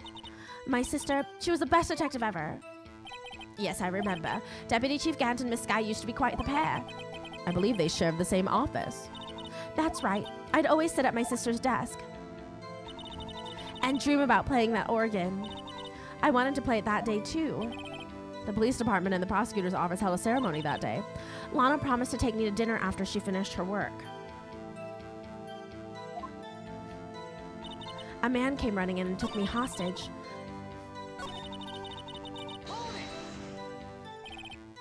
A man? Yes, Joe Dark. He was a serial killer. Joe Dark was brought in for questioning on the day of that ceremony. We were desperate to get anything on him that would lead to an arrest. When he saw his chance, he fled the room, right? Upon fleeing the room, Dark proceeded to take the elevator. He must have been in a panic because the elevator was going up. Then he ran into Sky and Gant's office. There was a lot of noise coming from outside, so I opened up the door to have a look. That's when I saw him. Neil Marshall rescued me. What was the prosecutor doing there? That day, there were two people present during Dark's questioning, Deputy Chief Damon Gant and Prosecutor Neil Marshall. Almost forgot about Gant. Neil Marshall had just received the King of Prosecutors Award. Young and dedicated, he went straight to the questioning room after the ceremony. I assume that would also be why he was the first to run after Dark. When Dark grabbed me, I thought I was as good as dead. And that's when Prosecutor Marshall came running in? I don't clearly remember what happened then, but I'll never forget what I saw in that instant. Can you tell us about that? Mr. Marshall jumped on Dark just then. The lights went out. The lights? It was just about this time of year. There was a terrible storm going on and lightning struck nearby. So the electricity went out. Wait a minute. If it was pitch dark in that room, you shouldn't have been able to see anything, right? Right, but just then the lightning flashed again outside. That sudden flash left an unforgettable image of the scene in my mind. I see. I told the detective about what I saw then. The detective? Yes, Detective Goodman. He was in charge of the case. Detective Bruce Goodman, the victim. Hear more. So you spoke with Detective Goodman about this 2 years ago? Yes, that's what's so scary about this trial. And you told Detective Goodman about what you saw? Yes, but at the time the words just wouldn't come out. That's why I drew a picture. A picture, yes, I think she mentioned that before. Well, Mr. Wright, have you heard enough? Ask about the picture. This picture the witness drew, I believe it has a very important meaning. But the list of evidence I was given 2 years ago didn't contain a picture. Witness, would you mind if we added this statement to your testimony? Yes, Your Honor. I drew a picture of that scene once, but it seems to have been lost. We have the picture out. You drew a picture of the scene you witnessed, right? Hey, Priya. Oh, look at that young lass. And Emma, too. Priya, how are you? Good to see you.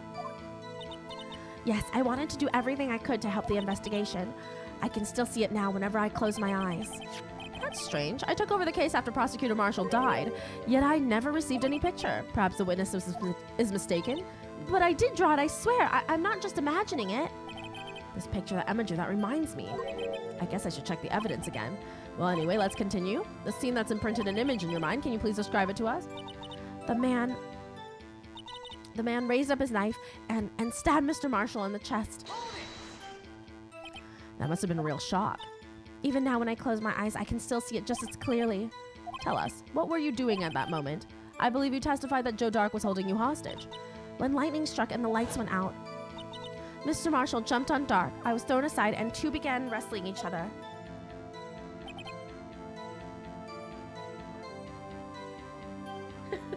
Earlier he jumped from my shoulder to the desk, but missed and fell off. And then he was just really embarrassed. I'm pretty sure I was watching them. Emma doesn't have any reason to lie, but Lana sure does. I need to get Emma to tell me as much about this as she can. In my sister's office, taking the hostage, rescue, I drew a picture. Let's present the picture, shall we? Mr. Edgeworth, this little girl put all her heart into drawing that picture. And yet you would insist on denying its existence? Huh? Hey, I'm not the bad guy. All I'm saying is that as the prosecutor for that case, I wasn't handed such a picture. That may well be, but that doesn't mean it doesn't exist. Behold. This is the evidence list for the SL9 incident. Please turn it over, Your Honor. Turn it over. What's this? Oh, hello. You made it. I'm so proud of you.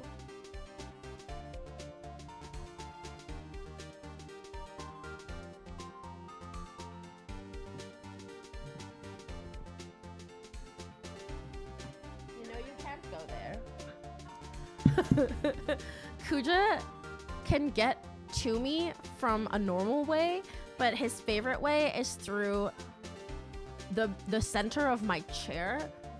Yeah.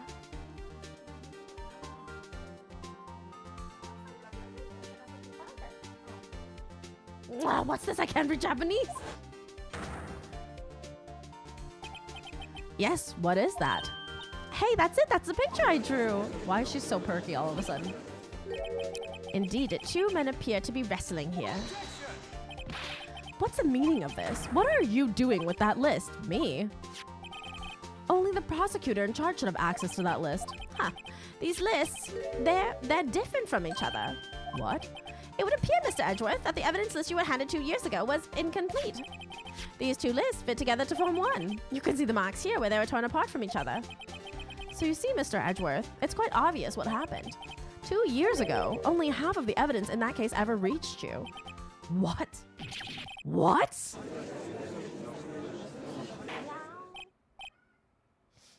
Order, order. But Miss Sky, why did you draw your picture on the back of such an important list? Because that's what Detective Goodman handed me in the questioning room, Your Honor. Hello, hello again. Hello, hi. Okay, great. Wait a minute. If this list was torn in half, then that means... Your Honor, are you right, Mr. Wright? Your eyes are bulging from your head. If the evidence list was torn in half, then there might be more of the drawing on the back of Mr. Edgeworth's list. think Kuja loves you? Is Kuja extra well from the weather? I think he's just really energetic right now because both Rainbow and I are in the room, right? Amy, do you think Kuja loves you? I don't know. Do you think Kuja loves me? What if he doesn't?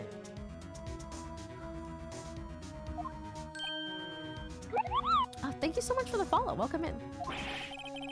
Yes, it's quite conceivable. Mr. Edgeworth? It's possible. Let's see. He never looked at the back of the paper. He adores you. You think so, Sarah? Is something wrong? Do you even have to ask? He never looked at the back of the paper? Sorry, Your Honor. There is indeed something drawn on the back of my list. It's that thing.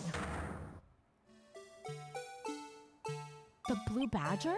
I doubt Kuja would climb all over you and let him hold him like a baby if he didn't love you. You think so?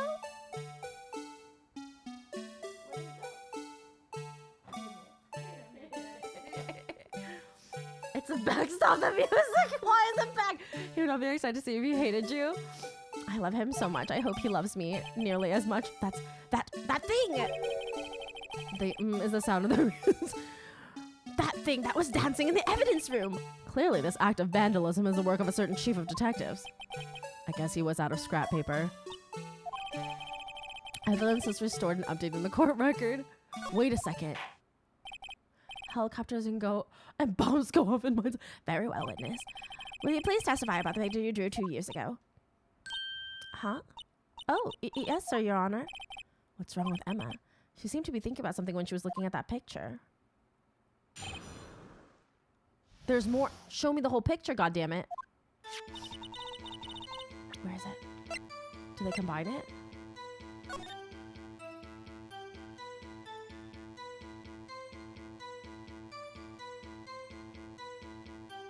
That's the window. And notice his knife is not sharp. It's broken. Like the halberd in this picture. PTSD intensifies.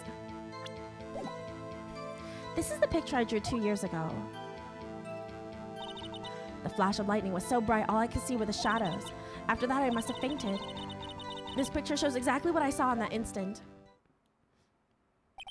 To think a flash of lightning could burn such an image in your mind. Thanks to that, though, she was able to show us exactly what she saw.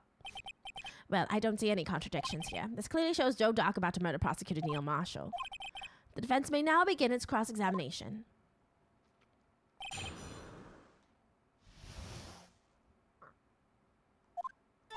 This is the picture I drew 2 years ago. Did you draw this picture right after the incident? I think I drew it 2 or 3 days later. At first, I was in such a state of shock that I couldn't do anything. During that time, the investigation team was reorganized. Detective Goodman was placed in charge under the direction of Damon Gant and Lana Skye. 2 or 3 days later, the memory should still have been fresh in her mind. Excuse me, witness. But can you please tell us why this picture is painted all black? The flash of lightning was so bright, all I could see was shadows. So at the time you didn't even know it was Mr. Marshall who had come to your rescue. No, I couldn't see him clearly. The lightning was so bright and I was knocked to the floor. You were knocked to the floor?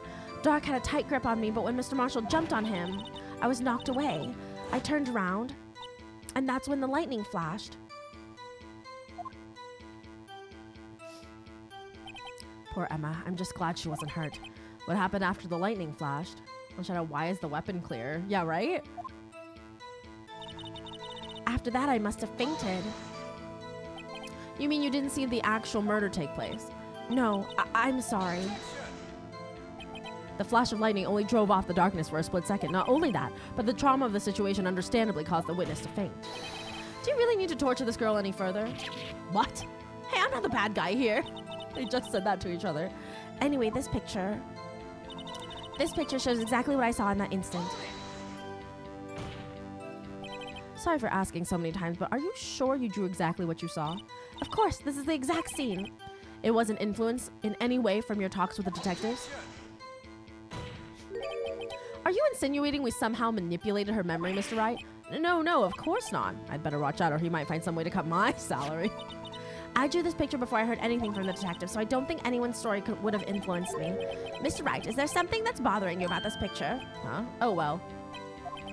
That's strange. She claims that it is exactly the scene that was imprinted in her mind, and yet there's clearly a contradiction here. Picture cheers, the flash of lightning was so bright, all I could see were shadows. Shadows, but the weapon is bright. Can I present this? No. Your Honor, what do you think about the witnesses? No, that's not right. Damn it. Hold on, let me save really quickly. This one guy's killing the other with a stick of butter. I mean, it was so bright, all I could see were shadows. Thank you.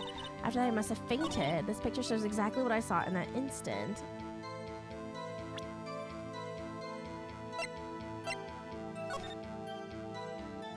What is this then? What is the blue badger part?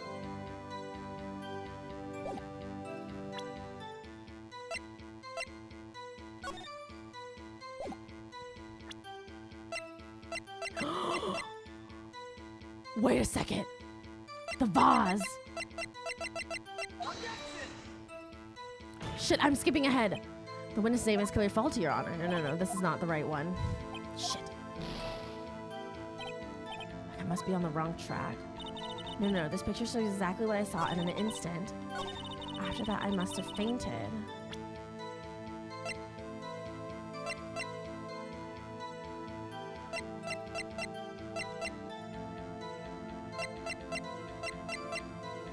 You see the blue badger is here in the picture because he is an honest-to-God demon that's haunting all of us. After that, I must have fainted. The flash of lightning was so bright, all I could see were shadows. But this picture I drew 2 years ago. Is this the whole picture? SMH. The witness statement clearly faulty. Shit, this is not it. This is not it. What do I need to? This is a picture I drew 2 years ago. Load. Thank you for that. It was so bright, all I could see were shadows.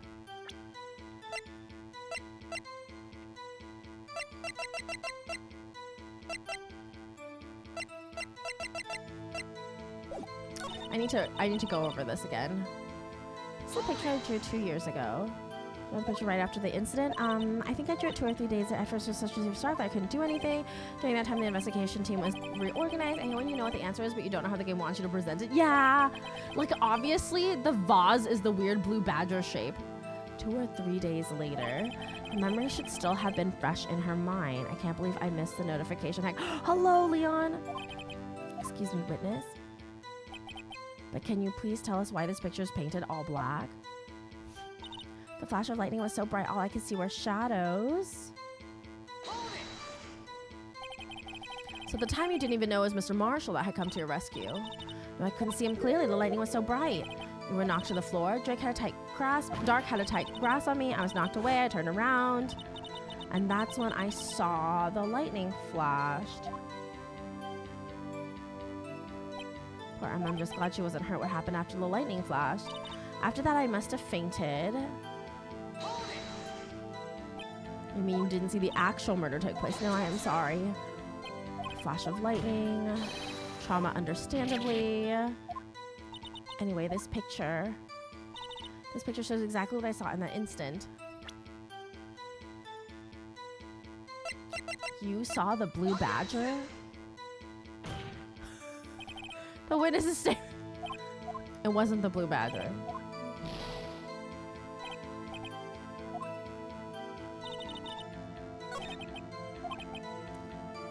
Imprinted, and yet there's clearly a contradiction here.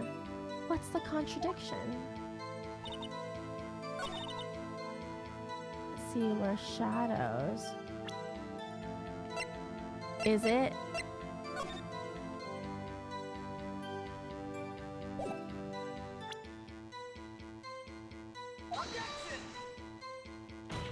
It's not the picture.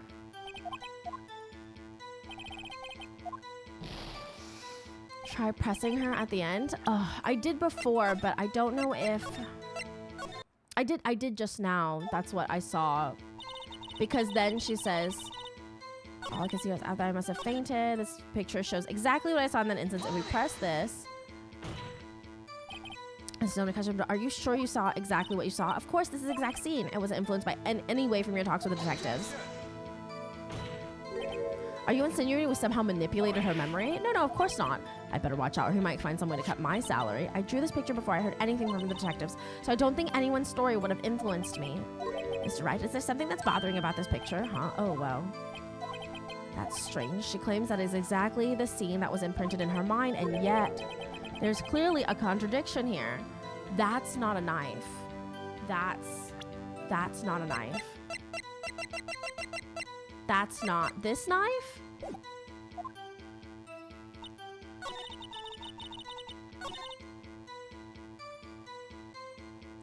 If she could only see shadows, how could she see the knife so clearly? Not the right place. The statement is clearly faulty. No.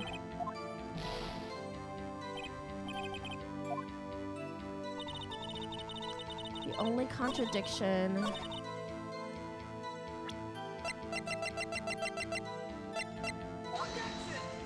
No? See nothing faulty. What the fuck is it then? This picture shows exactly. There's a contradiction here, but what's the contradiction? What's the contradiction? What is the contradiction? What is the contradiction? Perpetrator Joe Dark, serial murder, Edward, Rachel Marshall, Jet Bates, Lana Sky, investigator.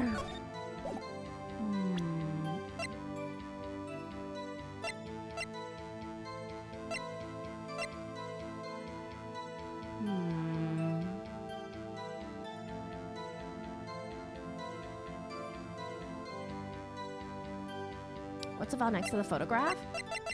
This is Neil's autopsy report. Stabbed in the back, died. Oh, stabbed in the back, but he's looking in the front. I hate to be the bearer of bad news, but this picture the witness drew contains a blatant contradiction. What? But I still remember it just like it was yesterday. Mr. Wright, perhaps it would be faster if you simply pointed out this contradiction for us. Nice. What part of this picture contradicts the autopsy report? Stabbed in the back. Can I present it this way? I think it's this part here. I don't see what's so strange about that. That's because the drawing stinks. Mr. Wright, how could you? No! The act of making an innocent girl cry should warrant the death penalty. Oh, no! Hold on. Let's load back. Hold on, guys. I need those points back right now. Okay, all right.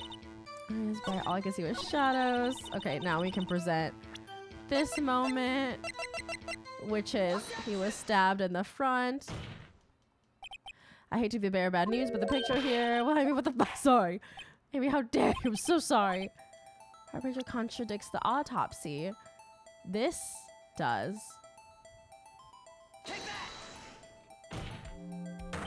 The contradiction, of course, lies here. Take a look at the knife the man is holding.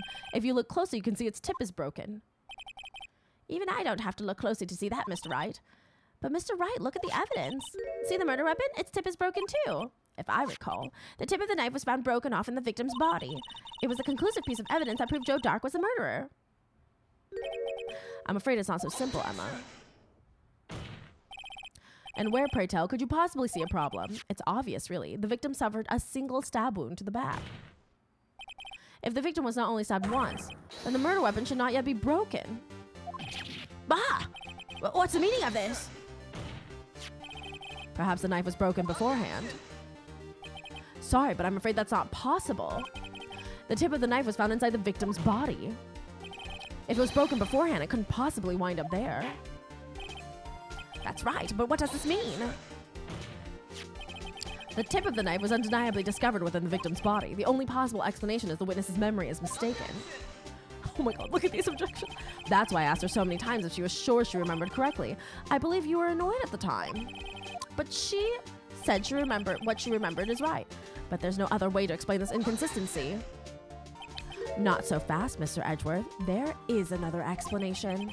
Have you forgotten already about a little something called falsified evidence? You're treading on thin ice, right? All I'm saying is that this broken knife tip might be the piece of evidence that was forged. You can't deny the possibility. No. Ugh.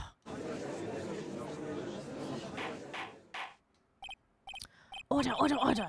Are you saying the investigation really was corrupted? Your Honor, please allow me to once again go over the events that took place the day of the murder. The police department and the prosecutor's office were holding a ceremony that day. I just see two boyfriends fighting. They'll make up. After receiving the King of Prosecutors Award at the ceremony, Neil Marshall questioned Joe Dark along with Damon Gant. During his questioning, Joe Dark fled the room. Prosecutor Marshall chased after him and was killed by Dark. It is my belief that somewhere in this story, there is a lie. I'm not lying. I love to see actual fist fighting first. Toxic Yao is hard to find. I'm not lying. The man really was holding up a broken knife. If that's true, then there's no other way around it. This could not have been the actual murder weapon. There must have been another broken knife. What are the chances of there being two broken knives? Another broken knife besides Joe Dark's. Could there have been one? There is another one. If the witness is this adamant about the accuracy of what she saw, it can't just be explained away by a simple observational error. Mr. Wright. In that instant, Emma really did see a broken knife. I assume, then, that you have some information about this other broken knife. If so, please feel free to enlighten us. The murder weapon was already broken prior to the murder. There's only one way. Take a look at this. Here's the real murder weapon. Do I present this one? Or do I present this picture? The answer lies in the past, 2 years in the past, right here inside this picture. This is a picture of the awards ceremony. Ah! What is it, Mr. Edgeworth? It's the broken murder weapon. Notice the award prosecutor Marshall is holding. The award prosecutor Marshall is holding. Present the Luna bottle for funsies. That's a broken knife. As we earlier concluded, the knife in the drawing was not Joe Dark's knife. That being the case, the knife the witness saw was in all likelihood from this award. Order! Order! Order! Neil Marshall was awarded King of Prosecutors that day. As an award, he was given this broken shield and knife. When he chased after Joe Dark, he pulled out this knife. Being a prosecutor, he did not carry a pistol. This broken knife was the only weapon he had in this dangerous situation. But that can't be. Oh, and why not, Mr. Edgeworth? Because if the King of Prosecutors award knife was the murder weapon, then the murderer and the victim would be reversed. What do you mean? I mean, this man raising a knife would have been Prosecutor Neil Marshall. Oh. Oh! But the prosecutor was the one who actually died. That's true. What's going on here? It seems Mr. Wright has been a bit too eager to jump to conclusions. Wait, I remember now.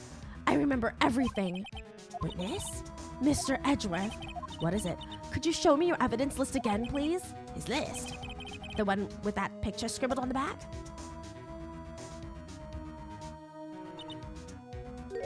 I knew it. This picture, I'm the one who drew it. What? You drew that? That's right. The inspiration for the Blue Badger? The list, fucking noise. This fucking song. The list wasn't torn in half at the time I drew this picture.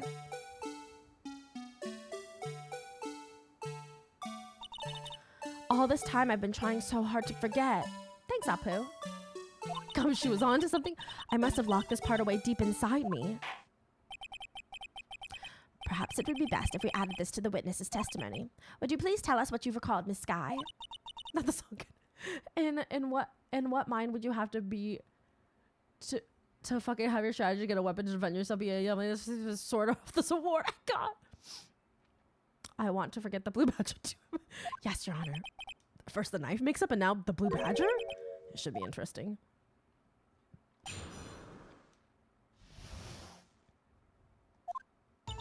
When I saw that man raise his knife, I panicked and rushed toward both of them. I think I knocked away the man with the knife. Just when there was another flash of lightning, and that's when I saw the Blue Badger. He wasn't in the room, but I'm sure I saw his shadow. The blue badger continues to haunt us. This is certainly most unusual. Try impossible. The chief of detectives hadn't even designed him until this year.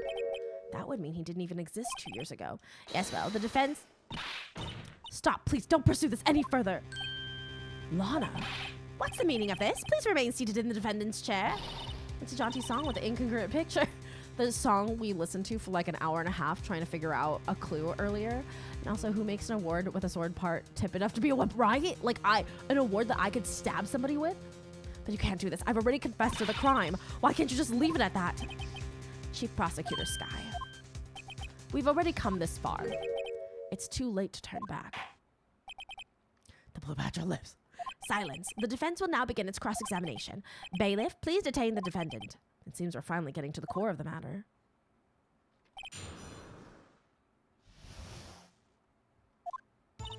When I saw that man raise his knife... When you say that man, I assume you refer to Joe Dark? Yes, at least I think it was him. You think?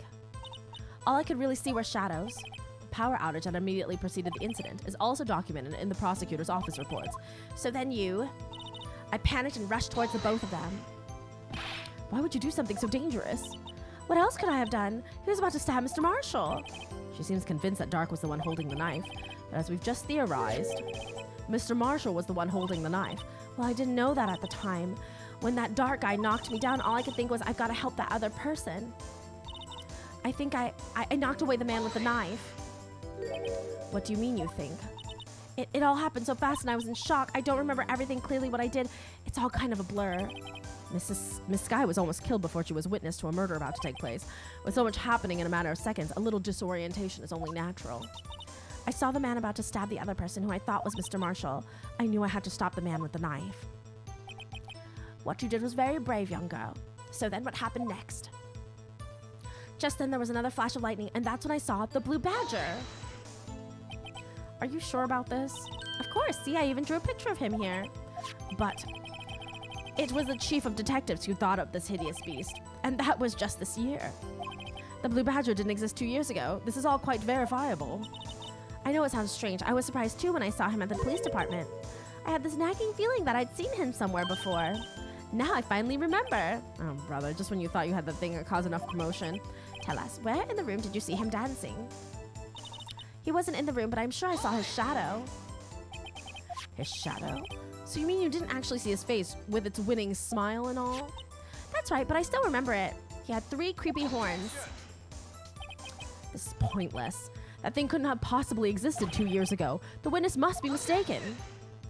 I absolutely love how Edgeworth is working with Wright right now. It's a big part of the reason. I think it's really cute that they're like actually tag teaming. That may well be. But what's important is what caused her to think she saw what she did. Oh, and I suppose you have an explanation? If so, then by all means, please tell us what the shadow really was. What was it Emma saw when that lightning flashed? Who is this real badger? Who is this blue badger really? I know that Evan's listen was inspired by it. That's what I think. The blue badger hadn't even been dreamt up when Emma drew this picture, yet she's certain she saw its shadow. Ladies and gentlemen, it is the defense's belief that on that fateful day 2 years ago, there indeed was something that looked similar to the blue badger. Something that is now sitting in this very room. Mr. Wright. In this room? Very well, Mr. Wright. What is it that the witness saw in that instance? Please show us this mysterious blue badger look-alike. Kapow. Cases their former foreplay. I think so, Chris. The mysterious blue badger was in fact this. But that's... what exactly is that? Yeah, I'm wondering if the chief of detectives saw the drawing, but exactly what is the opportunity to have to see it? Maybe, like, because they were trying to throw it away? Is there going to say something that letter to me long anxiety? Oh my gosh, of course, Sarah. Absolutely. But what exactly is that? I believe it's some sort of jar. But Mr. Wright, that doesn't look anything like the blue badger. Indeed it doesn't. As it stands now, it's just a plain jar. However, what if we were to change our viewpoint? Our viewpoint? I gotta show them the correct angle to look like...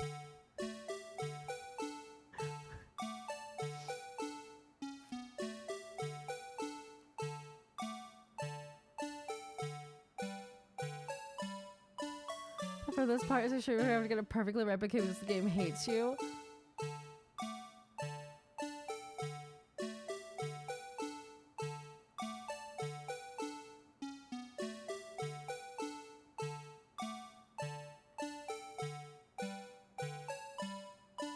Is it this? Take that! This is right. I've got to make it look more like the badger. Please find the angle of that I'm trying. Elementary around the fence's case hinges on the witness's drawing. If Miss Wright can't match the shape the witness drew, we cannot accept this claim. God damn it. God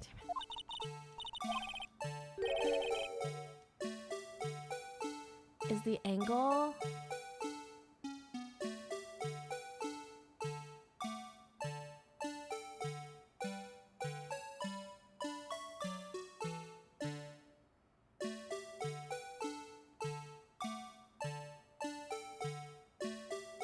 On the bright side, we get to hear the song longer. That's fucking crazy. What? It's not this angle?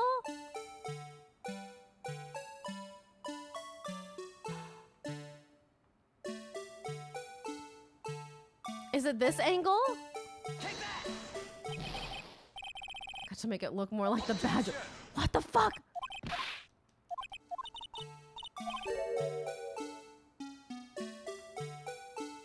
An upper part visible slightly. Oh, I see. Oh! Take that! Like this? Oh, god. Objection! And it has advantageous confirmed. What do you mean?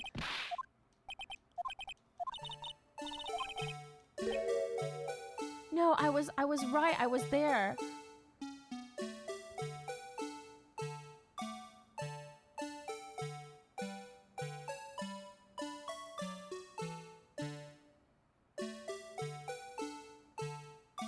I would love it if Mr. All Right Times came back for a stream.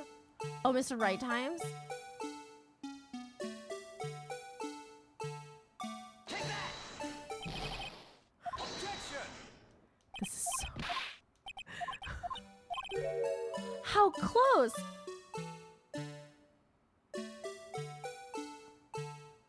This badger is only because Stockholm Syndrome, honestly. Now you have to put it in the exact position the game wants it. I hate that. Take that! Objection! Testimonies from day one. What the fuck?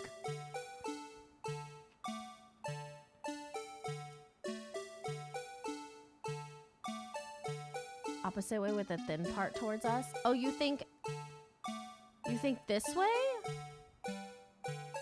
I feel like that looks less. Doesn't this look more?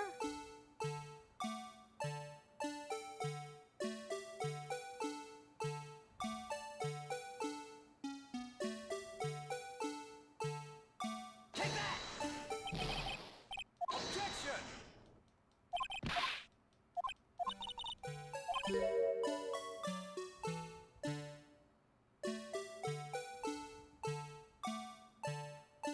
I think it's this way, but it looked like you had it perfect, then it shifted. God damn it. Game is lying straight. I really think it is. I think it's gotta be like this, because then the ball is... Objection! This is some heinous gameplay. This is literally so rude. That was the fucking angle. Fuck you, man.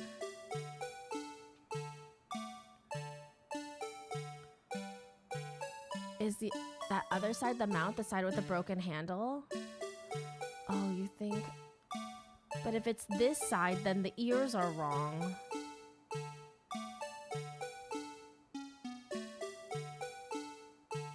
Take that! Objection! Then the ears are wrong.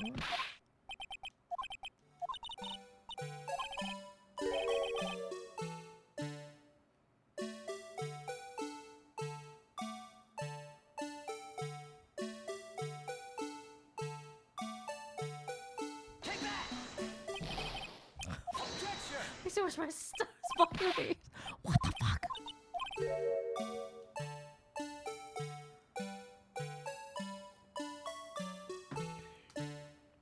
Thinking it breaks the jar. I get going, oh shit, Butterfinger is almost the worst of the game, yeah.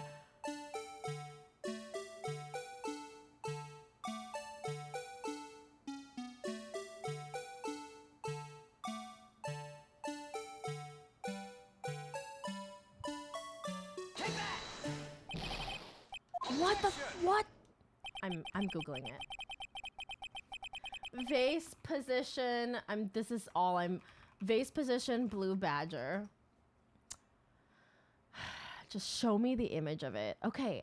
Like I've had that. I'm correct. I've done this multiple times.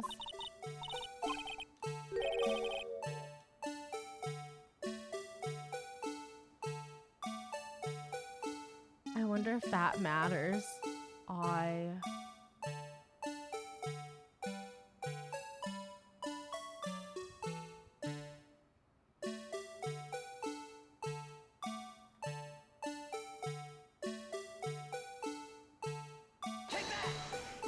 This is the way they remember Idaho.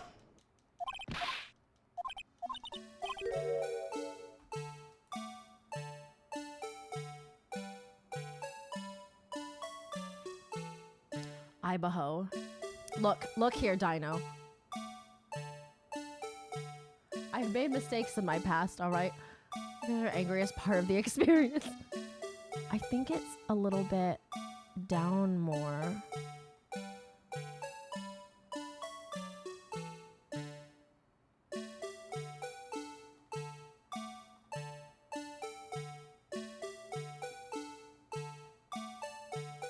Yeah.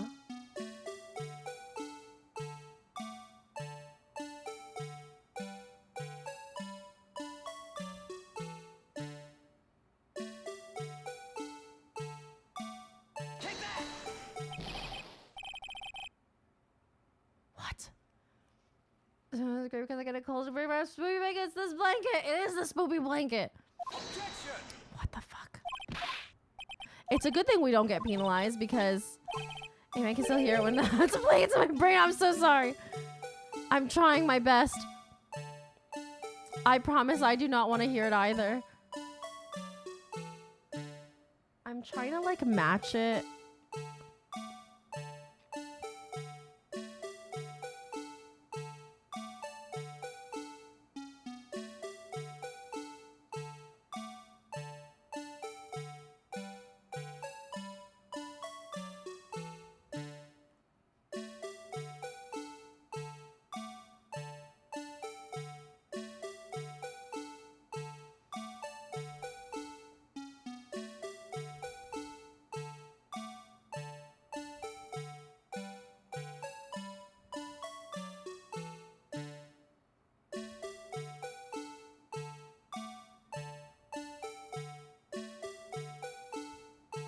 Oh, that's so fun, Apu. I also love Spoopy Month, but not this song.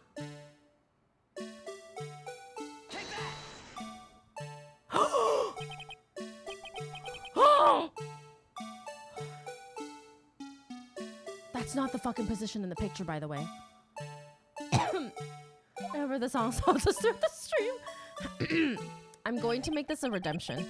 No one can possibly deny this jar's resemblance to the blue badger. First time I watched play this reaction when they finally got the position. Yes, Fonzio. No, it can't be. This song needs to be shot in a back alley somewhere. Swear to God, I know. I could swear to God I put it in that position. Order. Tell us how you really feel. The defense. Hold on, I want to see this. I want to see how this person felt. Bullshit. Same. Almost game over. You had it. Jeez, right? The defense has proven its point. The mysterious blue badger witness on the day of the crime was actually this. I wonder if I don't like the blue badger and I just had PTSD. Although we all enjoyed Mr. Wright's dramatic performance, one question remains. What's your point? What do you mean? So that badger thing was actually just a jar. It doesn't change anything. Actually, this is some heinous BS gameplay. I'm afraid that's where you're wrong, Mr. Edgeworth. You see, this changes everything. Indeed. Very well then. Please tell us. What difference now that we know the witness saw this jar? The location, the murder weapon, the murderer. Allow me to take these in turn. At the moment of the murder, the witness saw this jar. At a very specific angle, I might add, Mr. Wright. Yes, well, knowing this, where could she have seen this jar? Where? The location of the jar is shown in a picture taken on the day of the crime. It's on a shelf in the office of Damon Gant. But the body was found lying near Lana Sky's desk. Hey, Pope! Now we see why people ship these two. This is amazing rivals to lover potential. Oh yeah, absolutely, Apu. Is there a Phoenix Wright show or anything? Yeah, there actually is an anime. The witness testified so herself. Yes, and it is these two facts that reveal what actually transpired. You see, the struggle between Dark and Marshall did not take place in Lana Sky's office. It happened on the other side of the room in Chief Gant's office. Are you implying the murderer moved the victim's body from Damon Gant's office to Lana Sky's office? Yes. Why would he do that? There's no reason. Exactly. If there wasn't a reason, he wouldn't have gone through the trouble. The only logical conclusion is that there was a reason. And the creators are like, haha, gay voice. I finally figured it out. So this is why Lana tried to stop the trial. It's too late to quit now, though. Please recall the witness's testimony. She said she knocked away the man who was holding up the knife. In the next instant, the jar was hit and flew through the air. Now tell me, what could have sent the jar flying? That would have to have been the impact the man made when he was knocked into the wall. Ladies and gentlemen, if I may draw your attention to this picture once more. If the man was knocked in the direction of the shelf the jar was sitting on, what would he have hit? The suit of armor, holding a very sharp and dangerous-looking sword. Yes. And since the man who was knocked into the armor was carrying a broken knife, he would have had to have been Neil Marshall wielding the King of Prosecutors trophy. No. Mr. Wright, you can't be thinking. Yes. There's another possibility of what actually transpired in that room. Another possibility? Of course, the perpetrator would have had no idea, but nevertheless. I don't know if I can go through with this. Mr. Wright? What's the matter? If events took place as the defense theorizes, then the outcome is obvious. In that moment, assuming the man Emma Sky knocked away was actually Prosecutor Neil Marshall.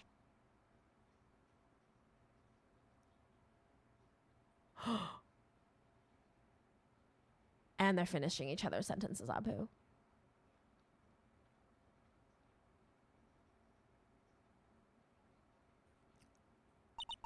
You mean Mr. Marshall died because of me?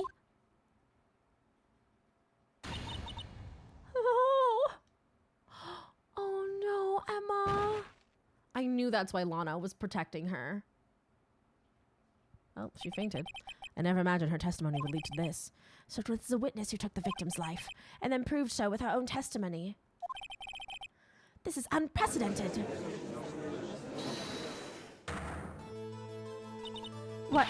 What are you saying? I'm sorry, Miss Sky, but given the circumstances, Joe Dark murdered Prosecutor Marshall. How can you think it was Emma? How dare you try to pin the crime on her? Imagine that coming from you. If you recall, it was you who admitted to forging evidence 2 years ago.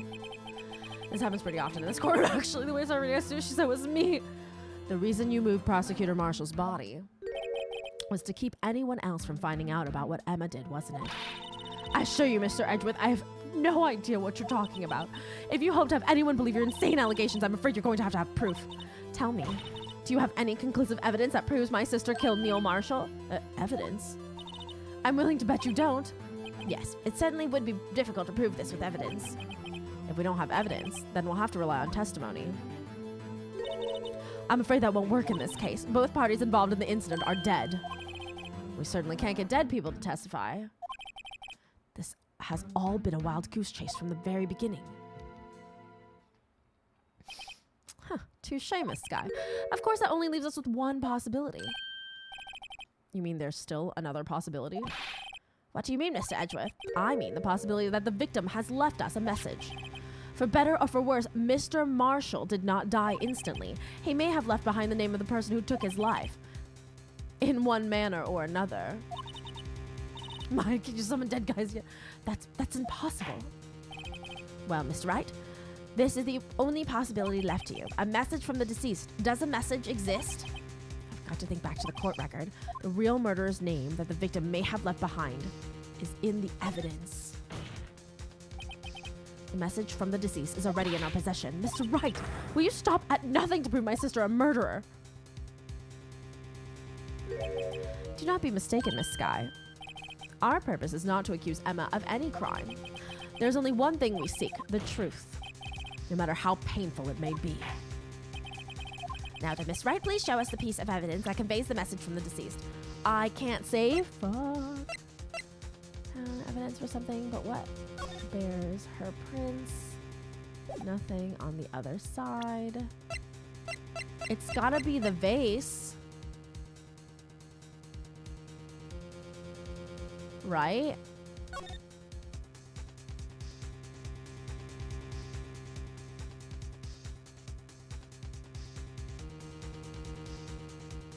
It's gotta be the vase, right?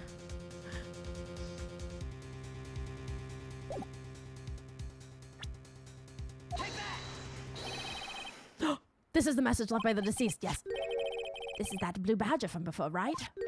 Oh, is he going to just speak the killer's name? If that thing could, I'm sure it would. Looks like everyone's forgotten this is just a jar. A message was left here, on the surface of this jar.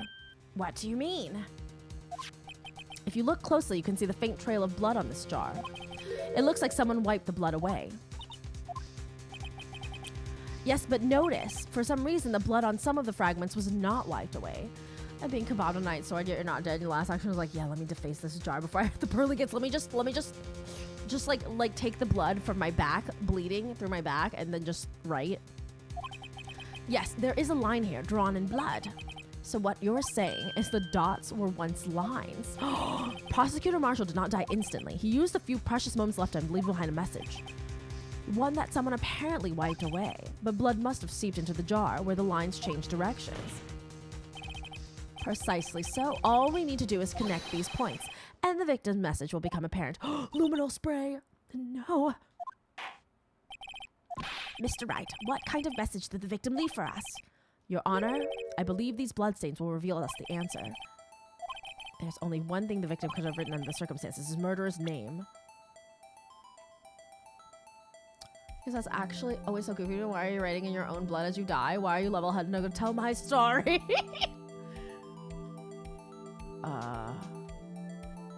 What? What dots am I?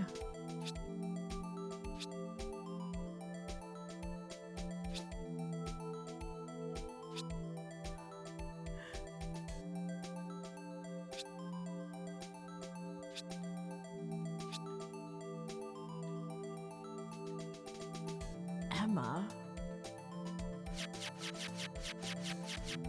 Well, I could very easily spell out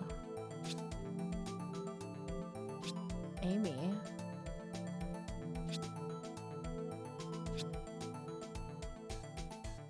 Oh my god, it was me!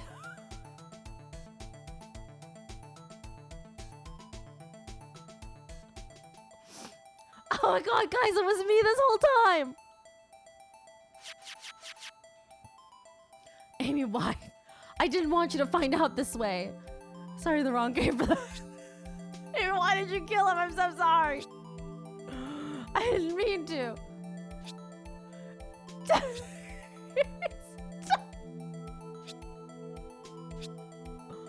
Is it Emma?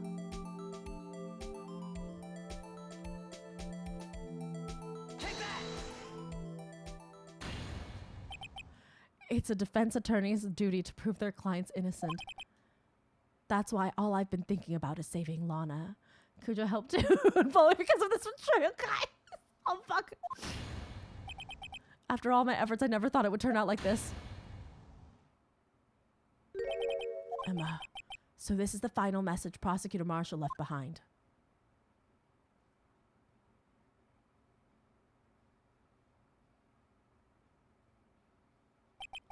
Of all people, she may have not meant it, but in the end, the one who took the victim's life was Emma Skye.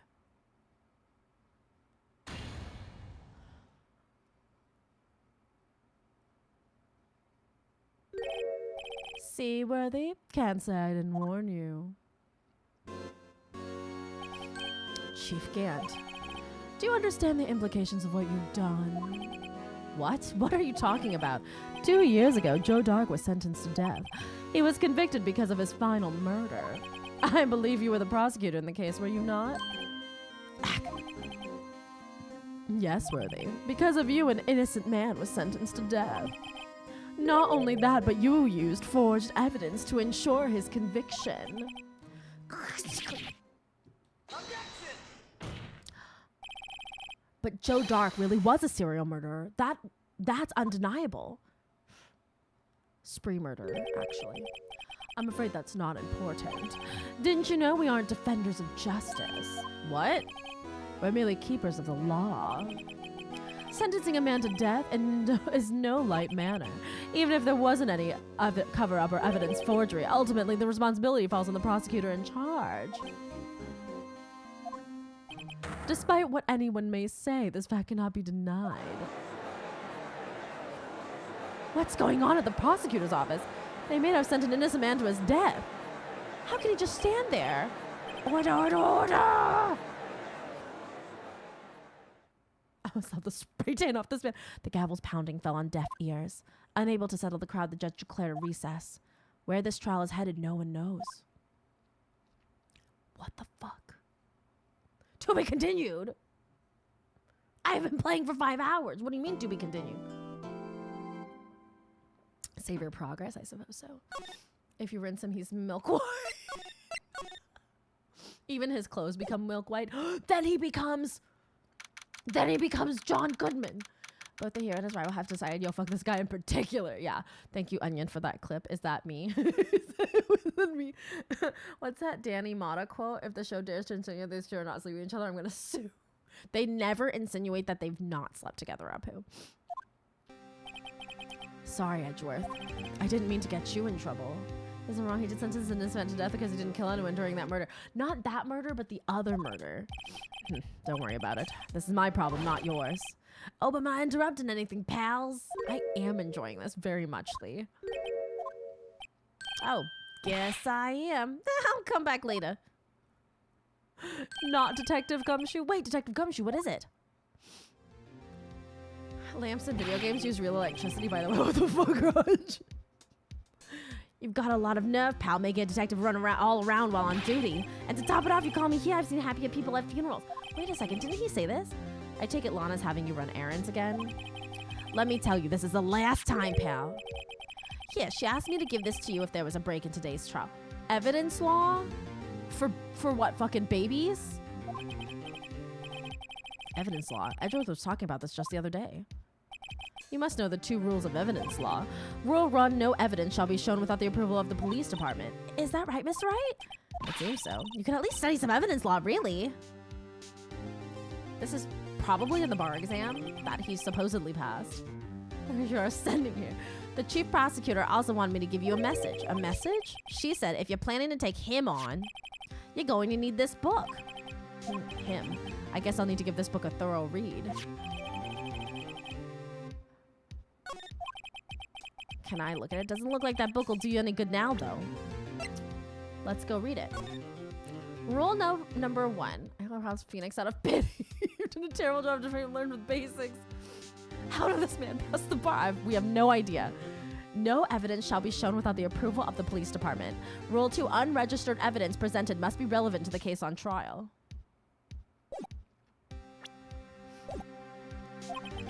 All that's left now is the chief prosecutor's sentence. That's where you're wrong, detective. Huh? Haven't you figured it out yet?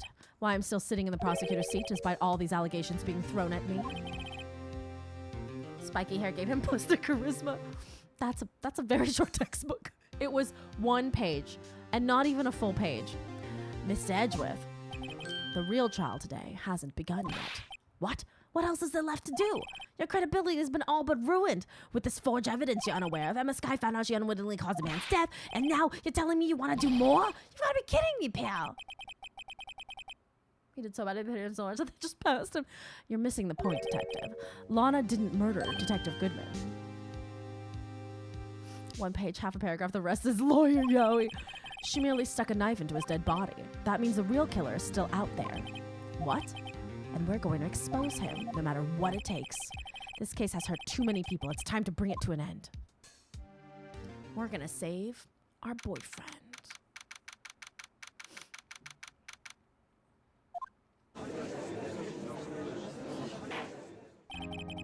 Court will now reconvene for the trial of Miss Lana Skye.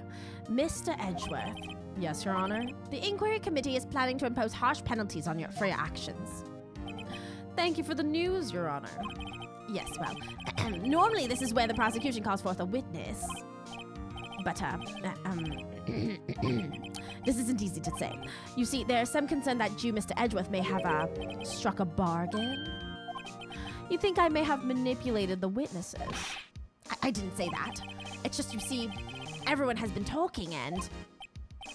Very well, Your Honor. I have a solution. A solution? That being the case, the prosecution will allow the defense to call forth all further witnesses. What? But there's no precedent for what you're proposing. Undeniably, this is an unusual arrangement, but a very effective one. It would prove that I haven't struck any deals with the witnesses. Well, Mr. Wright, what do you say?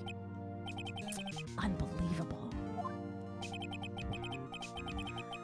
Edgeworth has found a way to continue the trial. Very well. The defense accepts the prosecution's proposal. Then it's settled. The defense may now call forth the next witness. Mr. Wright. You do realize this is your last chance? If you call the wrong witness, this trial is as good as over. The defense calls saving. The defense calls save scumming. The time's finally come to bring out the real murderer.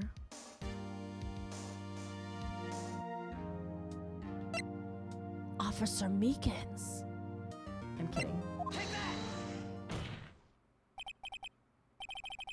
The save menu. The defense calls save scumming right now. Damon Gant. The defense calls Damon Gant to the stand.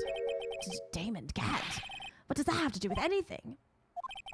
As the defendant's partner 2 years ago, Mr. Gant has first-hand knowledge of the crime. I feel we should hear what he has to say about it. As luck would have it, he should still be in the courthouse. He would also be the least likely to have been manipulated by me in any way. Wouldn't you agree, Your Honor? True. All right, bailiff, please escort Mr. Gant to the stand. Witness, please state your name and occupation. What is this, some kind of practical joke? I was just on my way to lunch. Your name and occupation, sir. Worthy, are you sure you want to do this? Your name and occupation. So, you want to play hardball, eh? Please, Mr. Gant. Fine. My name is Damon Gant. I'm the acting chief of police. Now then, Chief Gant, the court requested to hear your testimony. Oh, righto. What's with the grim face? First, let's clear up this SL9 incident. Oh, you mean the time when Lana's sister murdered that prosecutor? Personally, I think it's been made pretty clear already. There are still some things unaccounted for. Oh, like what? Like the role you played in all of this. Son, either you're very brave or very foolish. You are aware, of course, that a police chief has all kinds of weapons at his disposal. Weapons? Sure. Take my testimony, for example. I don't have to give it if I don't want to. What? Is that true? I'm afraid so. The chief of police has the right to refuse to testify. Of course, such an action carries with it certain risks. Don't worry. I'm not here to hinder your trial. Just remember, if this turns out to be a big waste of time, don't say I didn't warn you. Very well. The witness may now begin his testimony.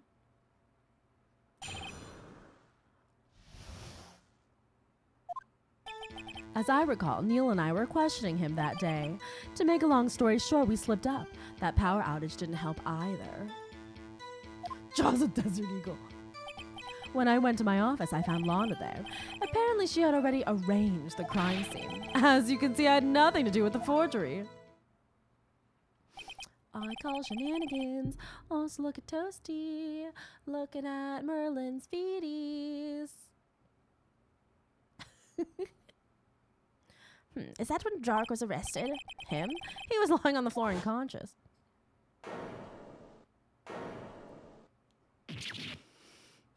Imagine pushing someone hard enough that they kill themselves on a halberd. When Emma sent Neil flying, it seems Dark had bumped his head. I see, everything seems pretty clear-cut. If the police chief has the right to refuse to testify, then I'd better hit him hard and fast. Winkety wonkety.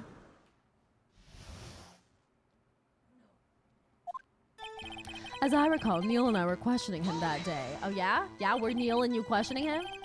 Damn him, how much do you live? As I recall, a ceremony was held at the police department that day. Yes, that's right. I guess you would say I'm a workaholic.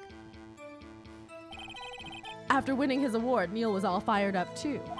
That's probably what spooked Dark and made him run away like that. Dude, why did he have hidden the evidence at the safe, right? Well, to protect Lana and Emma, I guess. What's Toasty doing? I don't think they want that bed there. I might have to move it. Was the defendant Lana Skye also present in the room? I don't quite remember. At the very least, she wasn't there when Dark ran for it. To make a long story short, we slipped up. That power outage didn't help either. So the two of you ran immediately after him, right? That's right, but Dark made it to the elevator first. So Neil and I split up. We went upstairs and I went downstairs. I guess you could say they got lucky. What's this about a power outage? Oh, that. The elevator stopped all of a sudden. I got the shock of my life. Well, probably not as shocked as Neil was when that knife went into his heart, though.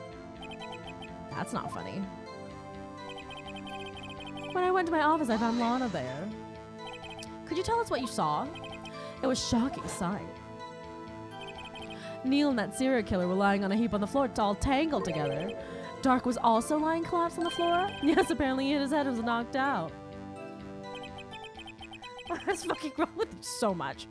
Next to them were those two poor girls, Lana and Emma. Lana was cradling Emma in her arms. Looking back at it now, she must have already known what her sister had done. Apparently, she had already arranged the crime scene. How can you know that? Because of the victim's body. It had already been moved.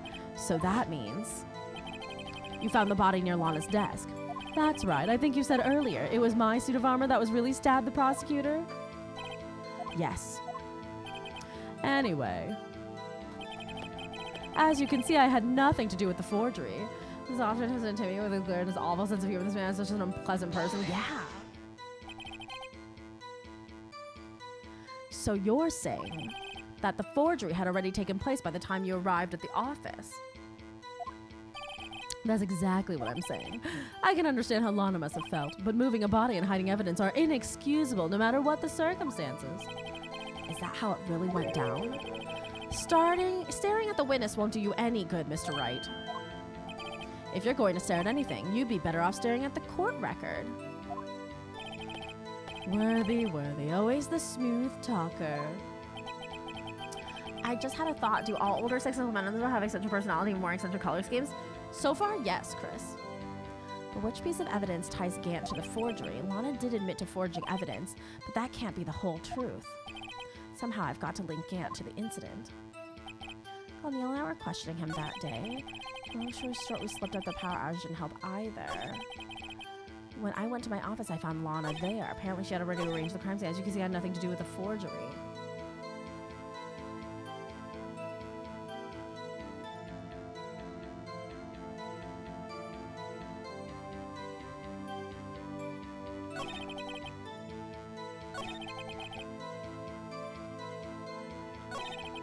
How could she have arranged the crime scene?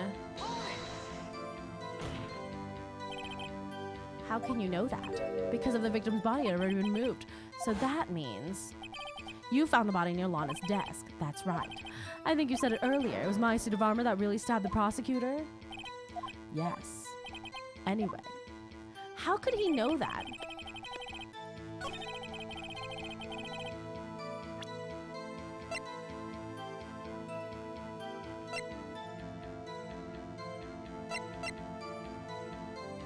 How can he know that? Let's save. How can he know that?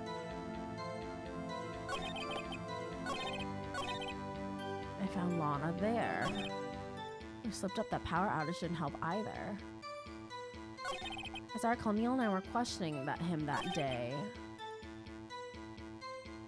Hey, can't question, why do you even still have an armor in the present day? Why wasn't there any blood on the armor either? I found Lana there. Apparently she had already arranged the crime scene. I feel like there's this is the present.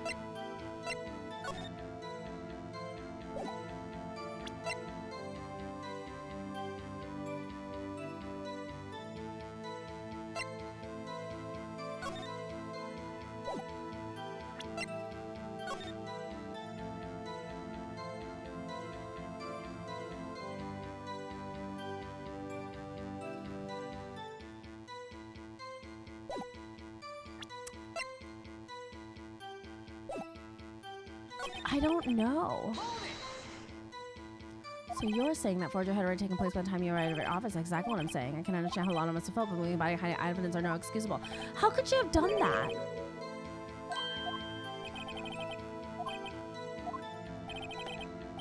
The suit and face are also in the pack. Yeah, but we've used that one before. You're telling me that you have a sick look. You're only successful. Like, yeah, but what if the armor... You'll get it, Amy. Make sure you check all of your evidence. Lana did admit to forging evidence, but that can't be the whole truth. Somehow I've got to link Gant to the accident. Neil and I were in questioning that day. Wait a second. Evidence. Stabbed in the back, died from a puncture, heart and lung. Knife tip was in the wound. Between 7 and 7:30, cause of death, single stab when placing lung and heart. Died from blood loss under 10 minutes. Weapon was found in wound, was missing tip. How did they get? I bet Phoenix had a 0%, and that's why you pass him out of pity. Officer Joe Dark, perpetrator Joe Dark, Edward Jones, Neil Marshall, Damon Gant, Lana Sky, head investigator Jake Marshall, Angel Star, Bruce Goodman. Okay, I suggest check everything again. Yeah. Found on bloody handprint, final fragment, tagged evidence, extremely thin rubber glove. Do you think if Neil lived today, he'd still be wearing the exact same outfit he wore back then? Yes.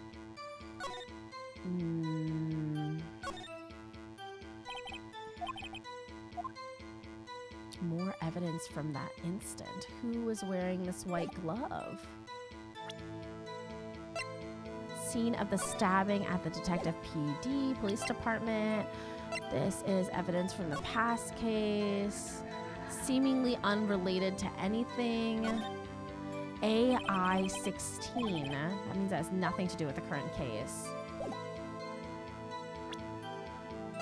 It's gotta mean something. IDs of all who entered. We now know 777 is Gant. Found at the crime scene wrapped in the defendant's muffler. This was not the knife. SL9. Then whose blood is this?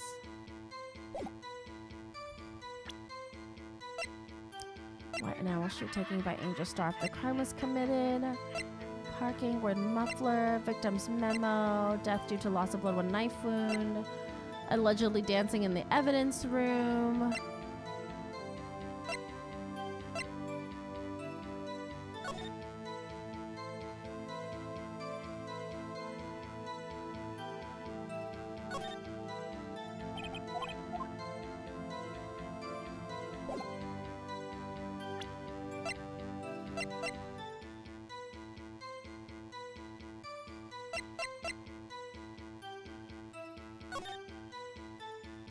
Cackling in the background sent me. I don't know. Yeah, I think she's playing with Kuja right now.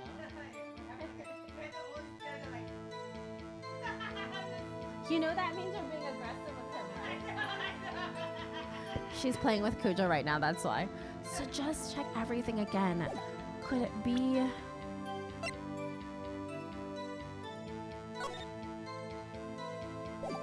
I mean, Gant is so sus, though. Neil and I were questioning that day. To make a long story short, we slipped up. Let me go through this again. As I recall, a ceremony was held at the police department that day. Yes, that's right. I guess you could say I'm a workaholic. To winning his award, Neil was all fired up too. That's probably what spooked Dark and made him run away like that. Was the defendant Lana Sky present in the room? I don't quite remember. At the very least, she wasn't there when Dark ran for it. How did she know to run after Dark in the first place? So short we slipped up. That power outage didn't help either. Ran immediately after him. That's right, but Dark made it to the elevator first. So Neil and I split up. He went upstairs and I went downstairs. I guess you could say he got lucky. What's this about a power outage? Oh, that. The elevator stopped all of a sudden. I got the shock of my life. Well, probably not as shocked as Neil was when that knife went through his heart. Jesus Christ. When I went to my office, I found Lana there. Can you tell us what you saw? Shocking sight. I remember the incident where Rebel was from when the vigilante known as Batman emerged victorious from the scuffle. How?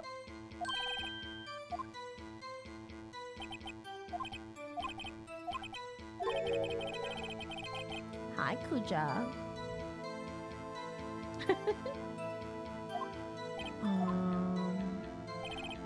Should I arrange the crime scene? How do you know that? How can you know that? He hasn't played the Arkham games yet because of the victim's body. It had already been moved. So that means, how would he know the victim's body was moved? How would he know the victim's body was moved? My suit of armor that really stabbed?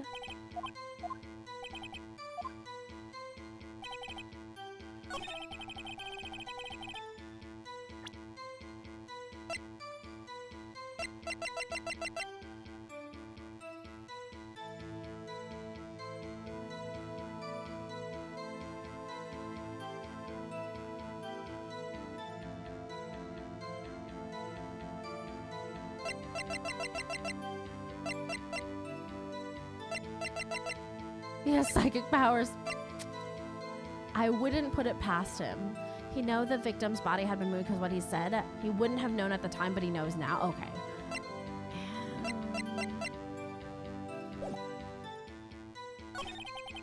My office, I found Lana there. To make a long story short, how did Lana get there before everybody else, though? Like, how did she know to go there?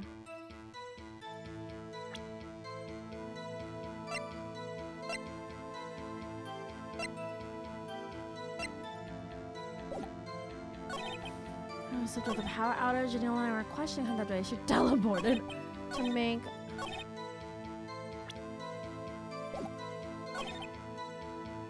I went to my office. I found Lana there.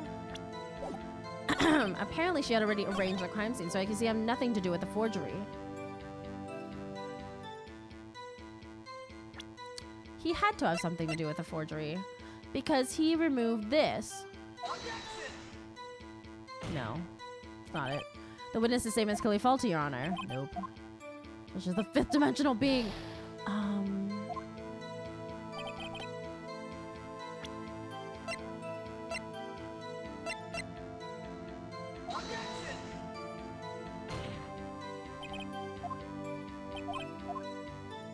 Is it the vase?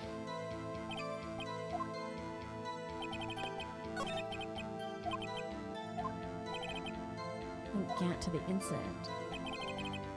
Judges of the two-dimensional being. Make his illustration in her office on. She already arranged the crime scene.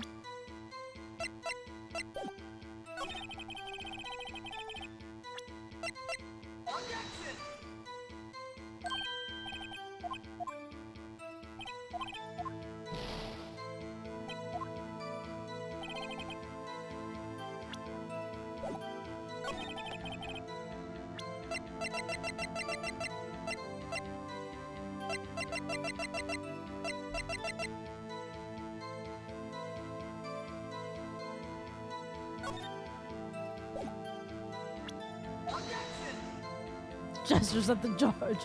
I'll reload in a second. Hello, Tiger.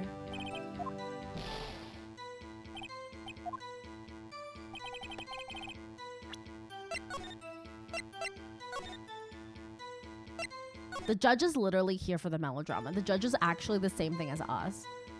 Sure, your crime scene is have nothing to do with the forgery. Which of us found Lana there? How did Lana make it before you did?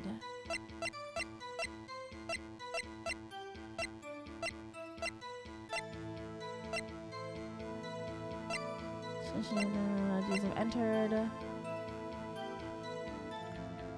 Judge isn't a genius, but man, is he a real one? He is. Scene of the stabbing of the detective of the PD. Tagged evidence from the SL9 incident. Extremely thin rubber glove. Is this it? For no reason whatsoever. I'm just throwing this out here. Can I just use all the evidence? Or maybe the beard on the judge's fifth dimensional name, he just uses the judge as a host, and the judge actually a shared hallucination putting everywhere else the courtroom. I have to link him to the incident. And the judge actually went to my office. I found Lana there. Apparently she had already arranged the crime scene. How do I link him?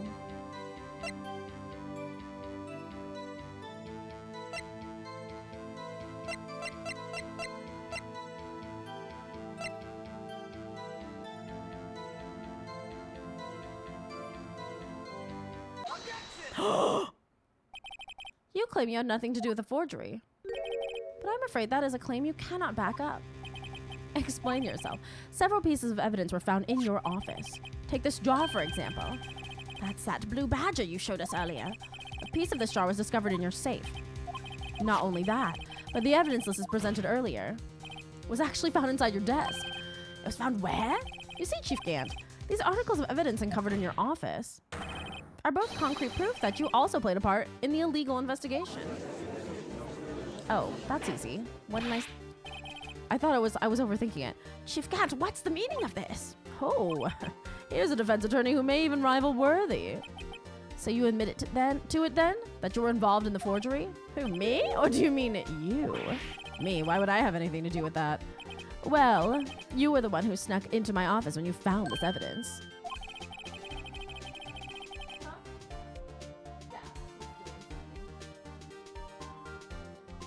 Prosecutors aren't the only ones capable of forging evidence, you know. Defense attorneys can also do it too. Isn't that right, Righto? What? I found this evidence. However, Detective Gumshoe was present during the investigation. Worthy, my boy. Not even detectives are exempt from the law. Rest assured Dick will receive his due punishment. What?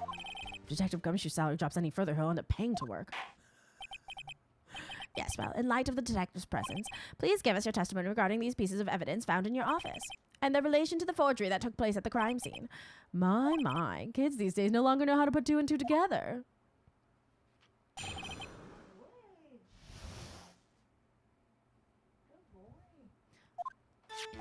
Let's see. What was it now? A jar fragment and a list? For all I know, you could have planted them in my office. Anyway, you can't prove when those pieces of evidence were discovered. If they were found after Dark was convicted, then they're worthless. There's no reason I'd participate in a forgery. Rearranging the crime scene couldn't help me out in any way. Mr. Wright? Yes, Your Honor. When investigating the crime scene, you should have been more careful to observe protocol. You do understand that I am the chief of police, right? There will be consequences. Oh. Indeed, I believe I will press charges, so you won't make the same mistake again. My apologies, Chief, but would you mind waiting until tomorrow for that? Today is, well, you know. All right, G. In return, though, I know. That place, right? Huh? What are these guys, telepathic? This guy looking more and more like a punching bag with each sentence. Evidence and forgery. For all I know, you could have planted them in my office. I'd appreciate it if you stopped making these ridiculous allegations. Yes, you do have a point. You wouldn't have the guts to do something like that. What? I'll have you know, back in the day, I once broke into a cattle ranch and tipped... Mr. Wright, what are you saying? Anyway, you can't prove you didn't carry the evidence in, can you? If you have proof to the contrary, you're going to need it later. Later? What are you talking about? What else? I'm talking about when Rido's prints are found. Yes, if they're found inside my safe, they would prove his investigation was legal. Well, I wonder, are the judge and the police chief agreeing on which motel we're staying the night? Maybe. I've never faced anyone as slimy as this guy. Not even Rose. Anyway, you can't prove when those pieces of evidence were discovered. If they were found after Dark was convicted, then they're worthless. Phoenix, are you dumb? Why would you say that? Wait, there's no reason I'd participate in a forgery. How can you look me in the eye and say that? Because I'm innocent. Remember? Who was it that murdered Neil? I'm not sure I care for the word murder here, but in the end, the person responsible for Mr. Marshall's unfortunate demise was Emma Skye. Well, now do you see? Rearranging the crime scene wouldn't help me out in any way. After Dark was convicted, then they're worthless. Are you saying this jar fragment wasn't discovered in the initial investigation? It would appear not. After all, it wasn't listed in the evidence list. For all we know, it could have suddenly materialized the day after Dark was sentenced. Oh, and wouldn't that be convenient, right? The chief is talking about a possibility, so long as you can't rule that out, your remarks, however clever they may be, will only succeed in wasting time. Tell me something I don't know. Come on, Righto, think about it. There's no reason I'd participate in a forgery. Rearranging the crime scene wouldn't help me out in any way. Really, Chief Gant? At the very least, there's one very large benefit you've reaped from all this. Oh, I wasn't aware. What is this benefit? That would, of course, be the position you have, Chief of Police. Oh. The resolution of the SL9 incident secured your promotion to Chief. That in and itself is sufficient motive. Oh, that's a good one. Huh? Do you really think I'm that incompetent? What do you mean? Even without that case, I was already in line to become next in chief. The resolution of SL9 merely sped up the inevitable a little. Is that true, Edgeworth? Yes. He was going to be made chief anyway. Ugh. Be careful in pointing that finger. You might wind up being the one pointed at. Chief of Peef? That would of course be the position you have. Chief of Peef. So that means there's only one possible motivation for you to commit forgery. If you didn't do it for yourself, then you did it for someone else. Don't be silly with it. You know me better than that. There are only 3 people I look out for. Me, myself, and I. Have a good night, Sarah. There, it's now out in the open now. Gee, would you mind if I change my testimony a little? By all means, please do. I wouldn't be anyone's accomplice if there was nothing in it for me. Nothing in it for you? Sorry, but the only person I care about is yours truly. That girl, Lana's little sister, was it? If you think I felt sorry for her, you'd better think again. You're right. You don't feel sorry for anyone. Be tough on crime and tough on people. That's how I was raised. You seem to be lax enough on yourself, though. Oh, that's a good one, Worthy. Could there have been something in it for him, given his selfishness? Would he have helped someone else now? He wouldn't help someone else out, but he did get Lana to become prosecutor. How do I admit that? How do I point that? He has an accomplice. Given his selfishness, would he have helped someone else out? Point out accomplice is Lana, obviously. True, you might not help out anyone for their sake, but if it would benefit you, you might decide to assist someone. Mr. Wright, it appears you're positively determined to portray the chief as a nice man who likes to lend people a hand. That's not what I mean. Very well then. Who is this person you believe Chief Gant may have helped to forge evidence? Ami's cooking, make room. I'm just enthralled with this game. Really more and more layers. I know, right? Like, Chief Prosecutor Lana Skye, the defendant. I believe it's quite obvious in light of the circumstances. Emma Skye fell victim to an unfortunate series of events. Who would want to help her more than her own sister Lana? And as for Chief Gant, he would also have reason to help Lana if she asked him to. That reason, of course, is self-profit. Self-profit? What do you mean? After the SL9 incident was resolved, Lana Skye was appointed chief prosecutor of the prosecutor's office. The person who arranged this job change was you, Chief Gant. But how would he profit from all of this? He would be able to use the chief prosecutor as his puppet. Essentially, he would acquire unchecked authority over all investigations. Do you mean to tell me that despite the chief's formidable appearance, he plays with puppets?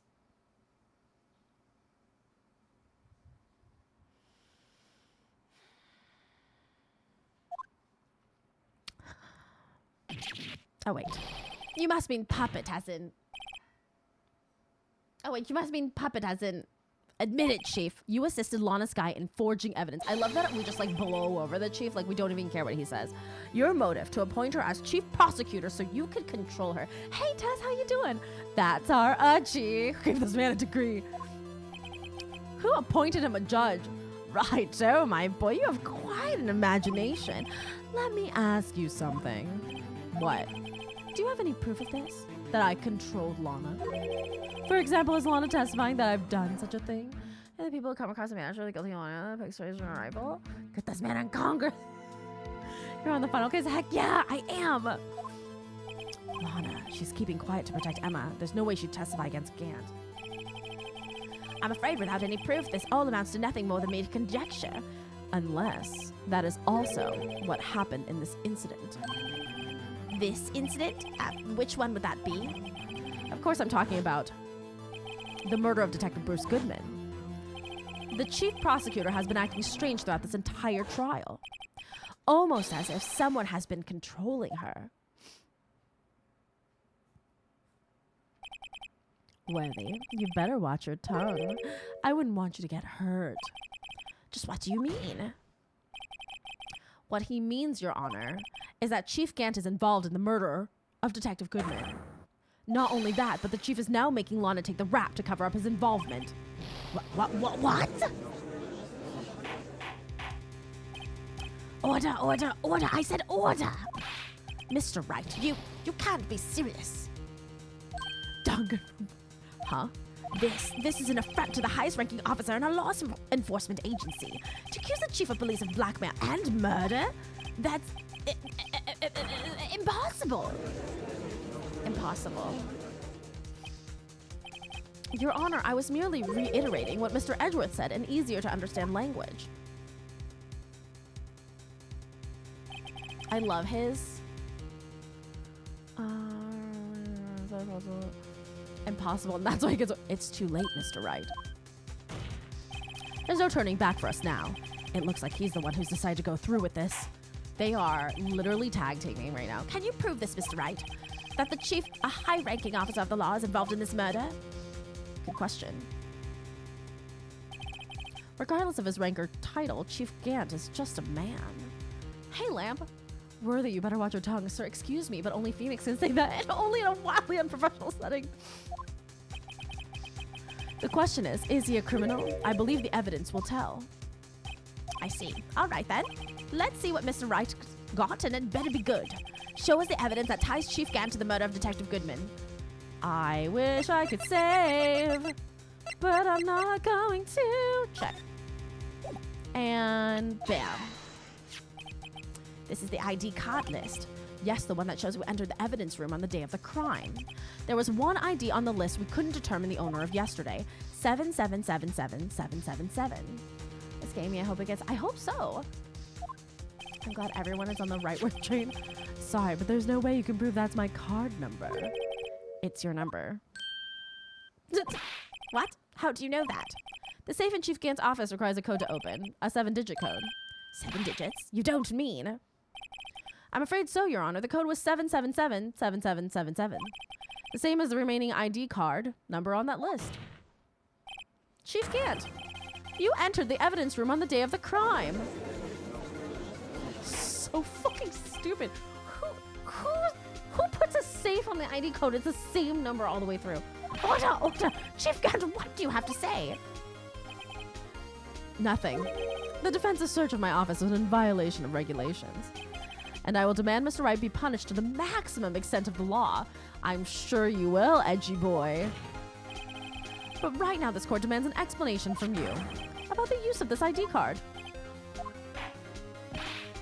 And the crowd goes on. Chief Gant, so you admit it. You entered the evidence room on the day of the crime? What about it? I'm chief of police, whether it's the evidence room or the bathroom. What's the difference? I can go anywhere I want.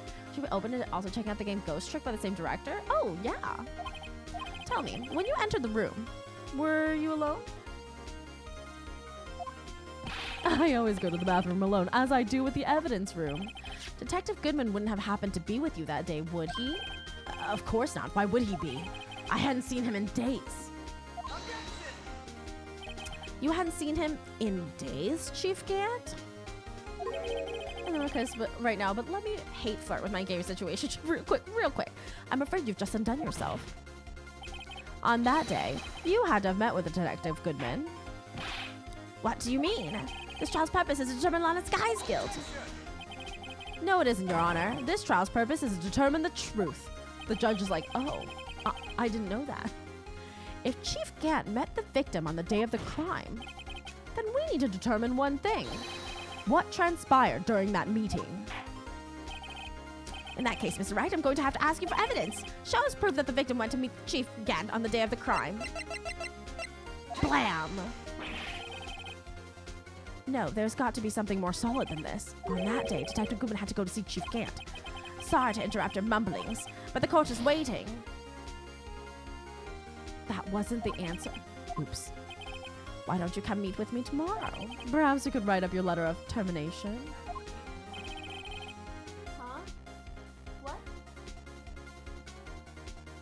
Regardless, you did see Detective Goodman that day.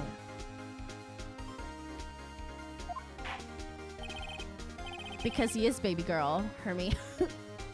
In that case, Mr. Wright, I'm going to have to ask you for evidence. I can't believe that wasn't the evidence. Oh, it's my controller is disconnecting. Show us proof that the victim went to meet Chief Gant on that day. Oh, shit. No, shit. How is that not proof? I can't save right now. How is this not proof?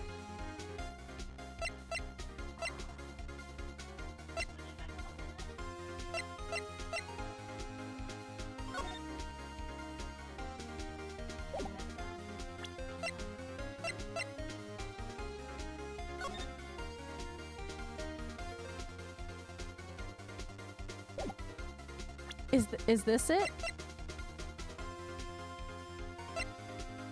You know, if I this at Gant would have been hear me out. Detective lost his ID card on the day of the crime. Or to be more accurate, Jake Marshall stole it. So Detective Goodman filled out a lost item report. He would have had to give that report to the chief of police. But you are in possession of the report, which means you can't be sure if he filed it. He filed it. How do I know, you ask? Because he needed to enter the evidence room that day. Oh, right. Save. Make way. Save now. Through. Lord Loki, thank you so much for this raid. How are you? Welcome in. He needed to? Yes, to transfer the evidence out. Hey, Jackson, thank you so much for coming with the raid. What were you playing? I don't know what Eternal Poison is, but it sounds epic. I hope you had a great time. Hello, guys. We're kind of in this like climactic moment of this. Yes, to transfer the evidence out. Oh, Detective Goodman took the form to you, Chief Gant. Then, you accompanied the detective to the evidence room. I accompanied him?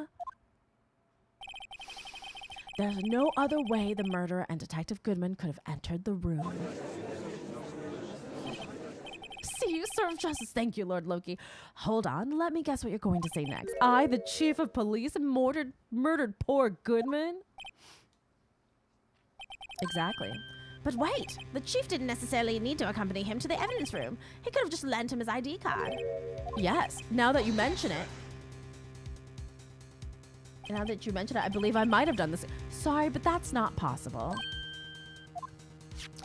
According to the record, your card was only used once. Yet you showed us your ID card earlier. If you had really lent it to Detective Goodman, it would have been found on his body.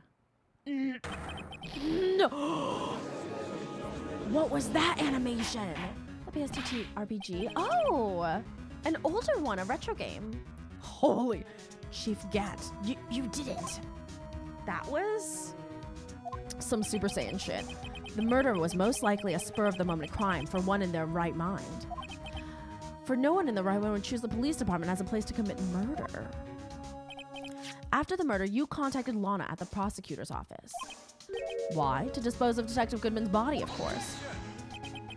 You're forgetting, Mr. Wright, that the victim's body was discovered in the prosecutor office's parking lot. How did he manage to move it there? I was at the police department the entire day, you know. And everyone's aware that Lana stayed at the prosecutor's office after the ceremony. Everyone except me, it seems. Still, you're the chief of police. You have an entire police force at your disposal. Oh, so you think I just ordered an officer to do it? Hey, you take this here dead body over to the prosecutor's office. I don't think so. Chief Gant, you left all the evidence we need to prove how you moved the body to the prosecutor's office. And all this time I thought this was just a useless clue that was just taking up space. How could the chief ever have moved the body? Mr. Wright, show us this evidence. To move the victim's body, Chief Gant used this.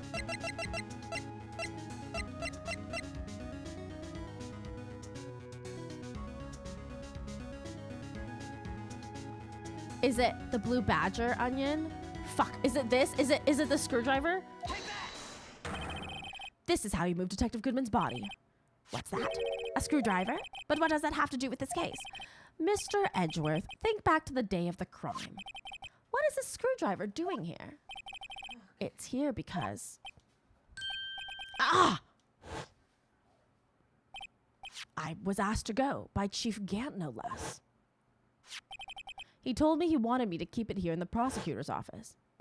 In any case, on the day of the stabbings, I brought this back here. After the ceremony ended that day, I didn't plan to return to the prosecutor's office, but you did, because Chief Gant asked you to. You mean I... The body was found in the trunk of Mr. Edgeworth's car. I think it's obvious what happened. The body was moved by that car. Detective Goodman's body was carried in the trunk of Mr. Edgeworth's car. Yes, unless of course you have another explanation, Chief. Why else would you have asked Mr. Edgeworth to transport evidence from a closed case? There's only one plausible explanation: to transport the body to your accomplice, Miss Lana Skye. Order! Order! Order! What's going on here? Is there no room for rebuttal in the defense's outrageous accusations? Think back to the photograph Miss Starr took at the prosecutor's office. This was not a photo of the body being stuffed in the trunk to be taken away. It was exactly the opposite. It is a photo of the body being taken from the trunk. Chief Gant, please say something. I believe. Your time's up. My time's up? Sorry, Righto, but I'm having lunch with the District Attorney General after this. We have to get going if we're going to make it in time for the early bird special. But the cross-examination isn't finished yet. Remember what I told you earlier? A police chief has all kinds of weapons at his disposal. Weapons? Like the right to refuse to testify. I'm invoking that right now. What? This is not a right to be casually invoked. There's certain risks to be considered. So you're going to just run away after all this? Run away? Don't make me laugh, Worthy. I stabbed old Goodman, that's what you're saying, right? But if you had any conclusive evidence, you would have presented it by now.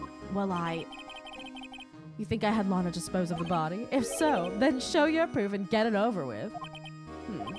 I'll say it again, Mr. Wright. Damon Gant is the current chief of police. Chief of Peef? This court will not tolerate any accusations against him without concrete proof. Well, Miss Wright? Your Honor? Do you have any concrete proof? Proof that Chief Gant murdered Detective Goodman?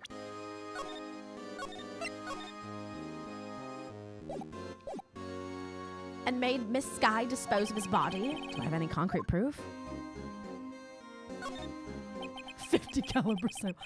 I can. Yeah, run away, bitch. My proof is the save file. I can't let him just squirm his way out of this. I've got to keep the pressure on. Yes, Your Honor, I do have such evidence. Then please hurry up and present it. Just remember, it better prove Chief... Honestly, I learned save scumming from Baldur's Gate test. This is my first time playing Ace Attorney. Your Honor is failing to pass the vibe check of valid reason. Just paranoid. I am a very paranoid person as well. It better prove Chief Gant murdered Detective Goodman beyond a shadow of a doubt.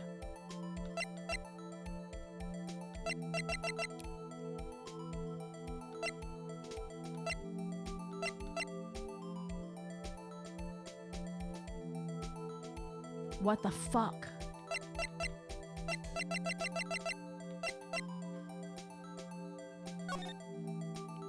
The approval of the police department. Unregistered evidence presented must be relevant to the case on trial. Say this is someone who grew up on the series. She learned very quickly to save for presenting evidence. Files for Joe Dart killing. Video from a security camera room.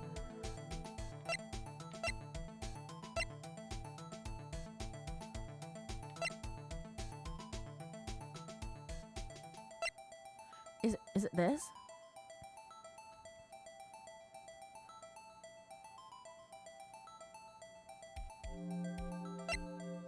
What would prove he murdered him? Oh, what exactly is this evidence? It's proof. As to whether or not it's enough to demonstrate the chief's guilt, I'll let you be the judge. But I am the judge. Oh, right. How, well, what do you think, Your Honor? What I think, Miss Wright, is I'm going to be late for lunch. God damn it.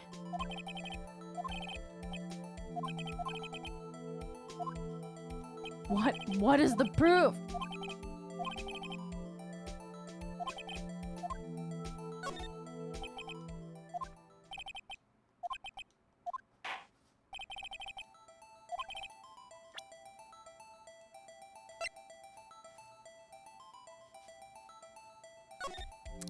No evidence shall be shown without their approval. Unregistered evidence presented must be relevant to the case on trial. Has to get to Applebee's or his day is ruined, right? Evidence list. Photo. Stabbed in the back. Final is it this? So what exactly is it evidence? Nope, that is not it. That is not it. Fuck. It is present evidence. I can't just let him squirm his way out of this. I've got to keep the pressure on. Yes, I have.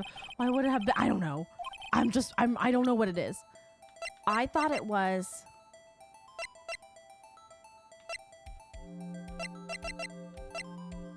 I thought it would be this, but it wasn't this because maybe this is what he killed Detective Goodman with. I think the fact that he entered the ID card record room makes it. This evidence we've already used. A scene of the stabbing. Is it this glove? Is it this vase? No. What if it was the blue badger? What if it is the blue badger? Found on the body handprint. Is it this? Is it the silly book? No evidence shall be shown without the approval of the police department. Unregistered evidence presented must be relevant to the case on trial. What could it be? What if it is the blue badger? So what exactly is this evidence? It's the proof. That was not the evidence, in fact. It was, in fact, not the blue badger, by the way.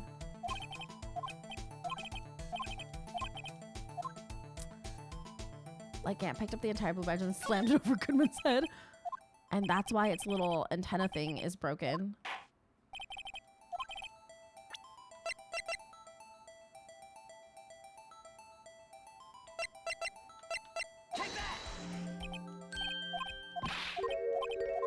I'm doomed. Is it this photograph? No. Look at this photograph. Every time I do it makes me laugh.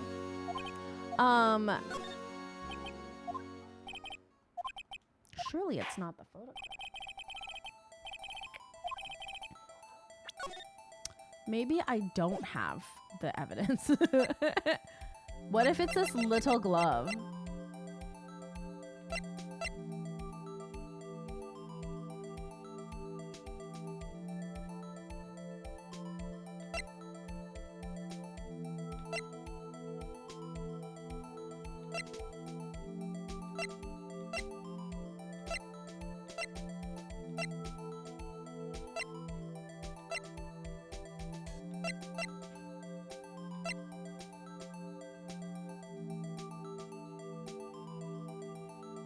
It's definitely the evidence law book, please. What if it's the fact that he died within an hour and a half of 4 p.m.? No.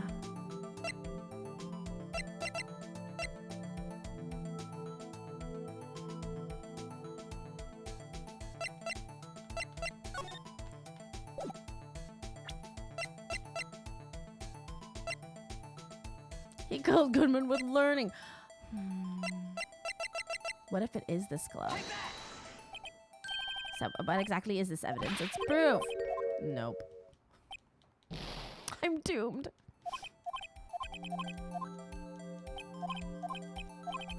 What if the answer is I don't have any evidence? Then he would just leave, right?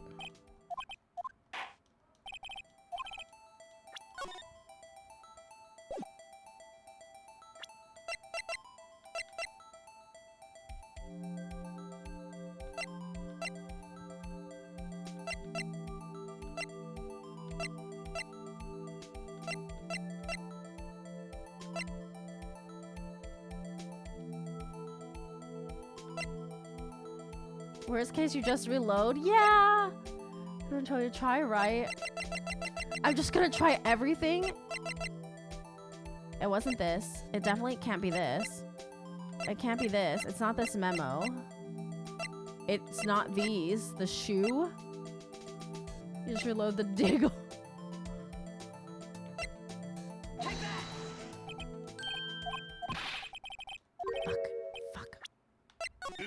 I'm playing peak fiction. I am. Mega, it was your birthday recently, right? I hope you're doing well. Happy 50 heckin' months. Thanks for resubscribing. There's only one button for presenting everything.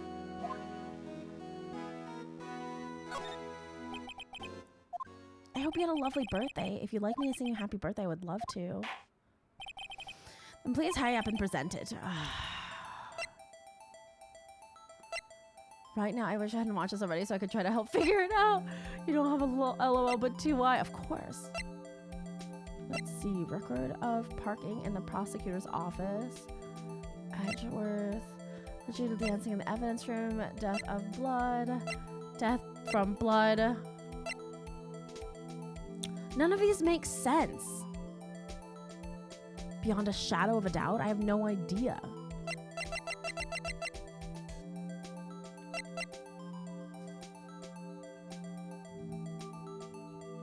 Chief of police. Maybe he stabbed him in the middle of writing this. Can't say Amazon found on the. With this, is it this?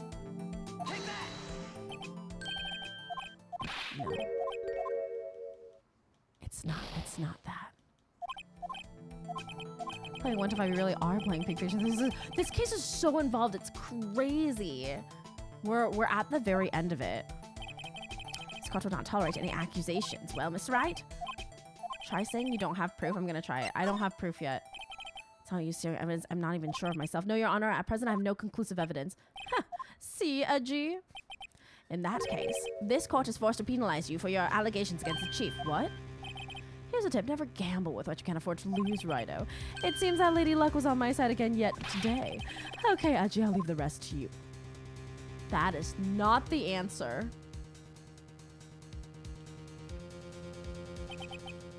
I warned you earlier, Miss Wright. Why is Edgeworth just letting me die? Okay, we're gonna do it from the beginning, guys.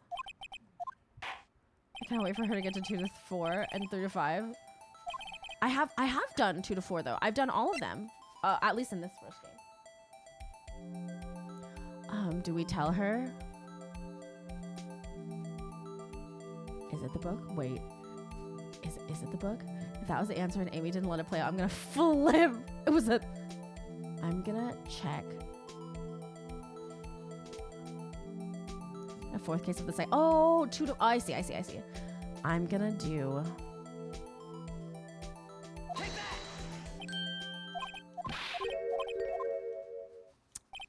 Is it the other way?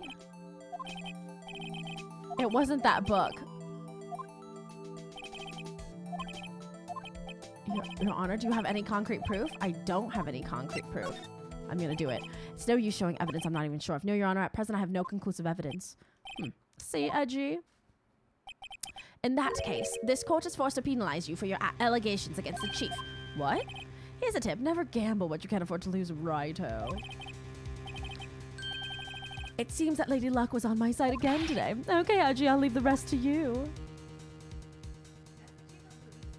Yeah. I warned you earlier, Miss Wright. This is an affront to our senior officer in our nation's law enforcement agency. What? Lady Luck, Maybe we should have a word with her. Mr. Edgeworth, what do you mean? There's one lady who knows the real truth behind this trial. We haven't yet had the honor of hearing her testimony. A lady who knows the truth, another witness. In the absence of conclusive evidence, the only other method of proof is testimony. But Chief Gant has invoked his right to refuse to testify. There's still someone else. One more witness who can answer all the questions raised in this trial. Someone right in this very room. Mr. Edgeworth, who is this person? Why are you asking me, Your Honor?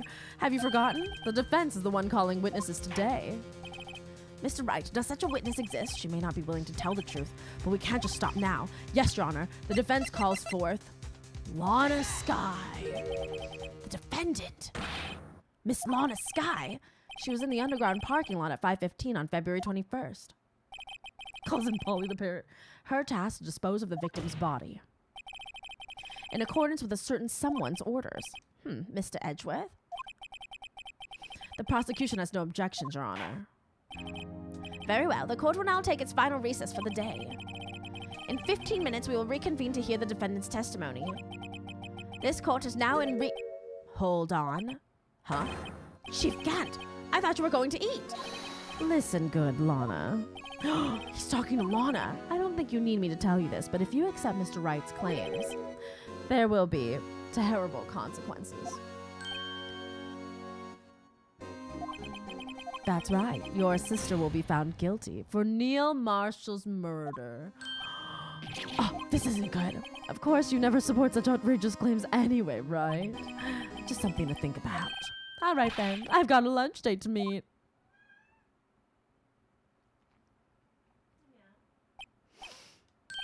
Okay, if there aren't any further objections, this court is on recess.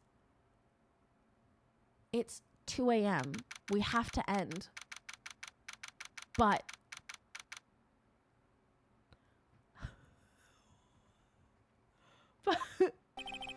looks like we managed to stay in the game. Did we? Did we stay in the game? Now seems like a good claim. The motherfucking judge is like, what? This trial is like an onion blossom. And we're just peeling each fucking fried layer and chopping it up.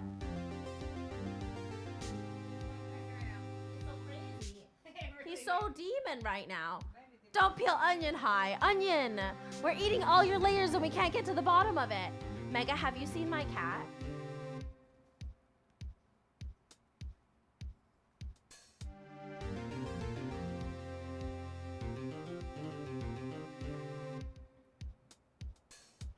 He's a little crazy right now. He's a little demon mode right now.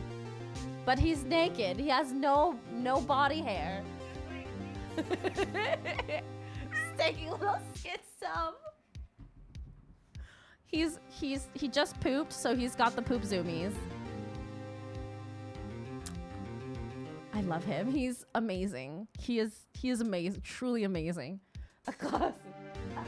I didn't know poop zoomies were a thing, but he's having them right now, so that's wonderful. Anyway, guys, looks like we managed to stay in the game. What's that High School Musical song, guys? Huh? No, I can't finish it. Rainbow wants me to finish it. It might be a long time, though. Rainbow wants me to finish it, guys. How much longer do I have? Do we leave it or continue? Fun fact, cats get poo zoomies because they experience post-fecal euphoria. Yeah, I heard that. I Googled that, actually. I'm going to use that as a Jackbox fun fact on Saturday, I think. Poop euphoria. About 30 to 40 minutes, probably. Okay, let's do it. Let's do it. Looks like we managed to stay in the game. Yeah, thanks to your help, Edgeworth. I would leave it. But if we leave it, that chiefy's something else, eh, pals? Detective Gumshoe. I'm not a detective anymore. Oh, yeah, sorry about that. Nah, don't worry. I've already decided where to work now. At your office. My office? Sure, I'll take the place of that top-knotted girl you used to work with. Could he mean Maya? Still, looks like we're all out of moves now. How's the reverse something to do now? Now we leave it. If you want to save, go for it, but you do have a little bit left. Let's go, finishing it. Chief Gant's done it again. How is it he always gets the upper hands? It's not fair he has the right to refuse to testify. Heh, settle down, Wright. Remember what the judge said? Could do bidets? Of course, absolutely. But Chief, that is not the right to be casually invoked. There are certain risks to be considered. Risks? What did he mean by that? It's simple. If the chief refuses to testify, the opposite also holds true. You mean he forfeits his right to say anything, too? Huh? Earlier, remember? I got more food. Emma, are you okay? Yeah, when I came to, I was in the medical office. I've been listening to the trial from the gallery. So she heard everything that's been going on. Why can't job hunting be like that in real life? I work for you now. Deal with it. Hi. You want cuddles? He put his paw on my shoulder. Oh, no. He wants mania. Okay. So she heard everything that's been going on. Emma, I'm sorry for what I said before. No, don't be. It was the truth. You know, it's funny. I almost feel somehow relieved. Relieved? Yeah, now I finally know what really happened. To think that all this time my sister was being blackmailed by that terrible man, and she did it all just to protect me. Ever since appointment as chief prosecutor, everyone who knew her said she changed. He keeps touching my shoulder. What does he want? I don't know anything about cats. Besides the poop euphoria, perhaps it was easier that way for her. What do you mean? What do you think I mean? To follow Chief Gant's orders. She must have shut herself up deep inside to force herself to do anything and everything the chief told her to do. Oh. That must be why she became so cold. It was all my fault. It's all because I murdered Mr. Marshall. Hey, don't go blaming yourself now. If you want to blame anyone, blame society, pal. Chief Gant may be able to fool everyone else with his forgery, but he can't fool my memory. I remember now. I knocked Mr. Marshall into that armor. Oh, okay. I see. Well, we better get back. It's time for the final act. Emma, why don't you wait here? No, I'm going with you. Emma, it was accidental. You didn't say to yourself, oh, Neil Marshall, I shall murder you. I want to be there when Lana tells the truth. Let's go, Wright. It's time to end this. To be continued.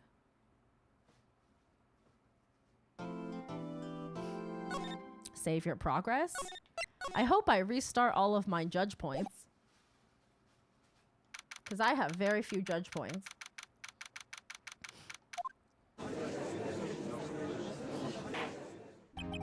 Now then, will the defendant, Miss Lana Skye, please take the stand? I still think Gant was the one that killed Marshall. Man, this game is so good. It's like eating potato chips. Miss Lana Skye, you are the chief prosecutor. I'm sure you're aware of what is required of you. But, Mr. Edgeworth, you already know everything. You know all that I've done these past 2 years. Please provide the court with your testimony, Miss Skye. And remember, you are under oath. We want to hear the truth. Of course, the truth. Lana, no matter what happens, I'll always be your sister. Now then, your testimony, if you will. First, tell us about your relationship with Chief Gant. Everything hinges on your testimony. You're the only chance we have to get Gant.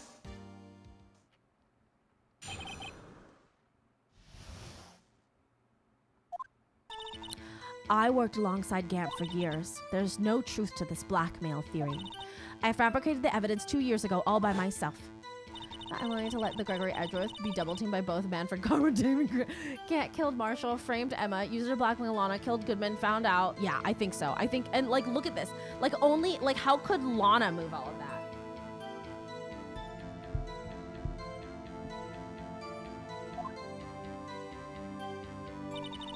My only motivation was to get Dark convicted. It had nothing to do with Emma. Are you sure about this testimony? Your Honor, I'm confessing to a capital offense. Of course I'm sure. But Lana, if this is true, then that means Chief Gant had nothing to do with this. That's what I've been telling you from the start. Please, Mr. Rowe. He got alarmed by the vibration. What if Goodman slipped on luminol and landed on the murder weapon? Again, I was like, ah, jeez. Please, Mr. Wright, you've got to help her. She's sacrificing herself because of me. What if she's telling the truth? She's not. I know my own sister. Whenever she speaks stiffly like that, she's hiding something inside. Deep down, she's really screaming in agony.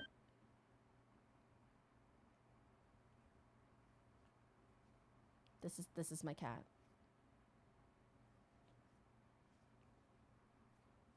What does he want? I don't know.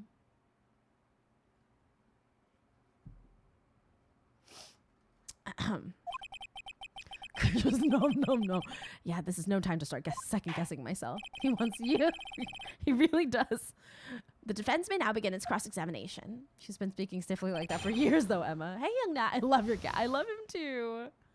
Even though he's demonic. I worked alongside Gant for years. He's really trying to get my attention. How many years exactly? Ever since I made senior detective.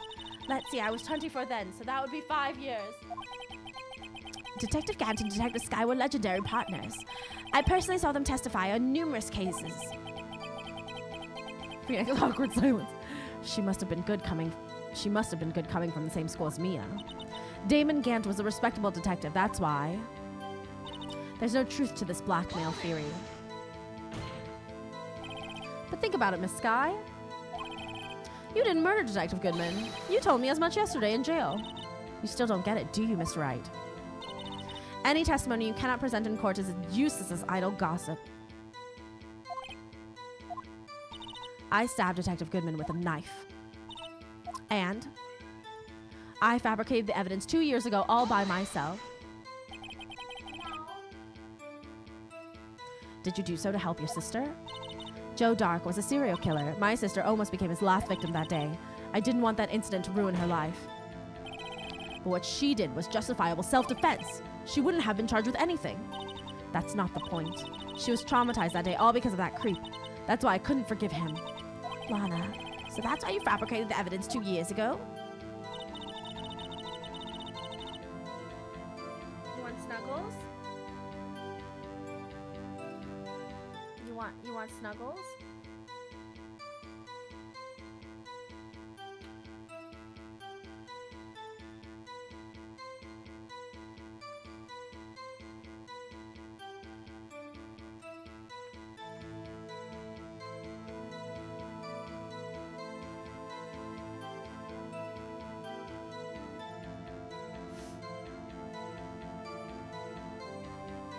When I found Prosecutor Marshall's body, I rearranged the crime scene. How can I do this with one hand? No! Chaos.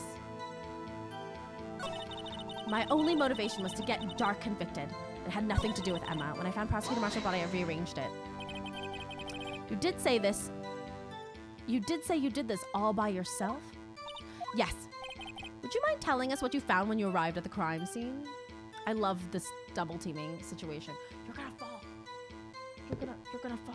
You're gonna fall. Here, go here. Go here. Let go. Let go of me. What's this naked bird on your shoulder? Oh, that's Polly.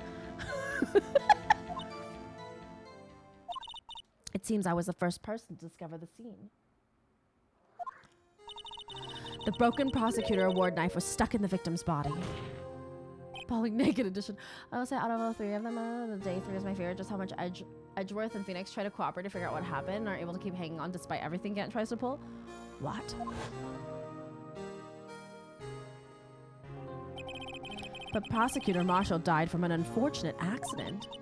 That's only a situation you dreamed was possible. The reality is, it wasn't my sister who took the prosecutor's life. Fantasize all you want, Mr. Wright, but I'll never change this statement.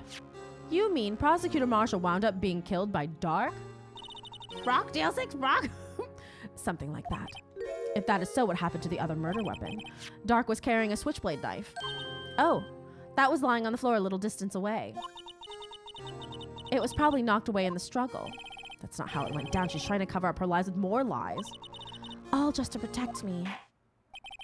So when you found the scene like this, what did you do? After all, this is what everything boils down to.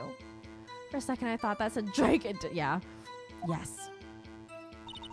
I broke off the tip of the Dark's knife, planted it inside the wound, and moved the body.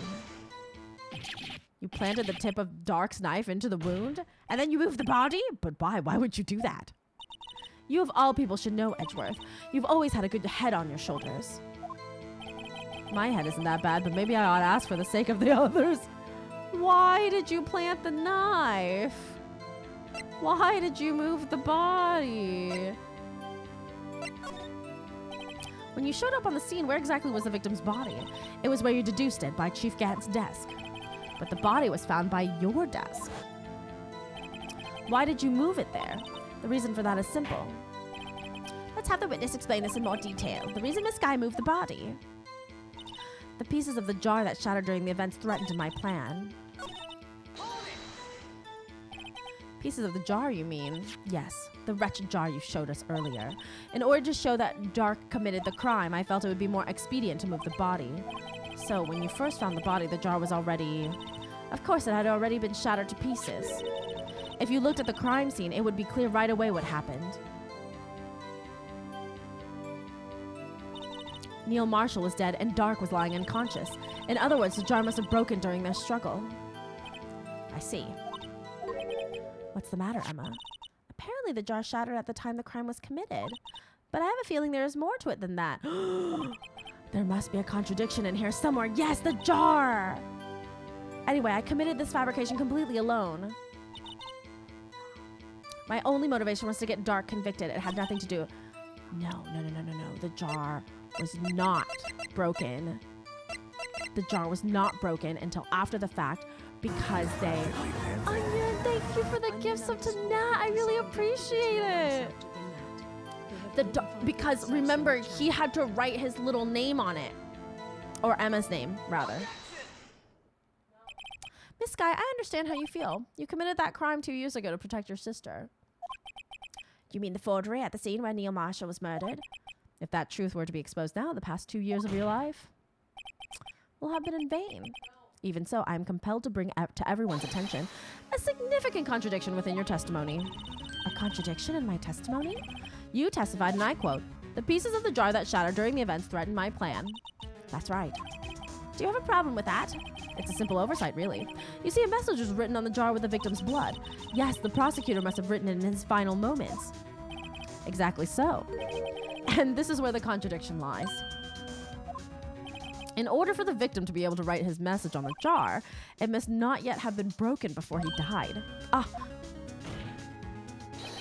He couldn't have written Emma's name on a shattered jar. Imagine he's like, this piece goes to this piece, and if I just write an E over here, then... Order, Your Honor. It would appear more information is needed in regards to this jar and its bloody message. We may be missing something critical here. Something critical? Chief Prosecutor, it seems you're as in the dark as we are about the truth towards which we're headed. What? Just tell exactly what you saw. We'll piece together the information to arrive at the truth. Very well. The witness may now continue her testimony. Hold on. How does this go together before I die? Just like trying to glue it back.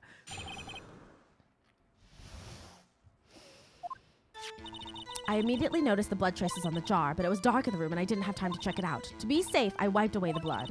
The fragments were large, so I'm sure I got them all. All I could think about was wiping them clean before they were discovered. You mean you were the one who wiped away the message in the blood? I wasn't chief prosecutor at the time. She didn't think Dark was the real murderer. That's why she tried to erase the real evidence. Very well. The defense may now begin its cross-examination.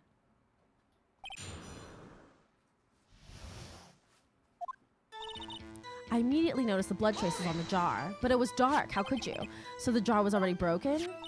It's a miracle that thing hadn't broken earlier. It certainly looks as feeble as the defense's case, but not as feeble as the judge's judgment. You were an ace detective who never missed a detail. Do you really expect us to believe you didn't investigate what was written on the jar pieces? Normally I would have. But it was dark in the room and I didn't have time to check it out. So you didn't know your sister's name was written on the jar? No. If I had known, I would have gathered all the pieces and ground them to dust. Well, that helps my case. Lana, you do that for me? It seems you two might make up yet. Anyway, I just barely had enough time to move the body as it was. If someone happened upon the scene, you'd have lost your chance to erase the evidence. You must have been in a hurry. I was. I knew I had to destroy the evidence before anyone came. This is rather shocking. To be safe, I wiped away the blood. I'm afraid this action of yours reveals what really happened. What do you mean? If you really thought Dark killed Prosecutor Marshall, you wouldn't have wiped away the blood. What else could I have done in that situation? Lana, I only had a few moments. There wasn't enough time for me to do anything else but gather up the pieces. The fragments were large, so I'm sure I got them all.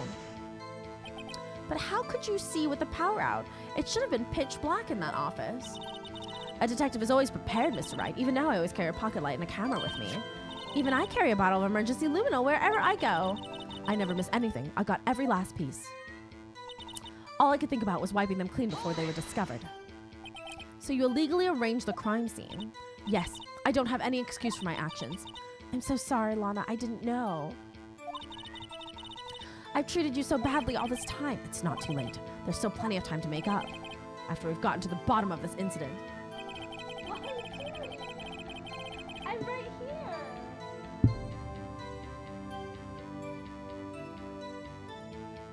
Silly man.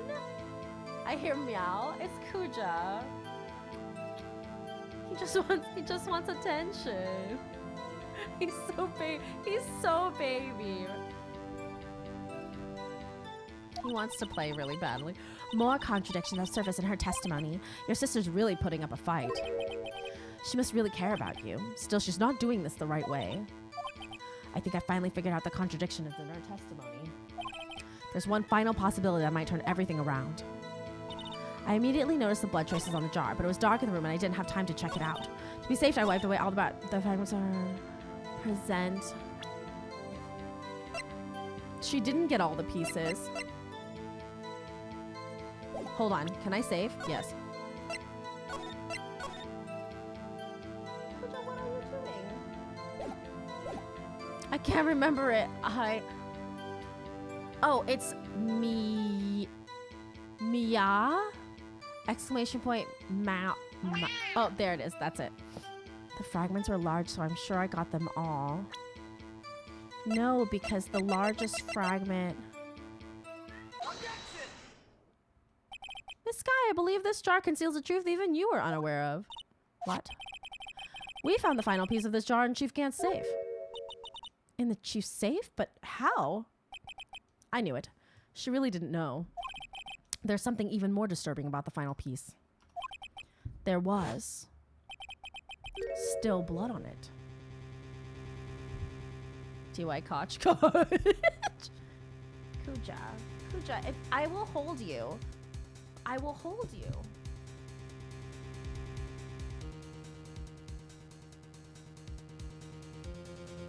Silly man. But the witness just said that she gathered every last piece and wiped the blood off them. Yes, which leaves us with only one explanation. On the night Prosecutor Marshall was murdered, you were not the first one to show up on the scene. Chief Gant got there before you.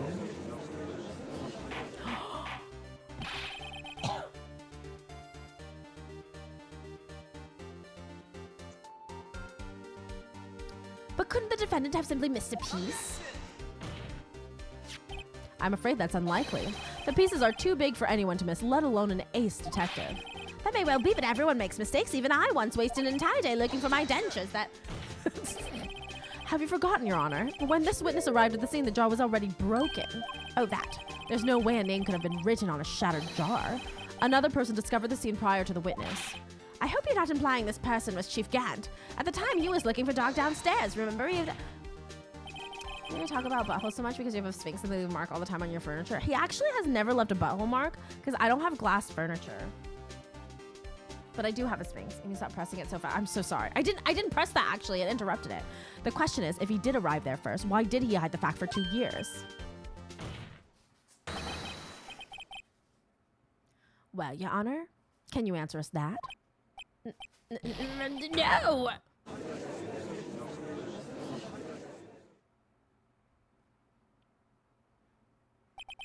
Wait, I'm not the one on trial here. Damon Gant arrived at the crime scene prior to the witness. He proceeded to break the jar and purposefully hid one of the broken pieces. It is more dramatic for me to press fast. Question, what is this action called? Fabrication of evidence. That's so cute. Them answering each other's questions? Gay. But why would Chief Gant do that? In light of what happened afterwards, isn't it clear? What happened afterwards? Discovering the scene, Lana Skye believed her sister Emma killed the victim. Determined to help her sister, she sought Gant's aid. Lending her his aid, Gant helped her create evidence that incriminated Dark, sparing Emma, and therein lies the reason. The reason why Miss Skye became the chief's puppet. Oh my gosh, she bit her thumb. No, I did it on my own. Please, sis, stop trying to protect the chief. I can't watch you suffer anymore for my sake. No, you didn't. It wasn't you, Emma. You didn't kill anyone. Don't believe anything Mr. Wright says. Defense attorneys make up the most foul lies to defend their clients. Foul lies? Imagine that coming from my own client. I guess you do seem the type who likes to twist the truth. Excuse me, Judge. Wait a minute. What if we're still smack dab in the middle of Gant's trap? Is something wrong, Mr. Wright? Lana may be right after all. What do you mean, right? So you do tell foul lies then, Mr. Wright? Miss Skye, please testify once more. But if evidence was fabricated behind your back, then Emma's accidental killing of Prosecutor Marshall might also be a lie. But I do remember knocking over Mr. Marshall. Miss Skye, if you will. I can't. There's nothing to be afraid of anymore. This cross-examination may not change a thing. However, there is a possibility that it will if you tell the truth.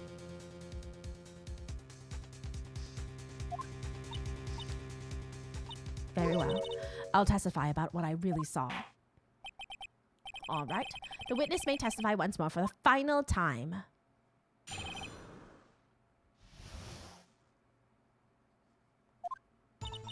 When I arrived, I found Mr. Marshall's body impaled on that suit of armor sword. Emma and Dark were lying unconscious on the floor nearby.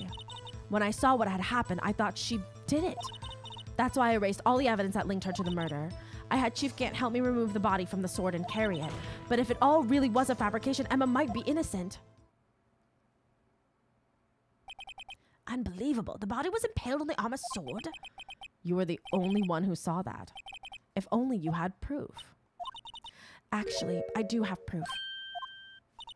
I gave it to Mr. Wright just this morning. What? To me? It's a picture I took of the crime scene as I encountered it. Good night, Pope. I thought it might be needed, but I don't remember receiving a picture like that. Lana must have known. See, Mr. Wright, she really does have faith in you. It's in the book. Very well, Miss Wright, please present this picture. I don't remember receiving any pictures from Lana. Lana said she gave it to you this morning, right? I seem to remember getting something from her then. Let's check that evidence again. There must be a picture in there some. Oh my god.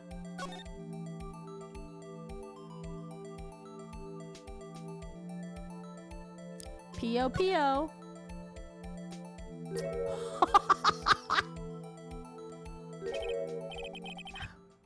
Oh, she wasn't trying to teach me law that I knew already, of course, because I went to law school. Hey, there's a picture here. Well, that's graphic. Oh my. This is the actual crime scene. No other detective saw the crime scene like this because I contacted Criminal Affairs only after I had arranged everything. Mr. Wright, that piece cut out from his vest. Could that be the cloth we found inside Chief Gant's safe? What's this? This is the handprint, isn't it?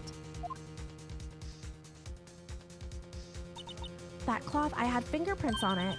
Whoever's fingerprints those are must be the real murderer. What? But those fingerprints, they're yours, Emma. Why are your lips turning all purple, Mr. Wright? Anyway, let's get on with the cross-examination. So long as you tell the truth, we should be able to flush out the real murderer. Very well. The defense may now begin its cross-examination.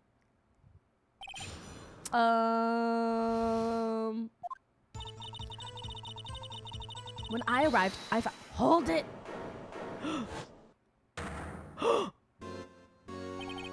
Come now, Edgy. This is the poorest excuse for a trial I've ever seen. Chief Gant. What, now you want to make me out as the bad guy too? So I'd like to put in a word or two in my defense. I'm afraid it's too late for that. What?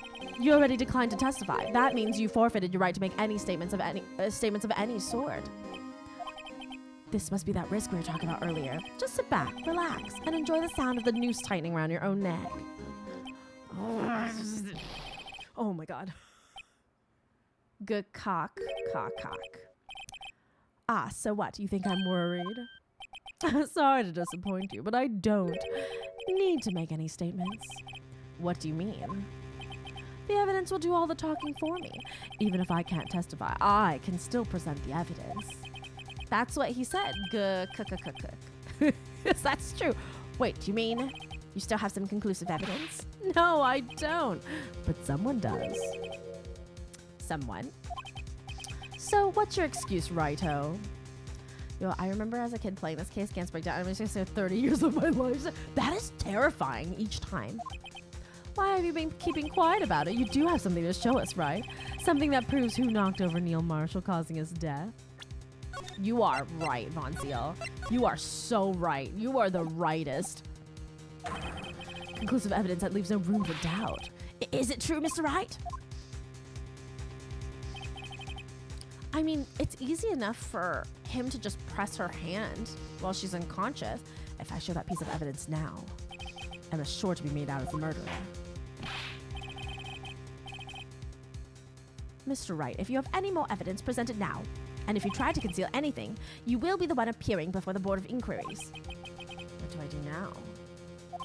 I better think this through carefully. I can't afford to make the wrong decision. Should I present that piece of evidence, the one that shows who really killed Professor Marshall? Pooja, come here. What's going on? We're gonna do it. What's happening? Yes, Your Honor, I do have further evidence. All right, the time's finally come to show it to them. Those prints have got to be the chief's. Or Emma's. Now then, let's see this conclusive what do you mean, Gigi's chat? What do you mean, Gigi's chat? Hold on.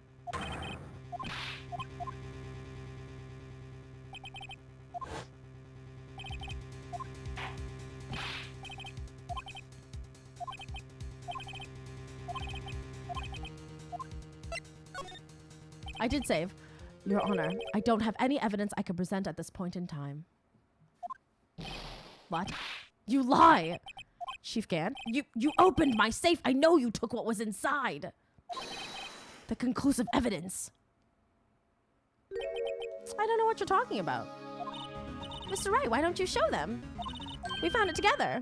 Oh, I see. It's because you know the truth, don't you? You know whose fingerprints are on it. That's why you won't present it. What are you talking about, Chief Gant? Can't you figure it out? Take a good look at this picture.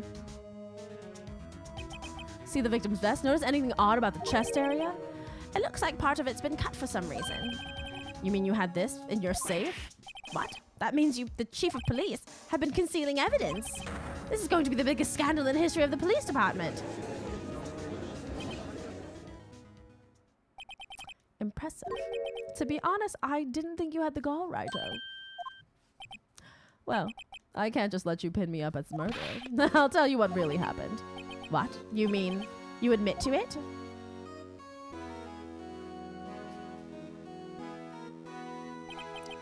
I was the first person to arrive at the crime scene that day. It then occurred to me that I could use the situation to control Lana. So you really were manipulating her. I knew Lana. If I made it look like the blame lay with her sister, that when she saw the scene, she would have asked me for my aid. So you assisted Miss Sky. I told her to rearrange the evidence.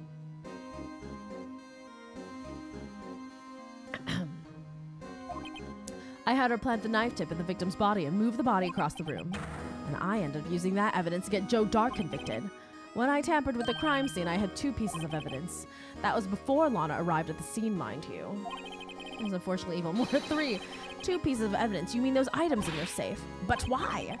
For insurance, of course. Insurance. I was sure my plan would work, but it's always best to be prepared for the worst.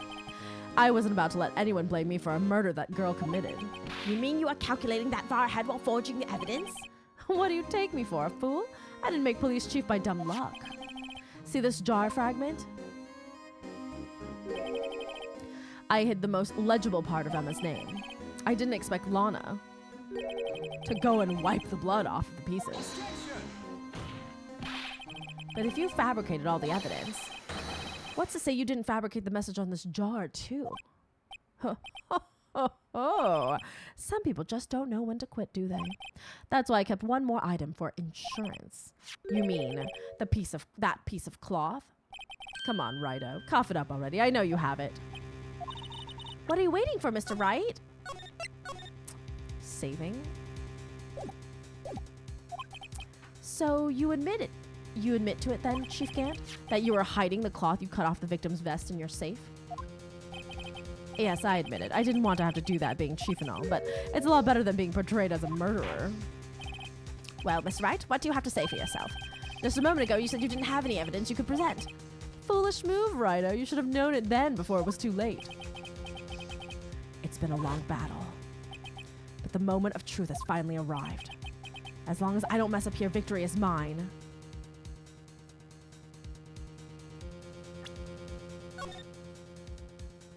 What the fuck do I do? I'm not gonna show evidence.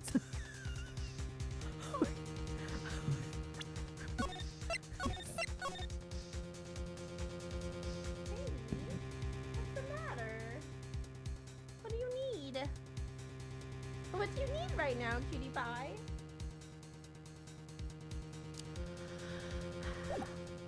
I'm not gonna show evidence again. No, it's too late to show the evidence now.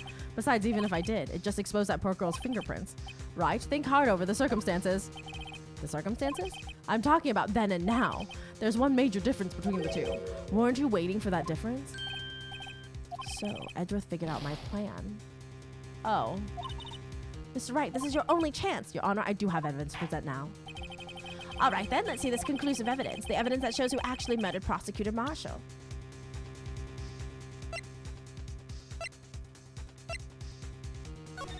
I thought maybe. Wait, I didn't present it. Click button. Let me verify this once more. On the day of the crime, you personally cut out this piece of the victim's vest? Oh, yes. At last, you finally brought it out into the open. Last time you would have gotten a bad ending. Oh, there's a handprint on this piece of cloth. Your Honor, the prosecution requests that be immediately sent to the lab for analysis. This handprint on the leather, there must have been a strong impact for it to be left so clearly. You mean it could not have been forged? It must be authentic, conclusive evidence. Oh, you're as slow on the uptake as ever, Worthy. What? Think about it. Rydo had all this time to present this evidence, yet he was reluctant to do so. Why would that be?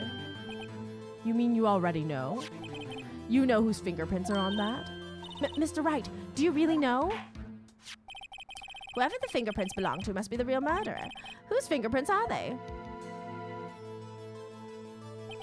It's so addictive. Very well, I'll tell you. It should be okay now. Everything's proceeding as predicted. The person whom these fingerprints belong to is...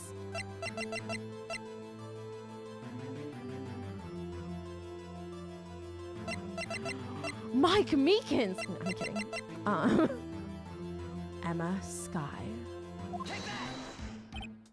Emma Sky? What? They're mine? I'm sorry, Emma.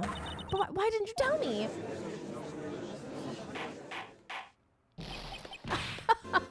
Oh, you're really something, Rydo. You knew this girl did it all along, and you still tried to pin the murder on me. So it's true. Tragic, but true. This girl really did shove Prosecutor Marshall to his death. How could you? You monster! Miss Sky, You knew whose fingerprints those were all along, yet you acted like she really didn't. Miss Sky, it's not over yet. I remember when I played these games, I always wanted to know what was going to happen next. It was such an experience. It's so good. This is the feeling I have when I'm playing Yakuza 2. I said this trial isn't over yet. Ha, but I'm afraid it is over, boy. Not only this trial, but your career, too. You purposely concealed this conclusive evidence. That, my friend, is a serious offense. I'm looking forward to pressing charges after the defendant is convicted. I'll have your badge, boy. What's the matter? Cat got your tongue? Aren't you going to tell us how it feels? How it feels to be the one who single-handedly turned a poor little girl into a murderer?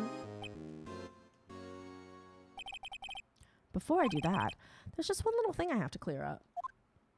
Oh, and what's that? Who really killed Prosecutor Neil Marshall? Vice Attorney, I still want to play this game, but I have too many games. Oh, this game is so good, Carly. What? Chief Gant, you are absolutely right. This piece of cloth proves who the real murderer is. Who the real murderer is. Who killed Neil Marshall, you ask? it was Emma Sky, wasn't it? I'm afraid that's not possible. You see, this piece of cloth contains a critical contradiction. What? A contradiction? Well, what is this fool babbling about? I'm talking about a contradiction, one that proves who the real killer is. Mr. Wright, this piece of cloth, what could it possibly contradict? Chief Gant, your tyrannical reign ends here. Behold, the piece of evidence that contradicts this cloth.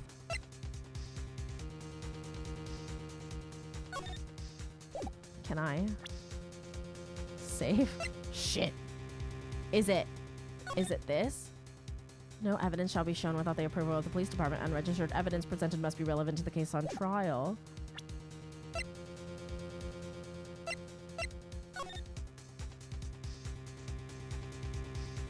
I hope you're having a great night.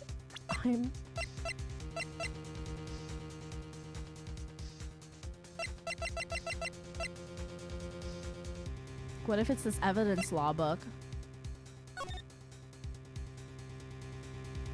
You think you see it? Crime scene for evidence will be shown by approval of the police department. Unregistered evidence. Behold the piece of evidence that contradicts this cloth.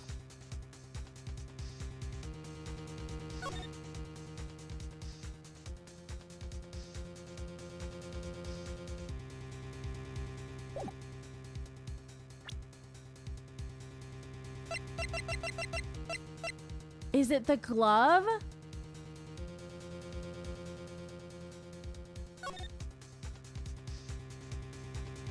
No, wrong hand. Can't be the glove. It's the wrong hand. I got your evidence right here. Does this below the belt?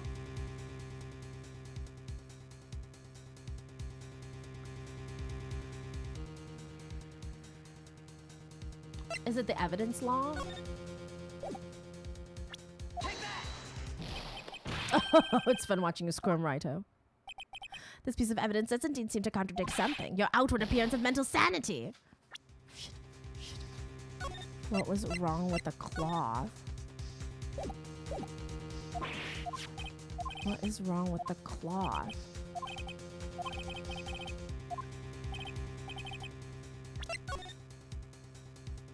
Is it not from that man?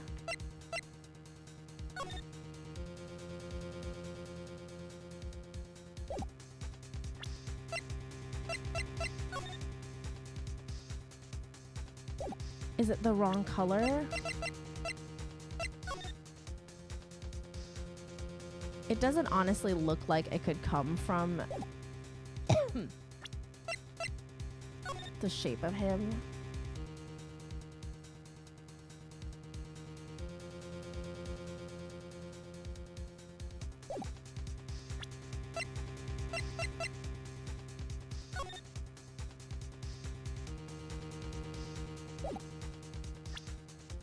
Think it over a little. This one is intuitive. Nope. Nope. Nope. Nope. Nope.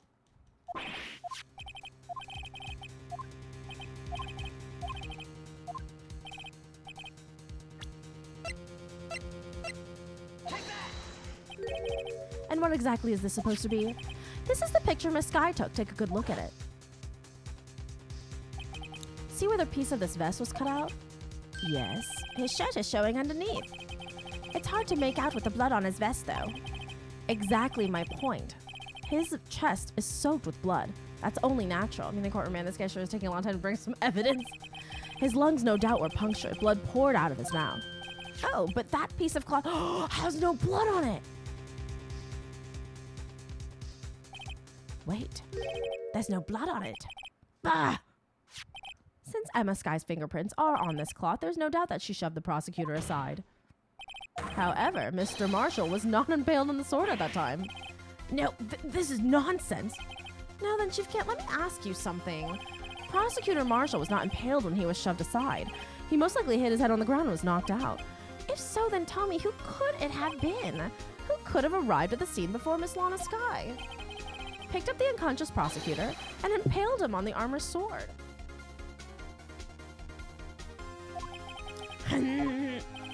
Then, to make it look like Emma was responsible for the prosecutor's death, said person proceeded to write her name on the jar with the victim's blood. A jar that then broke on purpose to leave behind a clue. and make Lana believe her sister did it. Guys, he's making biscuits on my lumbar pillow. Remember what you admitted only moments ago? That you personally cut out this bloodless piece of the victim's vest? Ironic, isn't it? That the very act of it created insurance. You proved that you were the actual murderer. No! He's really making biscuits right now. Is Edgeworth helping? He is, Carly. It's finally all over. Objection. Cats love making biscuits. I just think it's so cute because he really doesn't make that many biscuits, but like recently in the last 2 days, he's been making so many biscuits and I don't know why. That was close, Ryder. You almost had me. Sorry, but you'll have to do better than that. I refute all your allegations. What do you mean you refute his allegations? You see, that piece of cloth is illegal evidence. Order, order. What nonsense is this? Illegal evidence cannot be used to convict a suspect. Remember, Aji? He's happy. Earlier, old Raito here concealed that piece of cloth. So then what's your excuse, Raito? You do have some conclusive evidence, don't you? Your Honor, I don't have any evidence I could present at this point in time. When they make biscuits when they sleep with you at night, they're working overtime. They are. Now the dumb book. Well, that's true. The defense did refuse to present evidence. At that moment, that piece of cloth ceased to be legal evidence. But that's not fair. Oh, do you actually think you could best me in court? It looks like the last laugh's on you, son. Actually, he didn't approve the evidence until asking for it. I'm afraid Mr. Gant's claim is legally correct. Well, Mr. Edgeworth, true. Illegal evidence cannot be used to convict a person, assuming, of course, that the evidence is indeed illegal. Well, Mr. Wright? It seems at last. The time for me to reveal my plan has finally arrived. Mr. Wright, do you admit to it? That you purposefully and legally concealed this piece of cloth?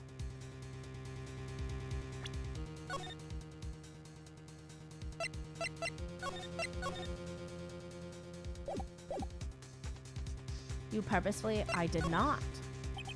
I admit, I refused to present it at one point. So the evidence is illegal. No, it isn't, Mr. Gant. Huh? It's not that I didn't present evidence then. It's that I couldn't.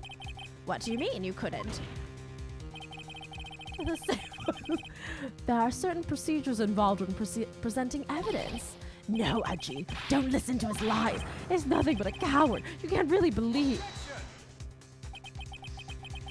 Oh, they need like pillows or blankets or they just like go like this on soft stuff. And it looks like they're kind of kneading dough, like making bread. And that's why they call it making biscuits, because it looks like they're making little biscuit rolls with their little paws on like soft blankets or pillows or anything like that. And he's doing that on my lumbar pillow right now.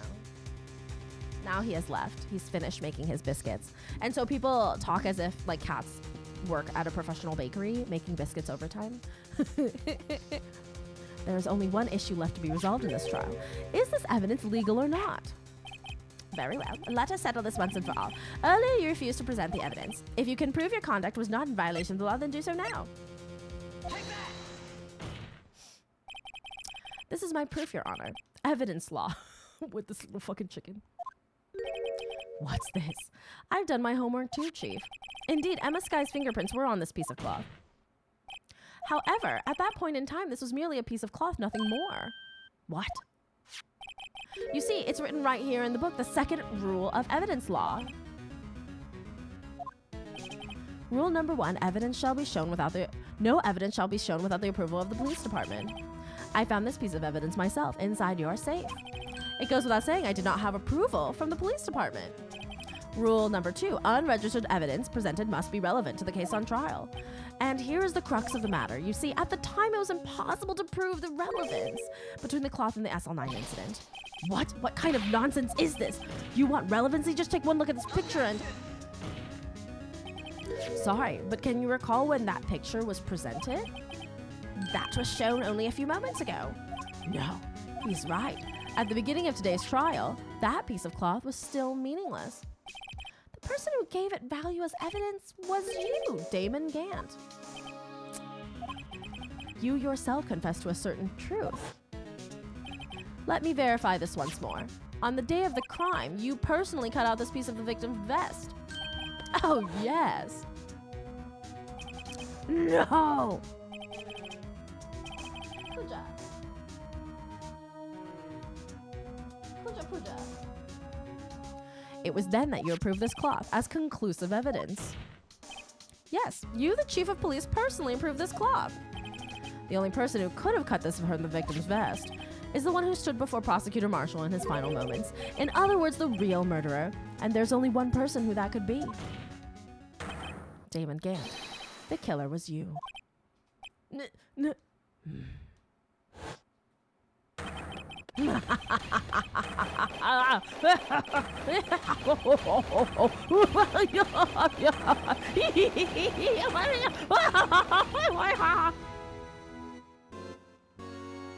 you guys are welcome for that impression. I knew I should have gotten rid of him. That good-for-nothing scum. For 2 years, he's been snooping around the department trying to get something on me. Crimes are being committed every day, yet he insisted on hounding me. Well, your crime wasn't exactly petty.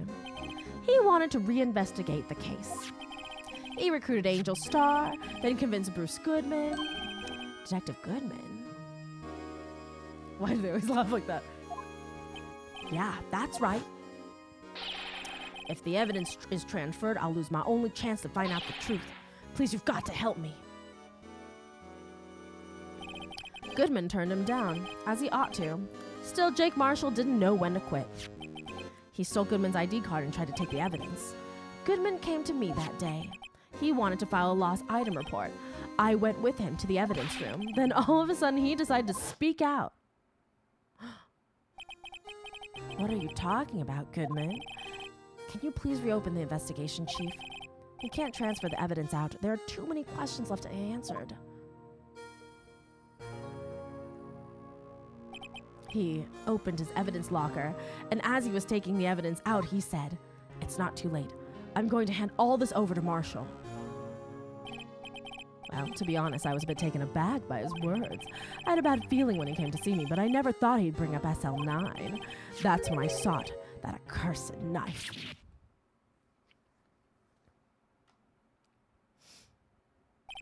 I couldn't just pull it out. Doing so would have only led to more blood, making it near impossible to hide your crime. Even so, the blood was just pouring out. I didn't know who might stumble in, so I hurried to wipe it up. I was worrying so much about the floor, I didn't realize my fatal mistake. The bloody handprint on Detective Gumshoe's locker. I used to be known as the crime computer, but everyone has to start somewhere, I guess. I was too nervous. I had no business doing any of it. Then you put the body in my car? I'm sorry, I couldn't think of any other way to move the body. I broke your trunk, but what's the big deal? You make a lot more than us detectives ever will. Leaving the prosecution's car aside, how could you get Miss Guy involved in all of this? Well, she had as much to lose as I did if the truth came out. So you took the evidence from Detective Goodman's locker? I felt bad for having to do it. I also didn't have the time to pick and choose what to take. So you left the jar fragments and the glove. Yeah, it looks like I was better off being an investigator of crimes than a committer. So sloppy.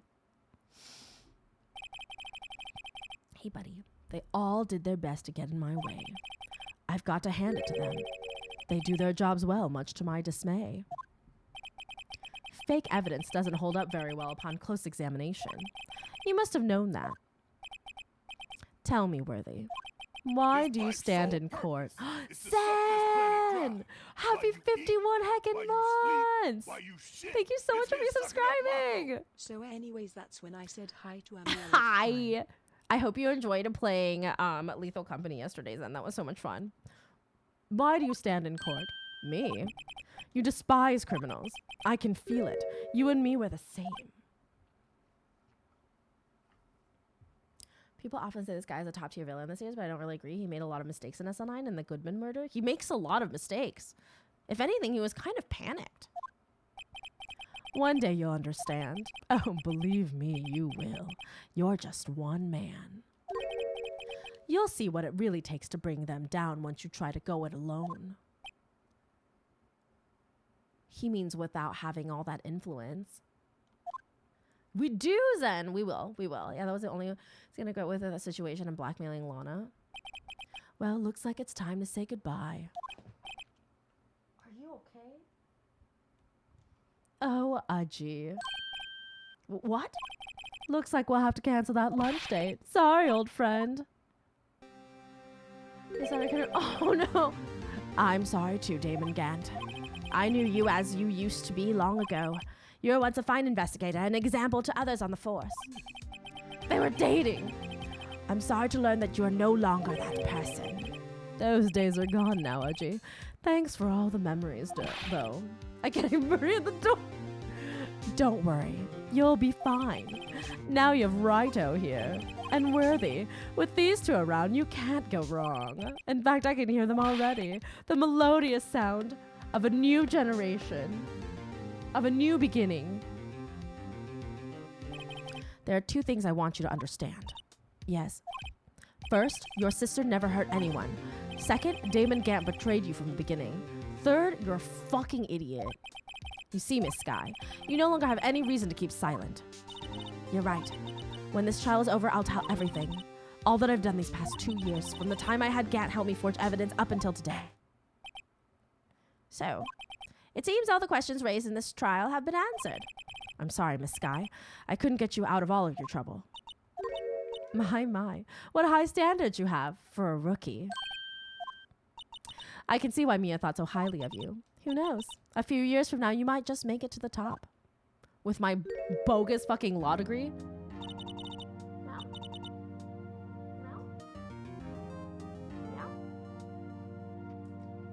I owe you my thanks, Mr. Wright.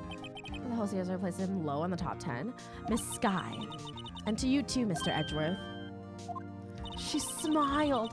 You've suffered every bit as much as I have over these past few days. Believe me, I know how much of an ordeal it's been for you. It was nothing. Liar. I was worried the pressure might break you. And yet, you rose above it all and guided Mr. Wright to victory. You've done well, Mr. Edgeworth. Stop it.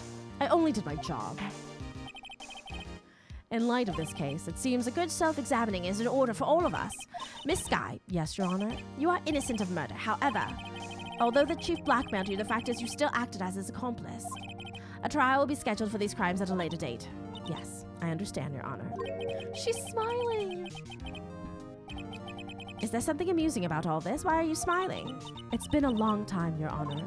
A long time since I felt free of these heavy chains.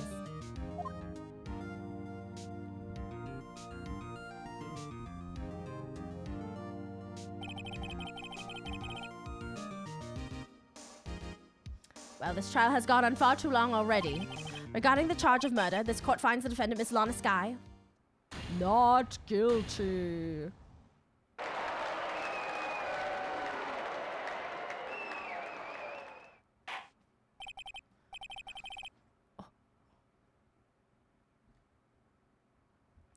That is all. The court has adjourned. Not guilty of murder, but guilty of a lot of other things. 5 p.m. They missed lunchtime. At long last, it's finally over. Emma? Why the long face? I'm sorry your sister didn't get completely off the hook, guilty of forgery. But at least she wasn't convicted for a murder she didn't commit. No, that's not it. Just now after the trial ended. I can see why Mia Fey thought so highly of you. I owe you my thanks, Mr. Wright. This crazy long case is finally... That was so long! And to you too, Mr. Edgeworth. You've suffered every bit as much as I have over these last few days. You've done well. Second longest.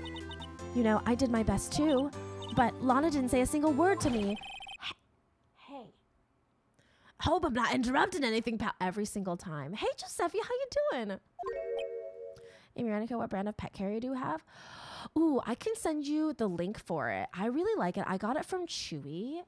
Hold on. I actually got it from Chewy. It was like, I want to say like $30, and I love it so much. It's really, really nice for bunnies and cats, but it is not good for plane travel. It's too big for plane travel. So if you need a plane travel one, I'd have to like direct you to a different brand that I used.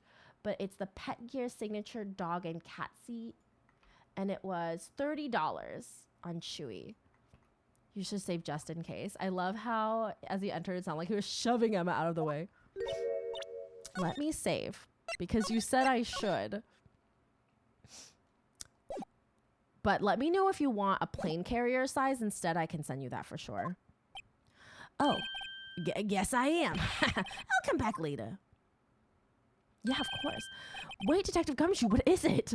Yo, just tell us, buddy. You're doing this on purpose, aren't you? Making a detective run all around while on duty? And to top it off, you call me here? I've seen happier people at funerals. Hey, lighten up, pals. I'm only kidding. Oh, are you here because of my sister again? Nope, not this time. I came today because of you, pal. Me? That's right. I thought you'd like to see someone. Lana. Should you be doing this? She's still under arrest, you know. There's no tires. Is about to. Oh, nice. It's great, and it has a front loading and top loading, and you can unzip the whole entire carrier apart. Well, I won't tell if you won't. Emma, I owe you an apology. It's okay, sis. Don't worry about it. That day 2 years ago was the first time in my life I ever panicked. It was all I could do to keep myself from screaming. All I could think about was keeping you from getting wrapped up in that mess. Sis, I asked Gant to help me to cover up the truth. I thought I was doing it for your sake, but now I realize I was wrong. I changed after that day. I had to. It was the only way I could make it through the past 2 years. I knew how much I was hurting you by distancing myself, but I couldn't bring myself to tell you what I did. I was scared. Scared that you'd look at me with those eyes of yours. I was scared of how you'd react if you knew. But sis, you were only doing it to save me. No.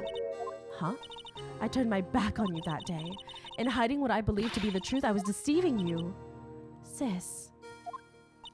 I'm such a fool. It took me all this time to realize it. Emma, I'm so sorry. But sis, you don't have to apologize. I'm happy now. You're happy? Of course. You know, sis. I always knew that one day you'd come back, and now you have. Oh, Emma, Emma. Oh. No one can change the past. The only thing we can do is strive to make up for our mistakes. Why must we make up for our mistakes, you ask? Because in so doing, we can find the way back to our rightful path. And it is from there that we can move on toward a brighter future. At least that's what I felt watching the two sisters make up. Mr. Wright, Mr. Gumshoe. Me? Thank you both for all that you've done. I'm sure we'll meet again someday. Isn't that right, Edgeworth? Edgeworth? Stop hiding and come over here. Fucking Edgeworth. Where was he hiding? I just came to say, congratulations. Thank you. Thank you, Mr. Edgeworth. Right. Well, I'll be going now. Mr. Edgeworth, I hope you don't blame yourself for what happened. We were the ones who acted corruptly, not you. It's too late for me. No matter what anyone may say, I realize today that I can't correct my mistakes. Mr. Edgeworth. Not only that, but I don't even trust myself anymore. Chief Gant was right. You despise criminals, I can feel it. You and me, we're the same. One day you'll understand. Oh, believe me, you will. You're just one man. You'll see what it really takes to bring them down once you try to go it alone. I do despise criminals. I plan to dedicate my entire life to fighting them. But in order to fight crime on my own, I need a weapon. It's scary, but I've known that to be true for quite some time now. But Edgeworth? Who knows? Given enough time, I might have tried to pull something like Chief Gant did. That thought terrifies me. That's why I can't continue on as a prosecutor. Edgeworth, don't you understand? Damon Gant and your mentor, Manfred Von Karma. were both the best of the best when it came to fighting crime, but they both made the same mistake. He's becoming Batman. You said in order to fight crime on my own, I need a weapon. That may be true, but think back to today's trial. You weren't alone. You were working together with Miss Wright. And because of that partnership, you were able to present evidence that otherwise would have gone undiscovered. Isn't that right, Mr. Wright? Huh? What? Oh, yeah. What is this, a pop quiz? Come on, Mr. Wright, show him what Lana's talking about. Evidence, huh? Something that neither Edgeworth nor I would have been able to find on our own.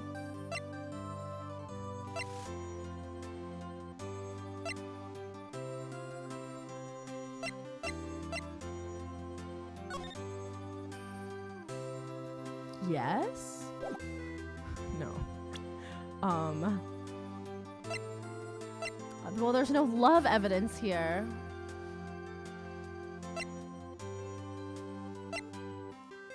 Oh, this. Save. You're right. You're right. I can't save. Is it this? Is it this because he had one half and I had the other half? Fuck. Fuck, I can't save.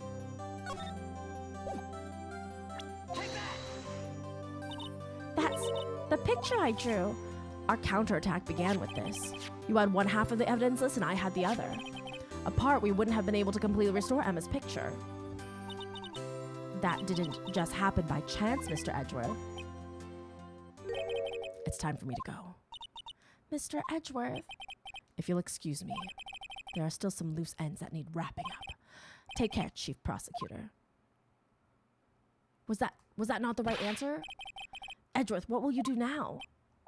Well, whatever you do, just remember, you can let what happened kill the prosecutor, and you can let it help you grow. In the end, it's up to you. I know. It seems I owe you my thanks too, right? But what I face now is my problem. Edgeworth. Edgeworth, I'll be waiting for you in court. With my lips. Farewell. Damn. I'd better be going too. Okay, but I'll be by to visit soon. It seems we both have a lot to learn and catching up to do. Here, this is a little something for you. Scientific investigation? What are up with these little ducks? Scientific investigation? It's the first book I ever bought. Study it well. Thanks, sis. I will.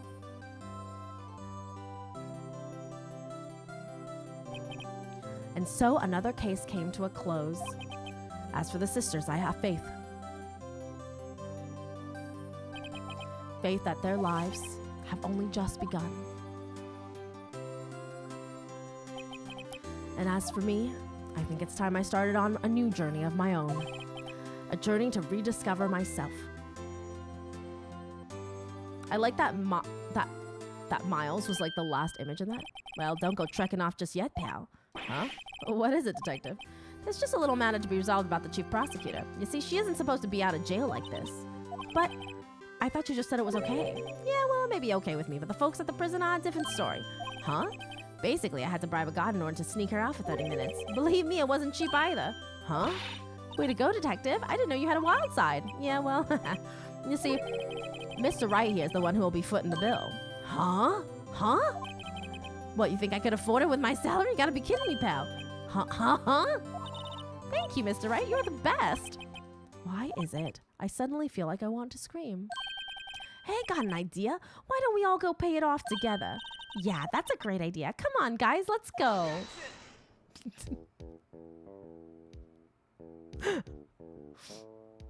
We did it. We defeated the game. I arranged for a friend of mine in Europe to take care of Emma. I hope she'll be pleased to study under a top coroner. As for me, this affair has pretty much ended my days at the prosecutor's office. Still, I'll manage to find my way back to the field somehow. Then I'll be able to investigate crimes together with Emma.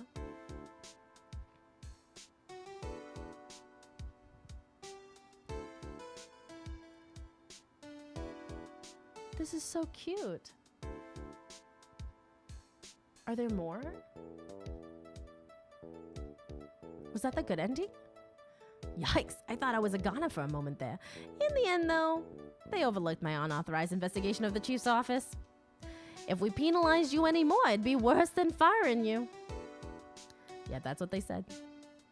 It just goes to show you can't shake me off that easily. Oh, thank goodness.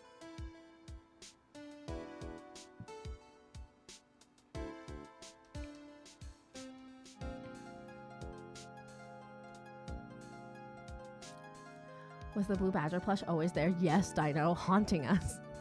From like one of the earlier assignments too. My new mission is to guard the main entrance and take care of Billy. Can you believe it? I've been demoted to a security guard. My partner's keeping an eye on the entrance for me today. I'll show him though. Someday I'm gonna make detective. Yes, sir, then I could be just like that Dick Gumshoe. That's what we're aspiring to.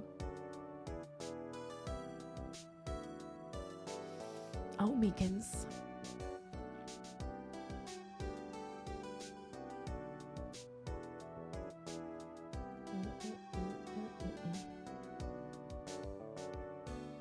Role model, he is not. Oh no. The Blue Badger still exists.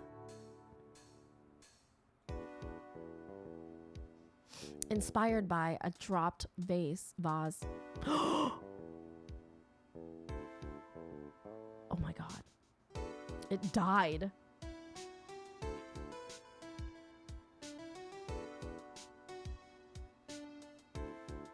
No. Finally. Oh, what is it? Can't you see I'm having me a showdown with a steak lunch partner? Miss Star managed to sneak this into me. She's seeing one of the guards, it seems. Well, cowboy, it looks like you did it. You even gave Bambina back her smile. Can you make sure Billy and the gang get their water? He's in jail too. Well, yeah. That makes sense, I guess. Me and someone is doing whatever. A bog. Looks like we won't be seeing each other for a while. As a farewell gift, I put a new meal on the menu, the Right Way lunch. The top layer tastes as bitter as defeat, but the bottom layer is as sweet as victory. He's a venom destroy. Kids seem to dig the turnabout theme. It's a hot seller. Just make sure not to eat it backwards.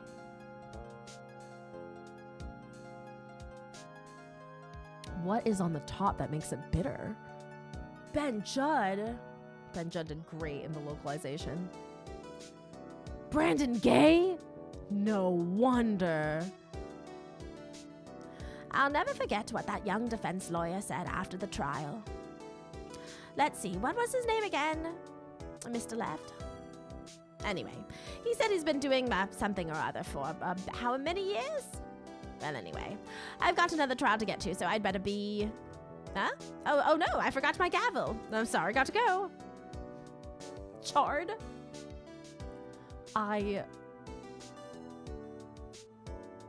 He's awful. He's a terrible judge. And I gave him the best accent.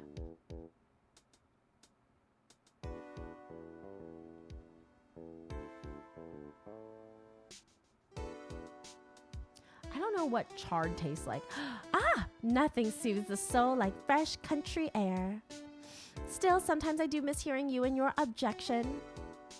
Still, I can't go back until I'm a full-fledged spirit medium. Mystic Maya, afternoon training is about to begin. Coming. Well, see you around, Nick. Why is he allowed in the courtroom again? I don't know. Maybe he has tenure. Definitely not good unless you eat it with something else. Isn't chard like done on toast or crumpets or something? I can't remember. I don't think I've ever had chard. Or maybe I'm mistaking it for chutney. What is chard? Hideaki, Kentaro Ohiro, Ryohei Kyoyama. Our boyfriend, Mr. Edgeworth. Mr. Edgeworth, I brought you your tea. What's going on? Is he not there? It's like a type of lettuce. Oh, I see. Okay, I know what chard is now. It is bitter. You're right, it is bitter. I've had it before. My mom eats it. Why isn't Edgeworth in his office, you guys? Thanks for coming to see me off. I can't believe I'm going to Europe. Thank you, Mr. Wright. Thank you so much for everything. I'm a little sad, but I'll be all right. Whenever I want to see Lana, all I have to do is open this book. It's so cute.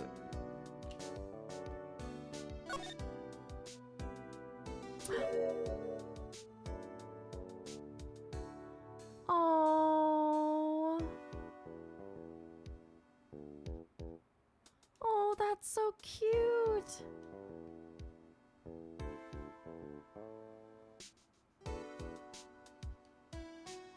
Lana's always kept this picture of her and Emma.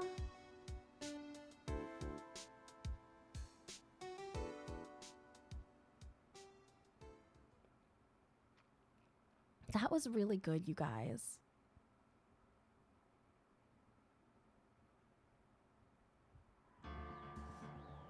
Is this it?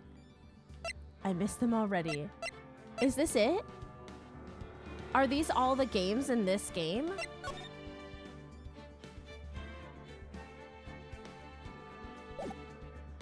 Makes me wish my sister got along better as adults. Aw, I'm glad I said, hey Kakashi, how you doing? I am actually about to end stream, but Kakashi, hey, how you doing? Yeah, I think that's it. So then we go to the next game? We did it, you guys! We beat Phoenix Wright! There's a ton more outside of it. Oh, I'm sure. We have a lot of other games. That's it for the first game. There's still 2 more left, though. I have the other 2 games actually already up and available. I'm doing Kakashi. Oh, that's so sweet of you, Kakashi. I really appreciate that. So we are... I'm gonna do another vote for us. I think I'm gonna do another bracket vote situation where you guys can vote if we continue on with the Phoenix Wright series or if we do a new game. So definitely join the Discord if you haven't already to vote on our next game. Because I do have the other parts of this. Thank you so much for the shout out, you guys. Please check out Kakashi. They're so lovely and fantastic. They play a variety of games, horror games, I believe. Check them out if you haven't already. We've rated them before. Yeah, that was so freaking good. All right, guys, let's find somebody to raid to. And where should we go? More. I will do. Oh man, so many people are playing Silent Hill. I'm so jealous. We're gonna play Silent Hill 2 as well, probably next Monday. So look forward to that. Where can we raid to right now? Oh my gosh, we're gonna raid Nick Howard because Nick was part of our Ernest show. Oh my gosh, I'm gonna love raiding Nick. I'm so excited. Nick is playing Final Fantasy VII modded, I believe. Takes notes for next week's schedule. We're gonna do, I think, Silent Hill 2 on Monday, and then on Tuesday over the weekend we'll do like a little vote on if we're gonna continue more Phoenix Wright or if we're gonna do a different game. I also have the remastered Life is Strange in anticipation for the double exposure that's gonna be coming out soon as well, so look forward to that. What time do you usually go live? I usually start at 8 p.m. Eastern Standard Time, Kakashi. We've just gone on longer than usual. I usually end at 1 a.m. or midnight, generously. So I really wanted to get to the end of this, and I was like so close to the end, so we kind of pushed. So no, this is usual. No, I've been better. We've been ending at like 1 a.m. recently. Anyway, I adore you guys. Thank you so heckin' much for being here. Here's our socials. Give us a follow. Here's our Discord. Give us a join. Here's our raid command if you are not subscribed, and our raid command if you are subscribed. We're gonna raid Nick. Bring so much love. He's playing Final Fantasy VII the remake. And Nick is just also a fantastic actor, voice actor in general. He was Ernest on our first night, so 1 8 Central Time, maybe. I don't know what you mean. Pacific Standard Time, midnight, always. All right, I adore you guys. Thank you so much for being here, and we'll see you soon. Good night. Ah! Take off your pants. I love you. Whoa! This is me. This is what I'm gonna look like 50 years from now. I was about to be mad. Me too. What the fuck? I'm crying about bees. Fuck you. Shit on a fuck, you mother shitter. What did he just hit me with? A piece of ass? Oh no, that's her butt. Don't look. Where are you? any of the Jackbox streaming. Tell me what you love most about music. Yeah. Oh! But if it's a dirty question, I'm gonna ban you. And then I'm gonna go to your mom and fuck the cake is her ass. Everybody has fucking daddy issues, okay? I've got so many daddy issues, but I'm handling it, okay? Can't hear you. I'm on a vacation with myself. I feel like this is a trap. Black cock? Porn log bros forever. You would dare threaten me in my own house? That's how we deal with genitalia. We delete the stream. Oh no no no no no no no no no no no no! And be lenient to yourself. Don't be so hard on yourself. Everyone else, all of your other society pressures are being so hard on you. Thank you for being here. Thank you for your support. Thank you guys for being amazing and for being such an incredible community. I don't know how this happened. I don't know how you guys found me. I don't know how we got here, but thank you.